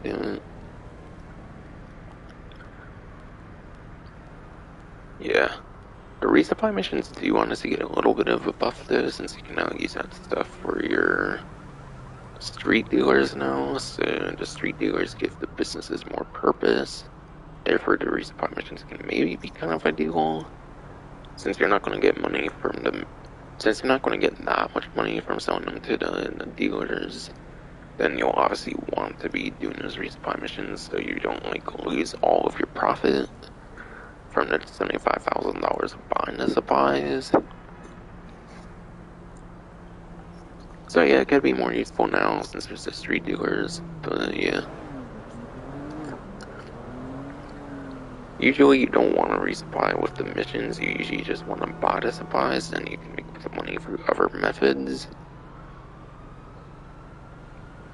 So yeah, produce goods is much better than the resupply mission being double supplies. And then it seems there's one last money opportunity, and that will be adversary mode. And I think it's one of the returning ones for the month of February here. Not missions, but adversary modes. I was thinking of like playlists or whatever, where adversary modes are in the mission section. But yes. Relay 1 through 5 is on a 2 times money in RP. Seems to be a lowrider themed mode. It seems it was released to roll out. If I could talk, damn it. It was released around the lowrider DLC. Race around the streets of Borough Heights and stuff. Okay. Take turns completing the laps. Non-active drivers would get tagged in the pen. Okay, it sounds pretty interesting.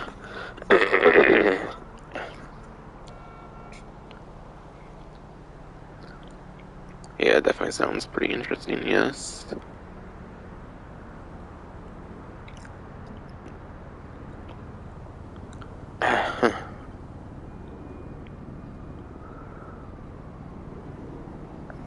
But yeah. Adversary mode's not a very good source of money typically, no. All depends on like the amount of rounds. If you win every single round, then probably at most you make like 100 to like a couple $100,000 on the moon for like an hour of your time and stuff, pretty much.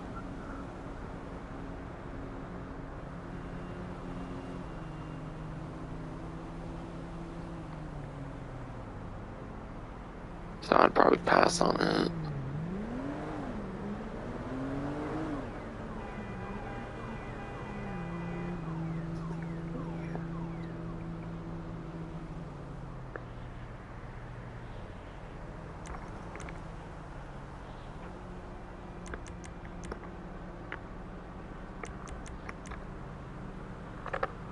So I'd definitely pass on it, not too much worth the effort.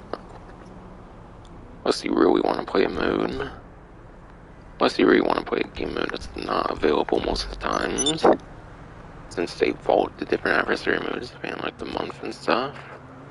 So the adversarium is probably just available for the month of February, so if you want to play it before it goes away again, then that's the only real good reason to play it even.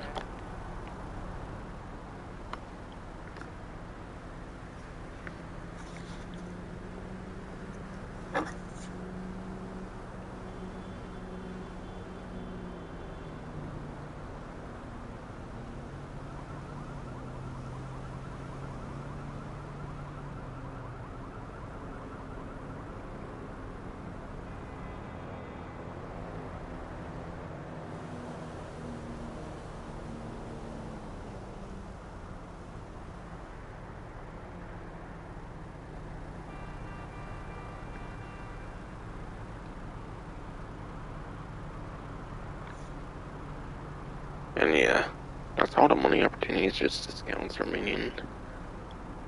And I want to still do the HSW time trial. Even though it's almost 8 in the fucking morning now. But again, it was a really packed event week, so many different free mode events and stuff. Definitely very packed compared to a lot of the latest event weeks, I feel, for sure.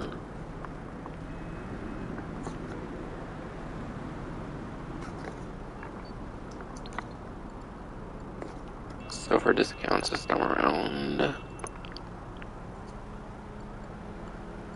biker clubhouses, I mean, it's pretty much the most expensive one typically here.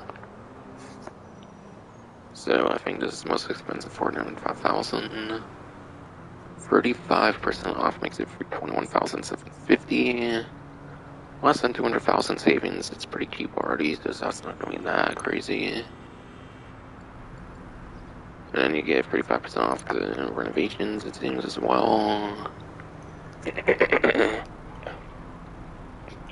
Yeah, upgrades and modifications.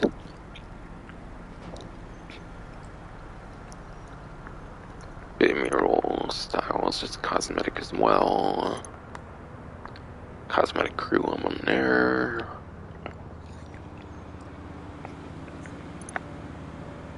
Cosmetic stuff there.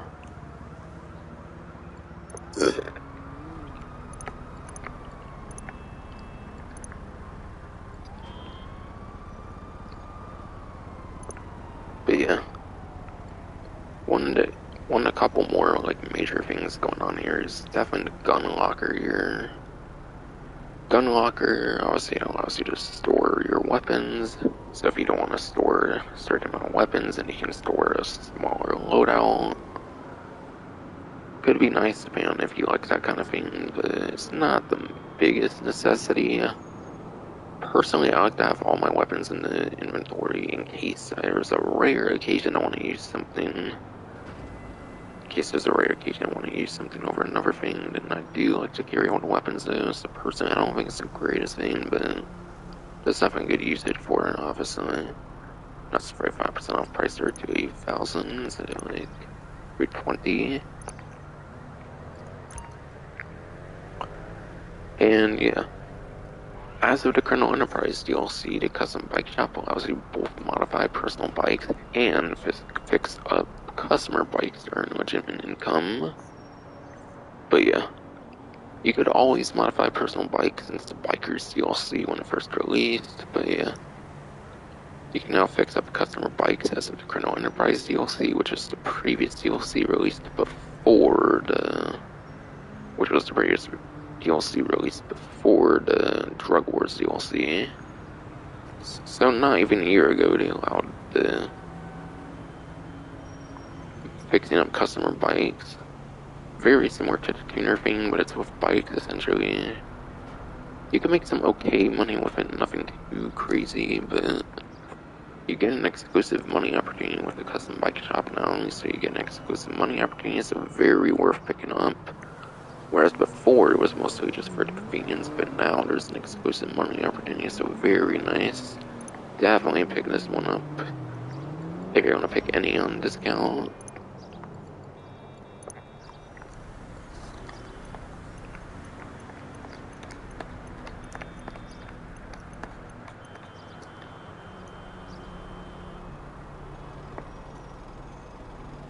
And again, going to more stuff with the biker business side of things.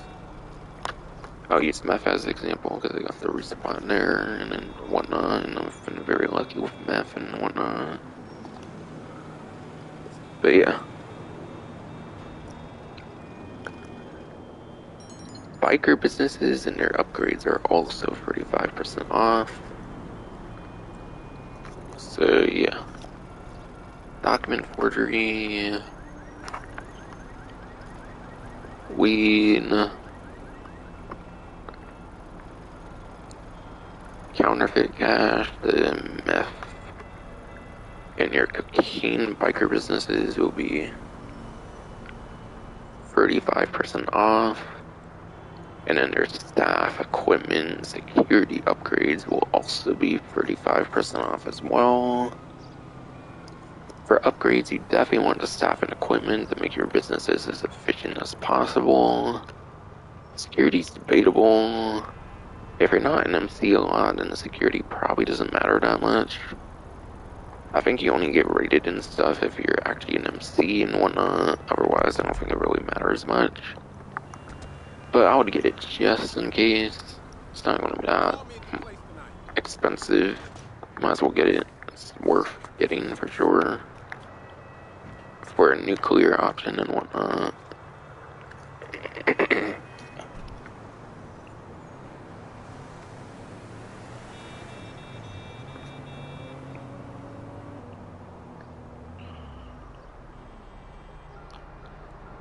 And then, yeah. There's more vehicle discounts. 4 I have not fully covered yet, 3 of which I did. Covered Nightshade, the Dangerous J Euros. Gotta go over 4 supercars still, which are 30% off each.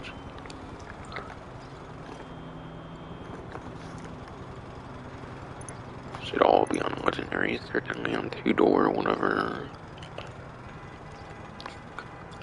That being Benefactor Krieger, Proton Emerist, Frax, and then the Wagner. Those are the 4 in here.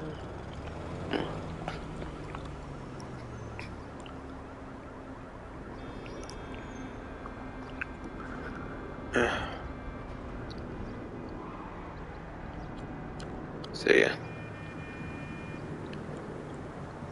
3 of them are pretty good supercars. I think just 1 wouldn't really be that good.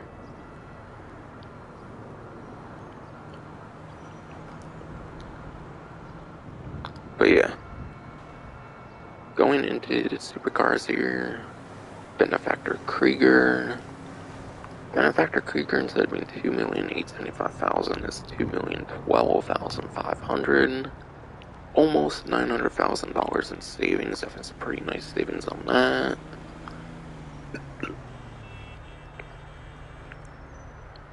According to Bruffy 132 spreadsheet. Like I was saying, it's pretty good. According to Bruffy 132 spreadsheet, Benefactor Krieger, that is in the A tier. A tier for supercar class, very good. Very damn good. Makes it a number 5 for lap time.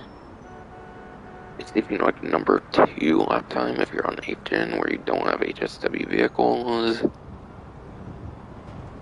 So like number 5, number 2 for 8th gen for lap time. But it's like 13th place top speed on 9th gen.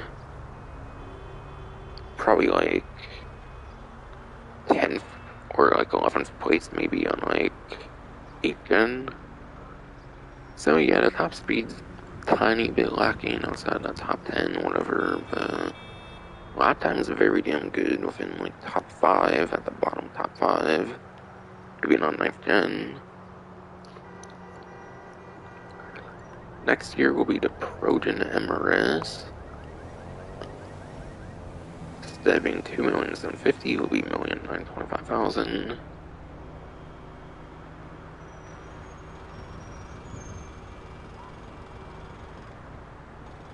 Looks like $825,000 savings or something. So you can get some pretty alright savings on that one. Gets it under 2 million, so that's cool. But yeah, the MRS, that is at the top of A tier whereas the Krieger's like a couple placements down on A tier. So yeah, the Emirates, very top of A tier for supercar class, from roughly 152 spreadsheet. Makes it number 3 lap time. It's even the number 1 lap time for 8th gen, so that's pretty impressive. For 8th gen, that's number 1 lap time there. Still number 3 lap time for 9th gen, even pretty impressive. So it's top 1 to top 3, and it's pretty awesome.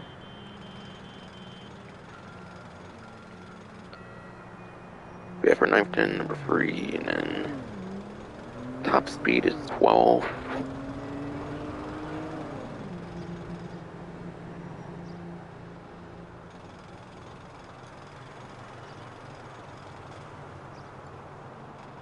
So slightly better there.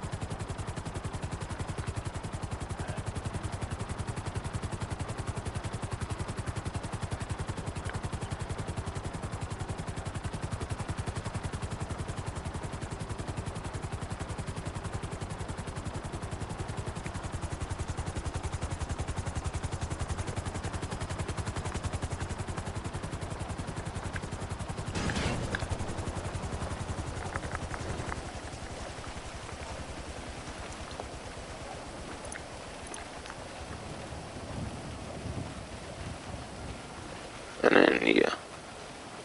Next one here, I would say would be the one bad supercar.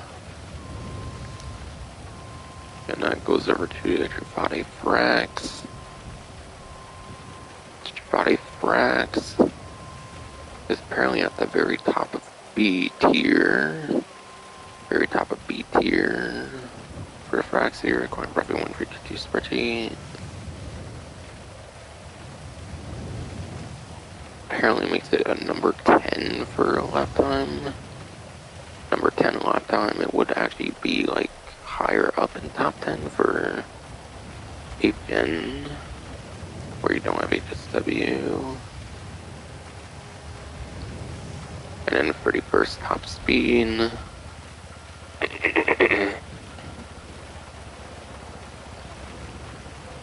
So it is within number 10, it is within top 10 of lap time.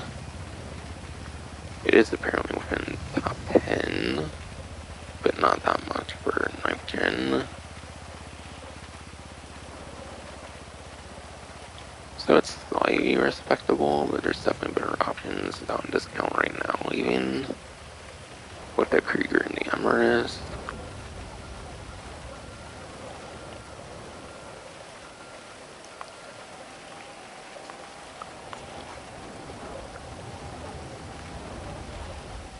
And last but not least, for the event details, here is the Wagner.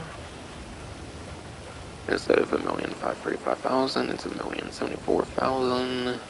So you know, like $400,000-$500,000 savings, nowhere near the amount of our vehicles here for sure. The other ones definitely have much more impressive savings.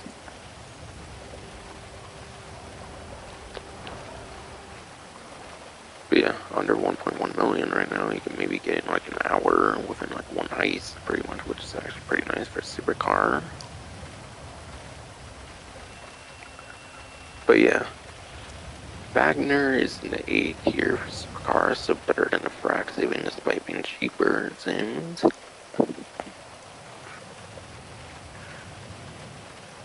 which makes it number 8. Which makes it number 8 lap time.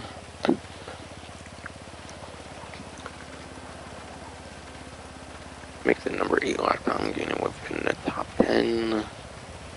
On 8-10, it actually becomes like the 5th place lap time, so making it at like the bottom top 5.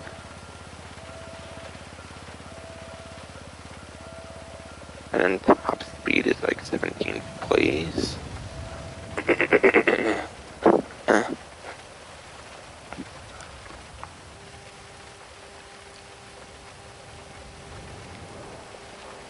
So all 4 are actually barely within top 10.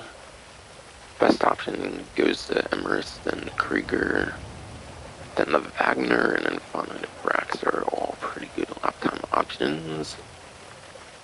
Within like the top 10, even on like the 9th gen. So all of them can actually be kind of solid actually. That's pretty interesting.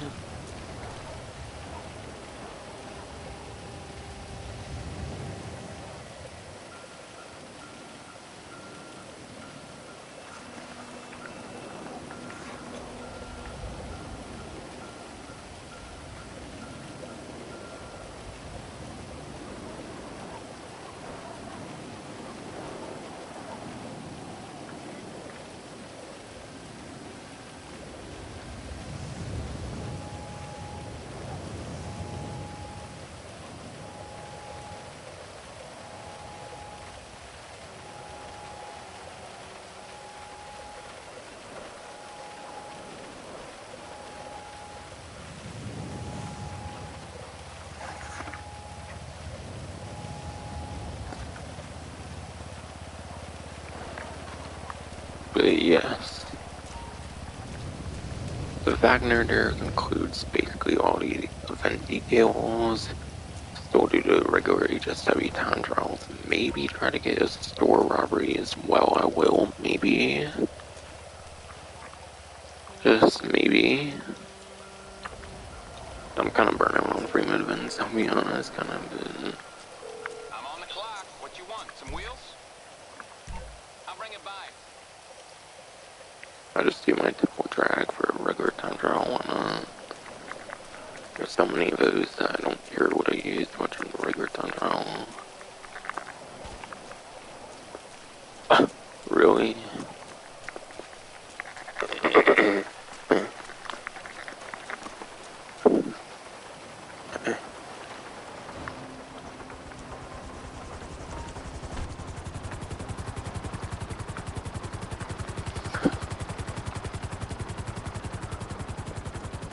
I heard that's a glitch around here. But yeah, I heard that's a glitch around here where it'll actually like spawn your vehicle away from there in that particular like area kinda, which is kinda weird. Oh well. Hopefully it won't be too much longer to get there then.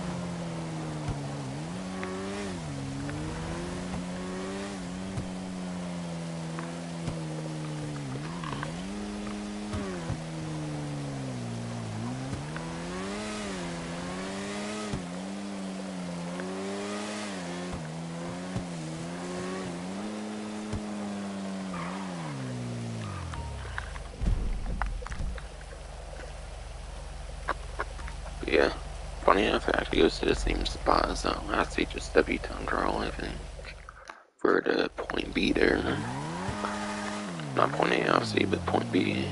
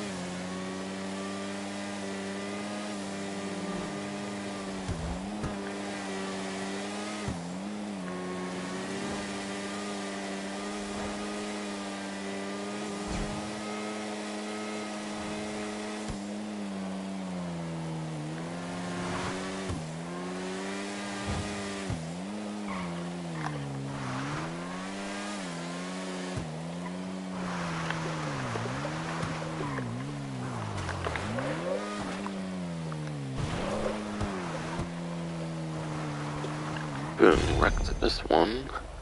Unlike the next one, where NTMT's probably gonna suck at it. Besides for the straights, I guess. But yeah. Still have times ass on NTMT despite being HSW, which is garbage.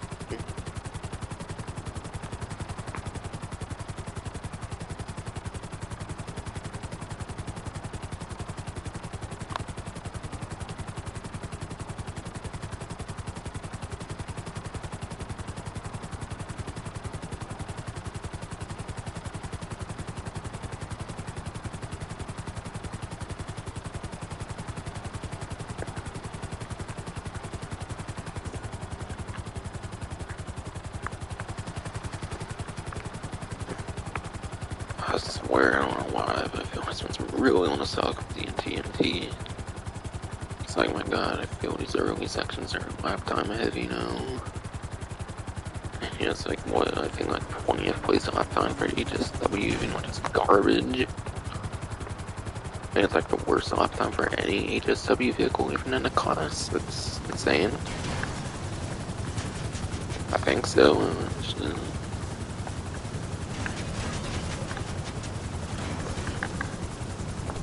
And yeah, it's the last of the HSW Toundra, so yeah. Gonna be kinda garbage.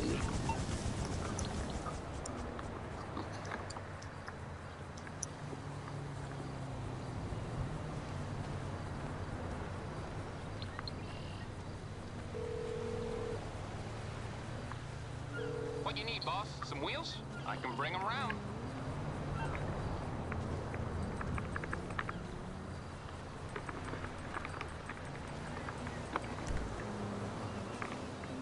It's on the way.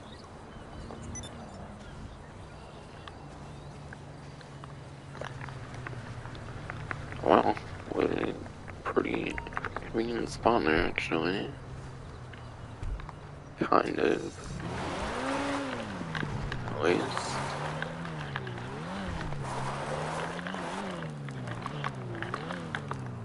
And there's lots of top speed now, maybe this will be pretty alright. Possibly.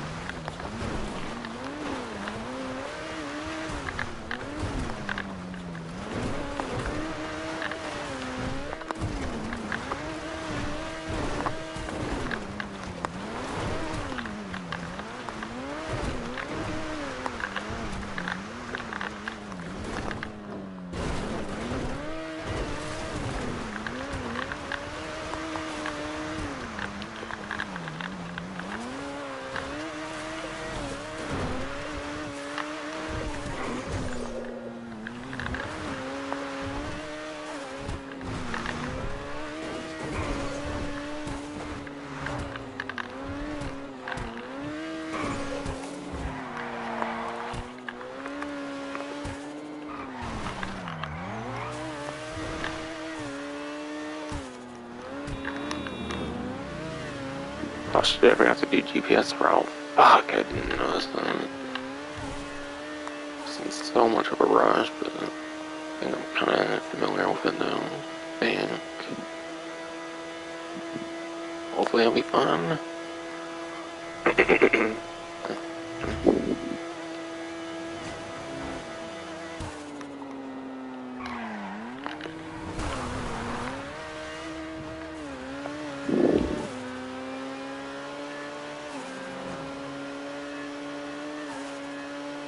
I didn't even realize I forgot again then because the spawn was so conveniently close.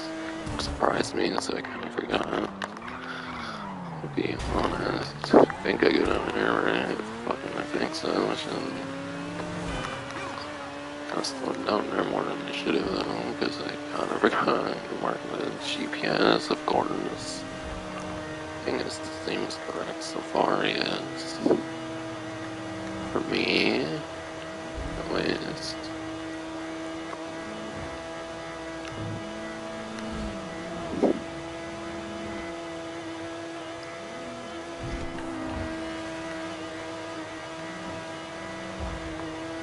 Fucking hell, I can't believe I fucking forgot though.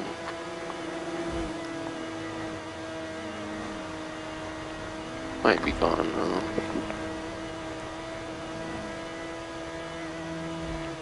Been all top speed heavy lately years.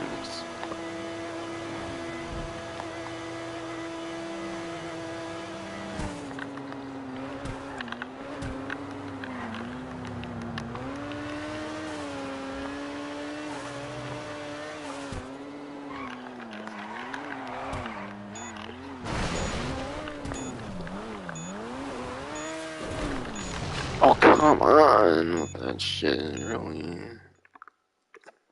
If it weren't for that shit, I might have actually done it without the GPS route.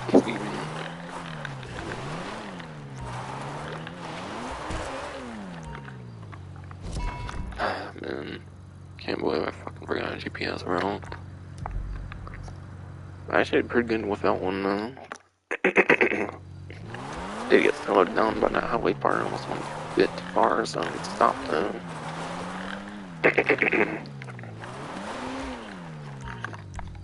Yeah, I also forgot to do this.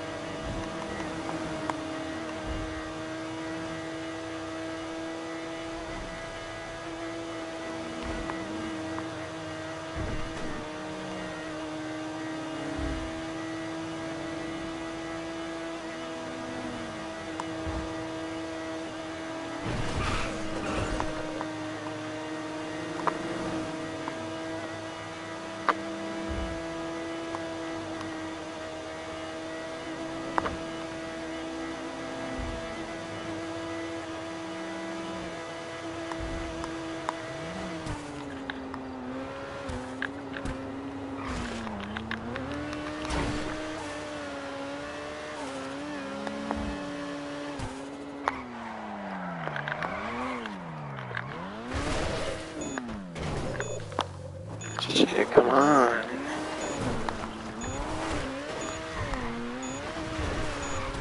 Oh my god, why? It's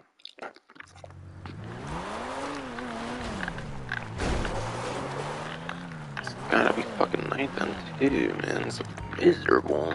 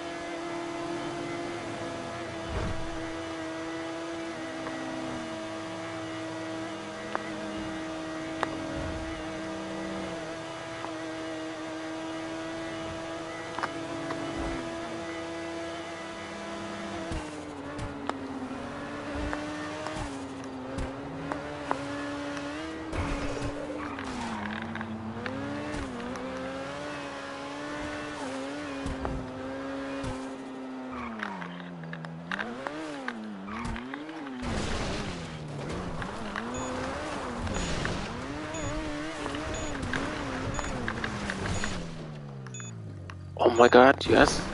Holy shit, that was good. Holy shit. Only took 3 tries. Yo. Fuck yeah. I think the difficult part is like knowing where to hit in there and hit a barrier or some shit. I think that's the difficult part in there at the end for sure. So I kind of fuck up a lot of times at the end.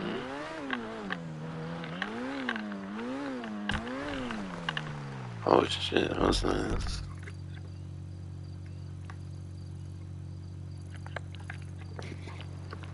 And I'm gonna go back with it over here, that way I can get that one stored there. So this is from Drug Wars, pretty into the MP area. But yeah, next stream is just start my Izzy Rally runs. quite frankly seems like a better HSW vehicle than this one, because of its classing and its placement at least.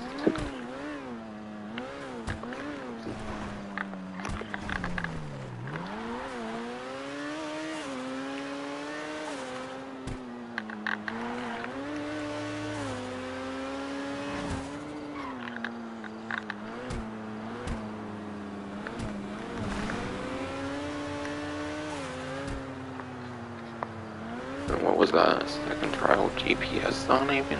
That's not bad. Cause I forgot the GPS the first time. But I still did pretty damn good on that first one. I want no GPS at least.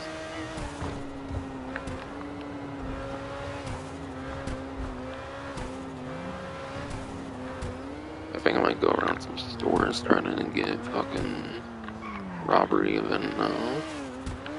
Store robbery event now. Might try that. Maybe.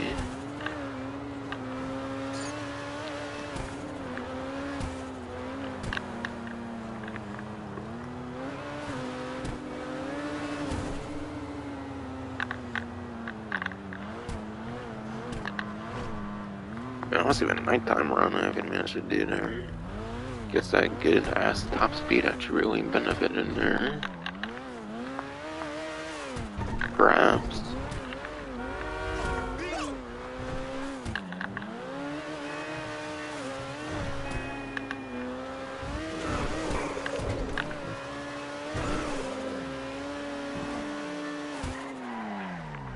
That's just that one again. Alright.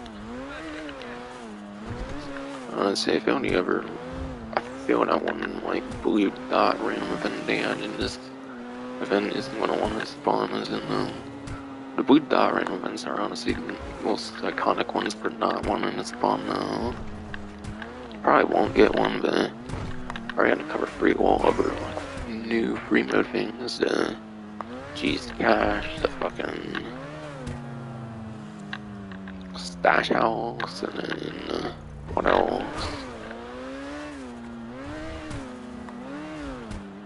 Oh yeah, the street dealer. Yeah, those free things, I had to cover those free mode things for fuck's sakes. Like, I might try to find that one street dealer actually I can sell it to earlier. And I might actually go to the agency as well to collect the agency money so that will help me get more stores maybe and possibly get the event.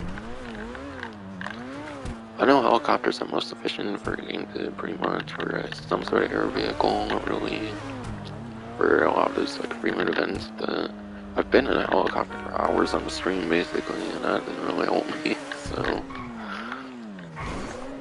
if I don't get it by like all the stuff I'm trying to do here at the end here, then yeah, I probably will just give up on that.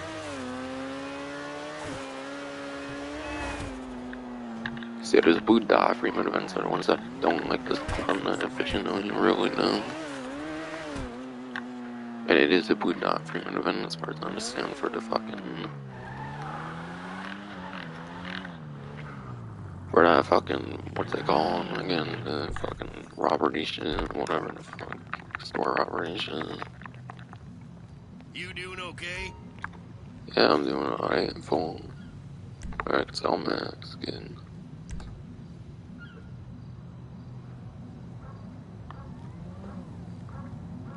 700, nice.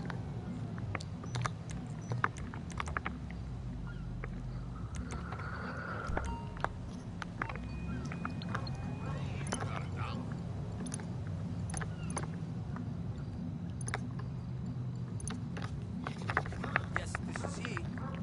Yes. Oh. Let's get together later. Whatever you say. That's great. Yeah, yes. I can come anytime for an interview. Do I even want to check the nightclub, make sure my meth is actually going there, because they can sell meth until the recent by now. Maybe I will. Maybe another chance of getting more things, more like store robbery possibilities.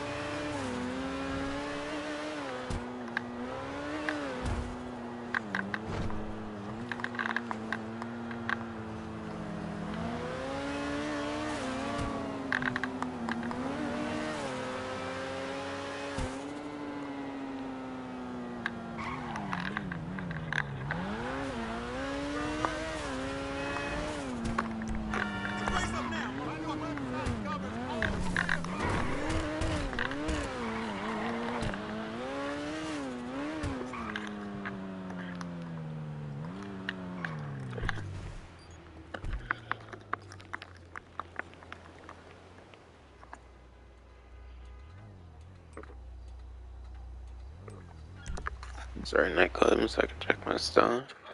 No, actually, I could have done that in the other area, actually, for one of the garages as well, or whatever, I think. Sounds pretty convenient to get to now.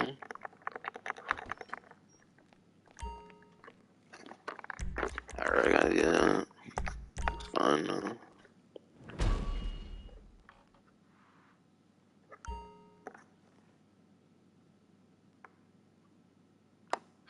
Eh?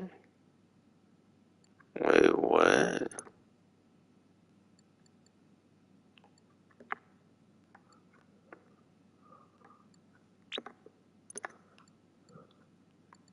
Yeah, what?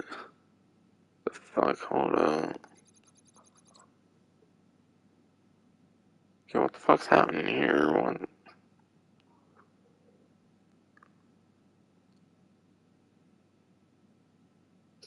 Hella glitches happening with my fucking nightclub? What the fuck?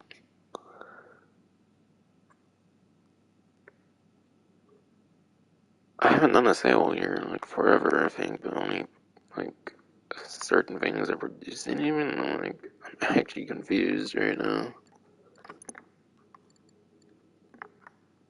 Usually that only happens with South American import where it tends to not like produce more, I think, but yeah, that's fine. I don't understand.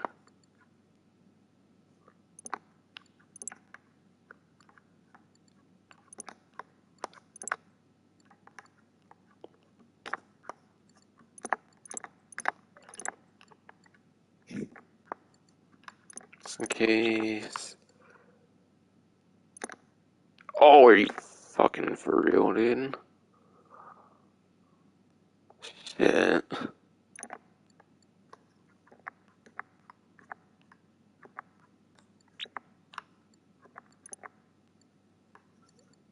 Fucking damn it. I didn't know it would lock me out of that.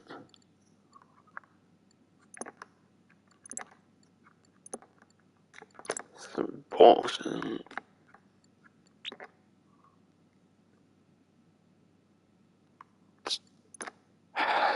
It's ridiculous. Straight up just preventing me from fucking signing them back to when it's complete. It's stupid though. But yeah, what the fuck?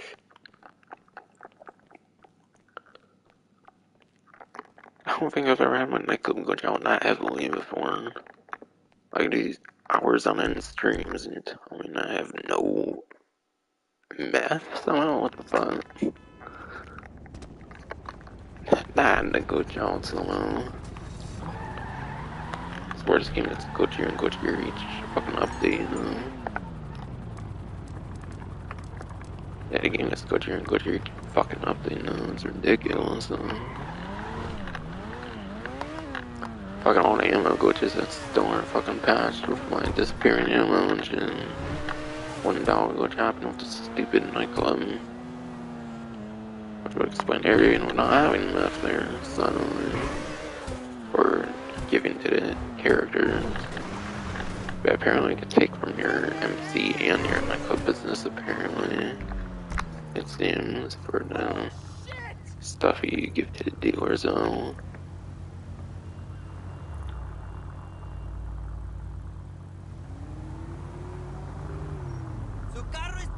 I love that car.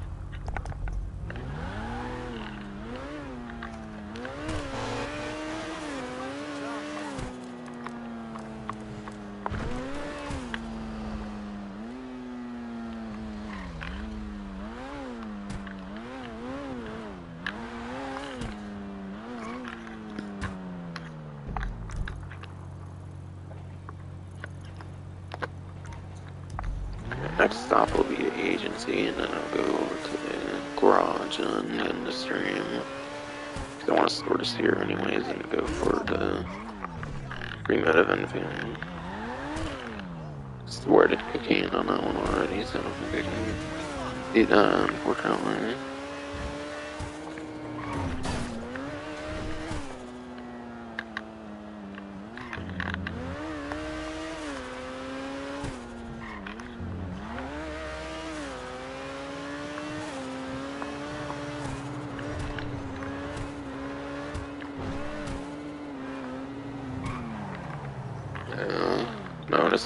Rico person, I think, or some shit. That person will buy like 7,007 or some shit. Yeah, so about $7 and yes. Yeah, I think it's a blue one like this for the shopping. Working one wasn't that. Thought it was the first dude. Wishful thinking quarters.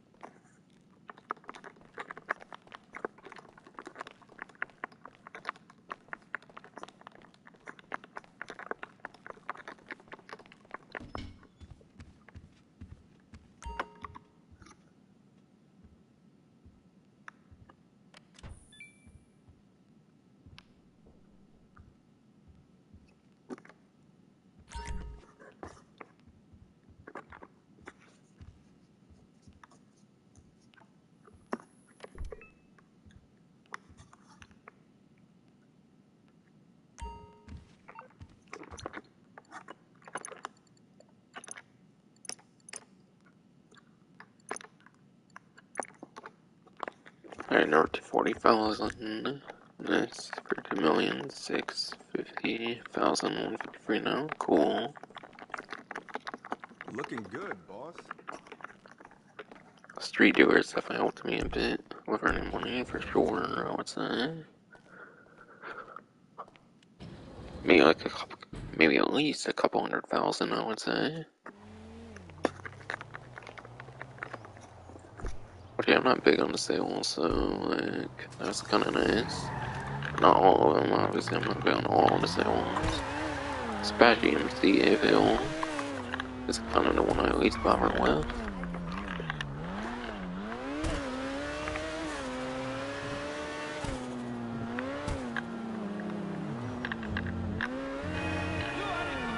Tomorrow I may go jogging. I gotta work my body. Get me all ready.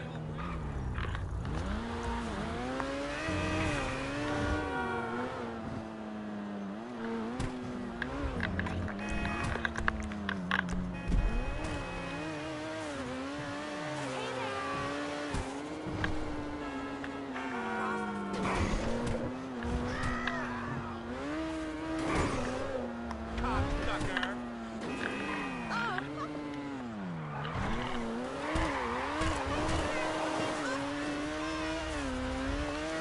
Yeah, I don't know. I don't really feel like this is where everyone's gonna happen, unfortunately, and it's already been a 5-hour stream, so I think I'm just done here.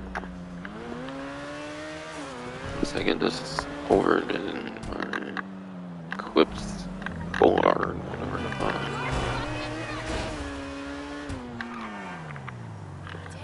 Yeah, I think it was just the street dealer thing or some shit, I think. Yeah, it totally was.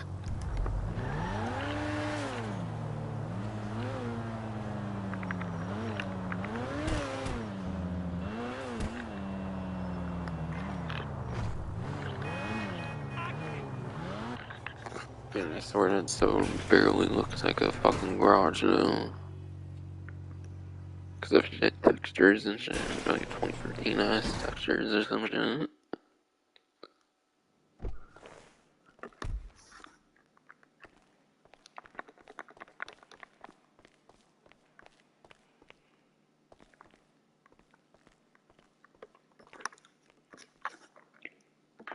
But But yeah, unfortunately, it seemed I was not able to get this store robbery, like, free room within whatever, but it's still pretty much covered all the other ones there, so it's still pretty good. Plus, I mean, then I said it was like 40, 50,000 on double, and like 20, 25,000 or some shit on the normal money without like the money opportunity, so I covered in terms of the money since at least. As it being like a random chance, free motive, and not going to be no great for money making now, regardless of money opportunity or not. But yeah, I think that is finally be it for this stream. Over 5 hours long, almost 8:20 a.m. and I started this at 3 o'clock and shit. Not 5 hours streaming alone, that makes sense. But yeah, I think that's finally be it for this stream. Hope you enjoyed.